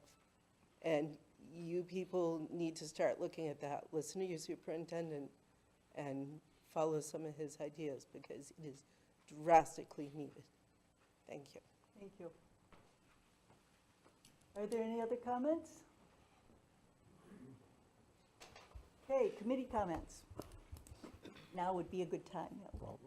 I said my piece. Right now, it's your committee. Well, you also, I mean, it's a joint meeting, so, you know, it is on the agenda. Yes, Corey? By my calculation, and I know my numbers are my numbers, on only 15% of the questions tonight that we saw were directed to about students. And I'm being lenient in that regard. What I mean by that is, like, half the questions were not focusing on student outcomes. Half the questions were not focusing on what you just said, sir, is like how we take care of our children. And so I guess I challenge us all here to take a step back and remind ourselves, what are we trying to do? We all exist here to, yes, we are fiduciary agents, I respect that, but let's put some balance into the questions. Like, yes, let's be responsible that we're not overspending, but let's also be responsible that we're funding education to where it needs to go. We heard tonight that Mr. Stack, we basically have one of the most rigorous programs out there. Let's fund that. And so I guess, again, I'm concerned that we're, you know, you tell us we're at $1.5 million missing. We should be thinking, well, if that's missing, what should we do to restore that? Well, and that's the question that that's the point that I'm making, is that we have to make a decision, do we continue to maintain our current facilities or to make a change? Because no offense, like, I see that presentation going up online. I am not seeing kids first at all in your presentation. If I'm a community member, like, outside or looking in, that's not what I want people to see about Sanborn. That's not why people talking about trucks, snow blowers, custodial pay. That's just not what the parent guardians want to hear. Okay, thank you. Is there any other comment? Yes, Cheryl? I do appreciate the superintendent clarifying the situation with the 4 schools, because I'm not sure that people appreciated that. I understand that we wanted to get the opinion of the public before any decisions are made, absolutely. But I think tonight you really stated the dire circumstance of why we need the money to educate the students. So do we want to put the money to educate the students, or do we want to put the money in a building? It's not going to be an easy decision at all. And I think we need to take our time and we need to look at those options and weigh those options. And as we get more information about the costs, we need to continue this conversation. But it is a situation where we have an aging population, not just in this district, in this state. And so there's a burden on those taxpayers, and I don't think they have any ill intent towards the students. But we have to think that if we do have limited resources, let's figure out the best way to get these resources to the kids. And if it's meaning that we might have to make some sacrifices in buildings, I think that's a better way to sacrifice, is let's put that money towards the kids. But it's going to be a long process, and I appreciate you pointing that out tonight. If I can just. Yes. Go ahead, Jim. Yeah, I totally echo what Cheryl just had to say. I think it was Kelly Cullivan, was that the first speaker? Yeah, you made a great point. You said that for years, the money has not been spent properly. And that's what we're trying to figure out here, is where that money needs to be spent, what the highest priorities are, and as Mr. Mason said, what's going to most benefit the kids. We have plenty of money in our budget. Our cost per student is substantially higher than surrounding towns. We just need to figure out where it needs to go. And that hasn't been done. It's been approached, and we did a lot of work on that last year. And we got you know, substantial funds in professional development. And that's making a big difference from what we hear. But we still need to take it further. And that's what Cheryl was talking about and what Superintendent Ambrose was talking about. Now, that's my comment. You had said Well, you had something to okay, say. Yeah, we just got the Excellence in Education Award. I know how I feel, and I'm gonna say, I've been working with most of the school board members. I haven't been working with the budget committee, so I'm gonna speak for the school board. We're not gonna lower our standards, folks, all right? Every time while I was watching that, the only thing I kept on thinking about was they're lowering standards, lowering standards, lowering standards. We ain't gonna lower the standards, all right? That's my vote, and I think I can speak for everybody on the board. You know, I taught here 20 years here, folks. I'm not about to lower our standards, all right? So that's my feeling. At least I'm gonna fight it tooth and nail, and we'll go from there. Ellie, Okay. yes. I just want to point out that our taxes are a burden on all of us. And a lot of that has to do with the fact that we don't have a viable business community to broaden the tax base to relieve some of that effort. It's hard to look at Exeter. They have a lot of commercial property, and that generates a lot of taxes, as does Plastow, as does Oyster River through the university. I mean, these are the communities, and we're being compared to them, but their tax effort is not as great as the one for Newton and Kingston. It is not, because we do not have the industry in our communities.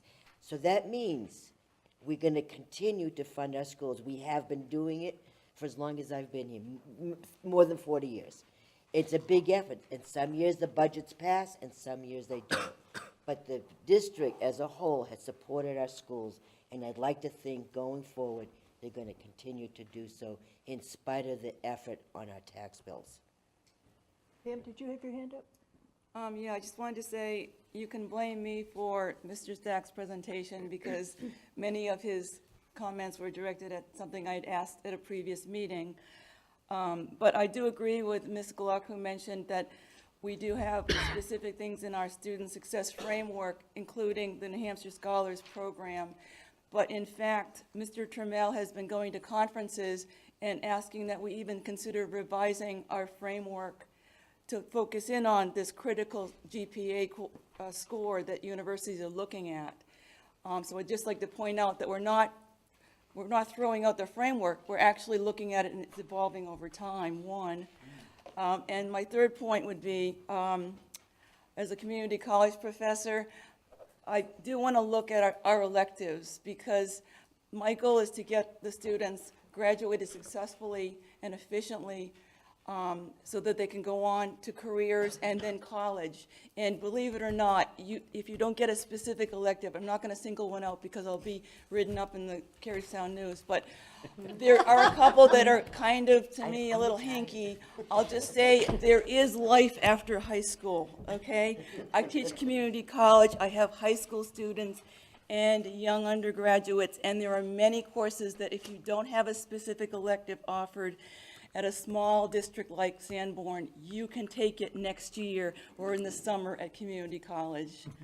So we're just trying to find ways to really help out the elementary grades. I think that's what's really critical in reading and math. And our high school kids are doing just fine. Thank you. Okay, thank you. Does anybody else have anything? Yes, Charlton. Yep. A few things from notes tonight. Mr. Ambrose talked about, and I'm glad to hear some of that this year, about allocating the community resources. To that, I would add finite community resources. The resources in this community are not infinite. And when you talk about, when these talks come about resources, I like to call it what it really is, money, taxes, money that you're asked to pay. That's what resources are. I also I hear all the time, and I've heard it for the last 2 years, and I heard it tonight from Mr. Stack, who I respect greatly. I think he probably took off, good for him. But he talked about student needs. Hope everyone understands that that's a very subjective opinion. Needs is subjective. I need a new fly rod. Okay, do I? Well, maybe I don't. So when somebody gets up and say, this is a student need. That's a different from what is required in your life, all right? And it is subjective, and I hope we all keep an open mind to that. And the last thing I would add is that we talked about priorities. And I'm asking everybody to keep an open mind on this. Your 4 priorities are not mine. There may be other ones out there. And just because those got thrown out here tonight, they're not anointed, okay? There are other priorities. We all have different priorities. So please, keep an open mind as we, and they are also subjective. My priority is subjective. Yours, Ellie's, are subjective. And as Mr. Ambrose's are subjective. That's his opinion. So keep an open mind that there are other priorities, and they may be valid, and you need to look at them, and you need to keep an open mind about them. Because somebody else might have a different priority in life. That's it. Does anybody have anything else? I just say okay. that just to be clear for the camera and I'm not disagreeing with you, Charlton. I just want you to know that when I spoke about priorities, I was talking about the specific adopted school board goals. Oh. So that's different than an opinion. Yeah, I just wanted everyone to know that I look at 2 things every day when I try to make decisions, the definition of student success and our school board goals. And then I decide how am I gonna spend my time to move those 2 things forward.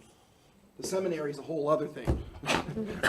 Sorry, I was trying to be funny. Okay, so I had a comment. I'd like to address Mr. Mason's statement that because questions were about the budget, which is what this is about, and weren't about kids, doesn't mean that any of us are sitting here giving all our time and effort and everything else, caring very much about what happens with kids. I'd also like to comment that I've done a lot of analysis with using some of the data that some of the stuff is built with that you find on the profiles on the town website or on the Department of Ed websites.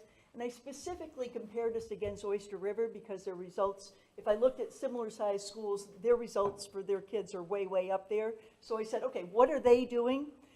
And what I found in my analysis was that we are moving absolutely in the right direction as far as what we're doing in the high school, as far as the class sizes and what we're doing as far as things like that. I found that the spending levels is actually moving in the right direction. The same thing with some of the changes that we made last year at the middle school.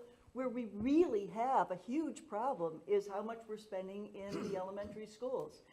And everything, every which way that I look at it, I've compared against 25 similar sized elementary schools and 25 similar sized middle schools and 25 similar sized high schools and gone through and figured out staffing and all this kind of stuff. And what I come up with time after time after time is that we are spending $1,500 more per child in the elementary school.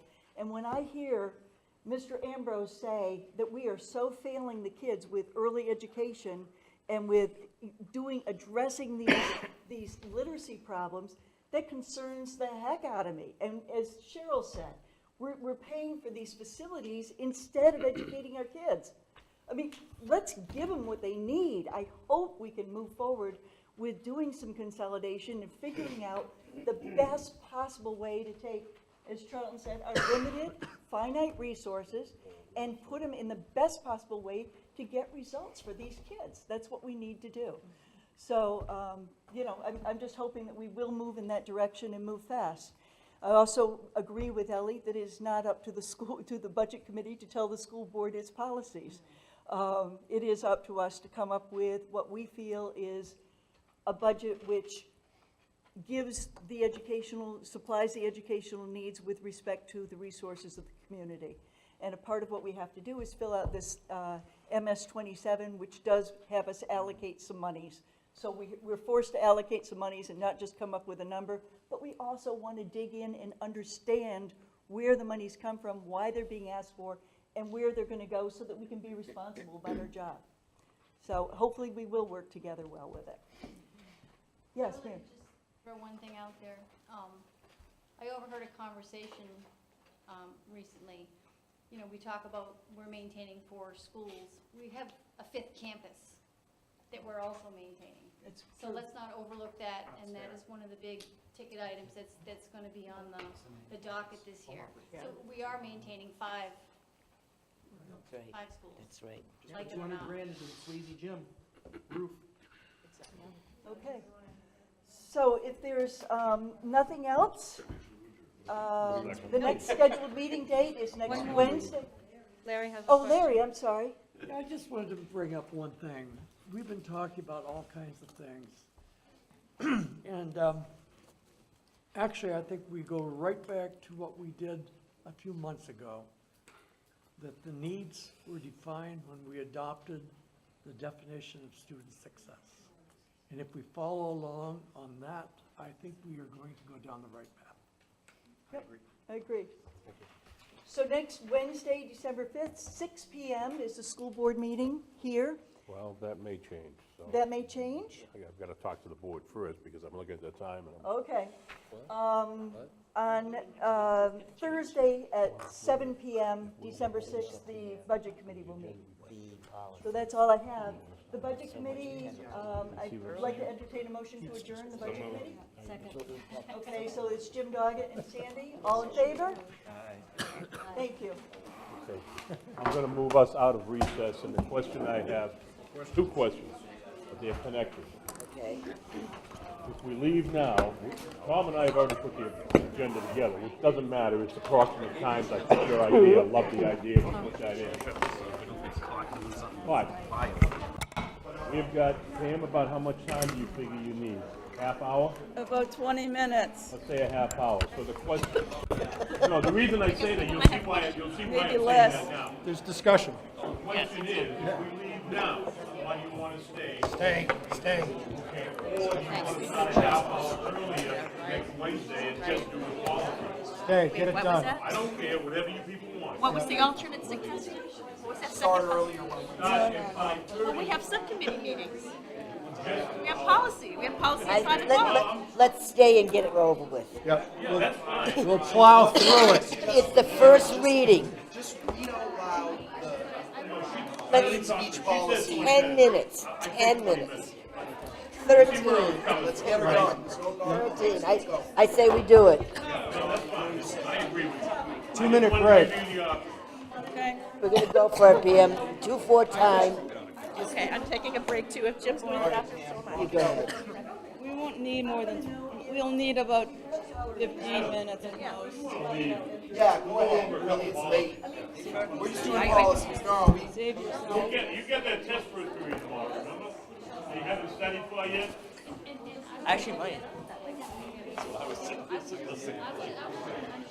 You gotta talk to your girlfriend before you go to bed, right? Oh, yeah. Hey, leave him alone.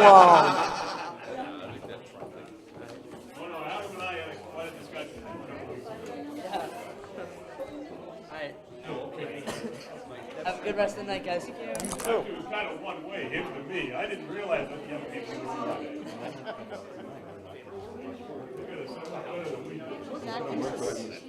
Numbers in toto. I don't know about that. The phone and the wire, trying to talk to my girlfriend without my mom hearing. And now my kid's like video chatting with her in Hey, bed. my parents didn't let me date.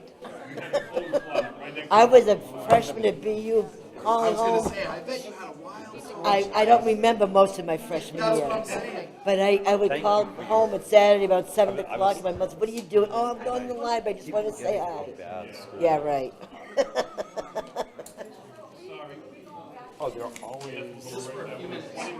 We're gonna finish up the policy so we can get that done. We're gonna get Corey to bed, Tammy to bed, Larry to bed, all of us to bed. Do you have anything that he had questions on? Do you want to stop and pick up some oranges? I mean, This won't take long, all right? No, because this is still the first read, right? So we're gonna revisit. A bunch of Friday. I want to pick them up, but I literally have to hand them. I know. Just giving you a hard Everybody at the table just about. Right. So, All of us get to teach college courses online at around like, 2 in the afternoon. anytime I want. 2 a.m., 5 a.m., doesn't matter. That's not fair. All right, which Okay. policy are we on now, Pam? Bring it up, quorum Corey. is BEDC. Is that one of the Our, ones? we had revised the quorum policy a year or two back. Ladies and gentlemen, we're trying to conduct our meeting still.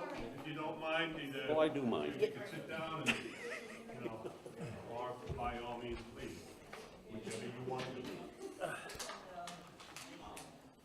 Thank you, everyone.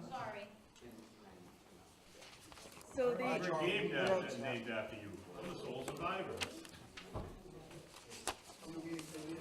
Thank you very much. Go ahead, just start. the quorum policy is out of date, and we recommend replacing our quorum policy with their version.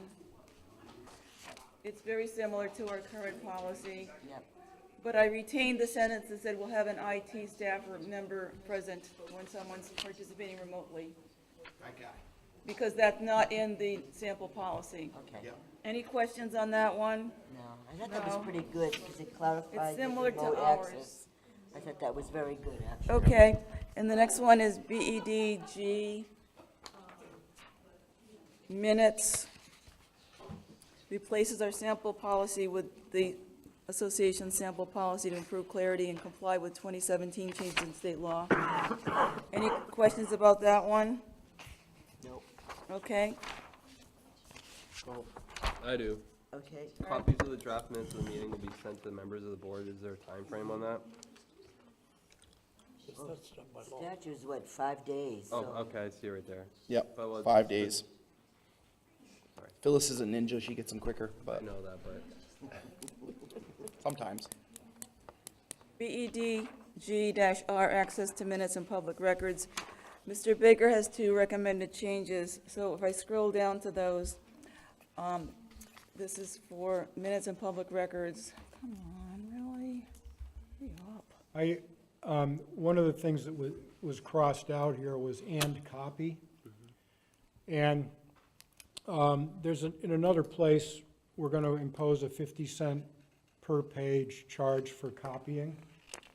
And I just suggested that, and the other option is people can get the information electronically, but only if it's available electronically. Who put So down the you'd like 50 to cents? retain the "and It's in- copy" in the it's in first I think it's what it was sentence? before. I thought there was a statute, believe it or not, for 10 cents. So No. Okay, well, there was one. Maybe they I think changed there it. was too, but Yeah. anyway, what I'm suggesting is that a citizen, I mean, when you go into the SAU office and you get documents, it's supervised, you don't just go rifling through Right, files. right. Well, my suggestion is that citizens at their own expense can use, make copies with an iPhone or similar device. So he wants them to be able to take a picture of Yeah, it instead sure. of, Yeah. I think that's fine. Okay, But we In this can day and retain, age. we can retain "and copy" because it's explained below. Right. And then what I did for you was in section 5, where it states we charge 50 cents per page per photocopies. When the person requests a paper copy, no fee will be charged for the inspection of records. I added, and the citizen will also be allowed to copy records with a smartphone or similar device free of charge. Is that I okay? think Pete's right, though, I think there was some, There was, I know, because we argued about it. there was some judicial, or some sort of ruling about being able. I not think it was being under able the to Freedom charge. of Information Act. Yeah, but Yeah. what we did was we struck our policy and put in the NHSBA policy at 50 cents. No, that's fine. Let them They argue. would know if they- that was legal or not. Yeah, but I don't think it's legal. Yeah. So do you want to? Would you like me to check with Will? I think you should. I'm not gonna worry about somebody arguing over Well, 40 cents. No, because we had that problem right, when It's I was on fine. the Board of I'll check Selectmen. with him. okay. Yep. Okay. Not a problem at all. If it's a reasonable, if it's normal stuff you can whip out, I think it's not a There big was a deal. but big, it- there was a big Is that issue right? about it. In Yeah, Timberlane. Yeah, it was under I the know all Freedom, about it. I'm pretty sure it was Freedom of Information. All right. I'm pretty sure 50 cents is where it is, but I'll So double we check. will check on They may have that. changed it, but I remember that dime. Okay. 'Cause we charge 50 cents at the town hall, I believe. Yeah, I think it's 50 cents, but I'll double check. Okay, Bed H, public participation at board meetings, replaces our policy with the NHSBA sample due to free speech concerns. Jim had recommended a change to this. Is this the one with the 15 minutes? Let me see. Yeah, I just suggested that instead of Right. the first 15 minutes will be set aside for citizens to address the board, time will be set aside for citizens to address the board. I like that a lot Then you're better. not fine. limited Right. either to time or a position on your agenda. Move to approve as amended. Second. It's fine. 'Cause it- All in favor, say aye. we do 20 minutes anyway, twice. Well, I give them 3 minutes per. Perfect. Right, right, So, exactly. the next four are suggested to be repealed because news media services at board meetings, they have no similar policy on file, and they say that they're not sure it's required that we, Be that accommodating. preclude the media from a board meeting. Trying to find the policy. I vote that we delete them all because they're Right. really superfluous. It limits especially the this media's attendance or technological. requires certain things of them, and that's You go right simply online and pick up the unconstitutional. minutes. Are you making a motion to remove all the ones that Pam has Yes, I recommended that we am. repeal? So moved. So BEE, Larry, second. All in favor, Wait a discussion? minute, this guy. All in favor? BE-R and BF, school board work Yep. sessions. Since there's no difference between a work session and an actual meeting, why are we talking about them as distinct events? So, I couldn't resist that, I'm sorry. I have one of these at so home. those four are recommended for repeal. Would you like to move to repeal them She tonight? did already. Already done. Moved and Larry seconded it. and We're on the voted on. conversation. I know, I'm just stating that the we're policy all punchy. numbers for Yeah. the Getting a little public. punchy Yeah, here. exactly. Okay, Sorry, vote? Pam, I'm sorry, I apologize. I don't get punchier, I get grouchier. Look, we have to state what the policy numbers are at least, for the record. All right, do it one more time. Bed dash, it's BEDI, BEE, BEE dash R, and BF. I move that we repeal those four policies as stated. Second. Discussion? Oh, I'm sorry, am I? All in favor? We're all a little nuts tonight, we're all tired. All right, So, again, those are truly obsolete policies. absolutely. BFE, administration and policy absence. The policy makes no, our current policy does not distinguish between superintendent and other administrators. So the new draft replaces, the new draft provides clarity. It's good. Are there any comments on that one? It's BFE. So it's ready for second read. BGB, policy adoption. Again, we do not have to reaffirm policies. So makes that's sense. obsolete. Okay, That there's- automatically rolls over for each There's one new item board. there that I'd like to discuss. Yeah, I'm trying to find it, hold. Number 5 says, it's been struck out. It says policies may be amended by the affirmative vote of the majority of the entire board at any time. I think that's something we should reserve Right, to be able to do. If you go back to policy BEDB and you read what we're allowed to do there, it says, matters not included in the agenda may be presented during the meeting, provided the board agrees to discuss the matter. The board may choose not to deal with every agenda item. That gives us, flexibility there. I think this policy, that policies may be amended by the affirmative vote of a majority of the entire board at any meeting, also gives us flexibility. I think that was stricken by error because of the word affirmative. Oh. He may have thought that was reaffirmation. Reaffirm, Oh, I oh, I see. see, okay. So I think we should, Get clarification in that one. I'm emailing. I think we should put section 5 back in, Yeah. since it doesn't have to do And with. I'm fine with it if Will's okay with it. Yeah. Okay, I so just wasn't sure. that's the only change. And the last one is BIA, new board member orientation. He recommended we add to the list of resources for new board reading materials, and it's just the budget and the CBAs and things like that. So it's simple. Probably ought to send you that stuff, Hiley. Like you don't have enough. So homework we'll to bring do. everything, including the approved amended documents for second read, not at the next meeting, but at the meeting after that. Good job. Thank you. Nicely done, Thank you, guys. Pam. In less than 15 minutes. You did very Yeah. well.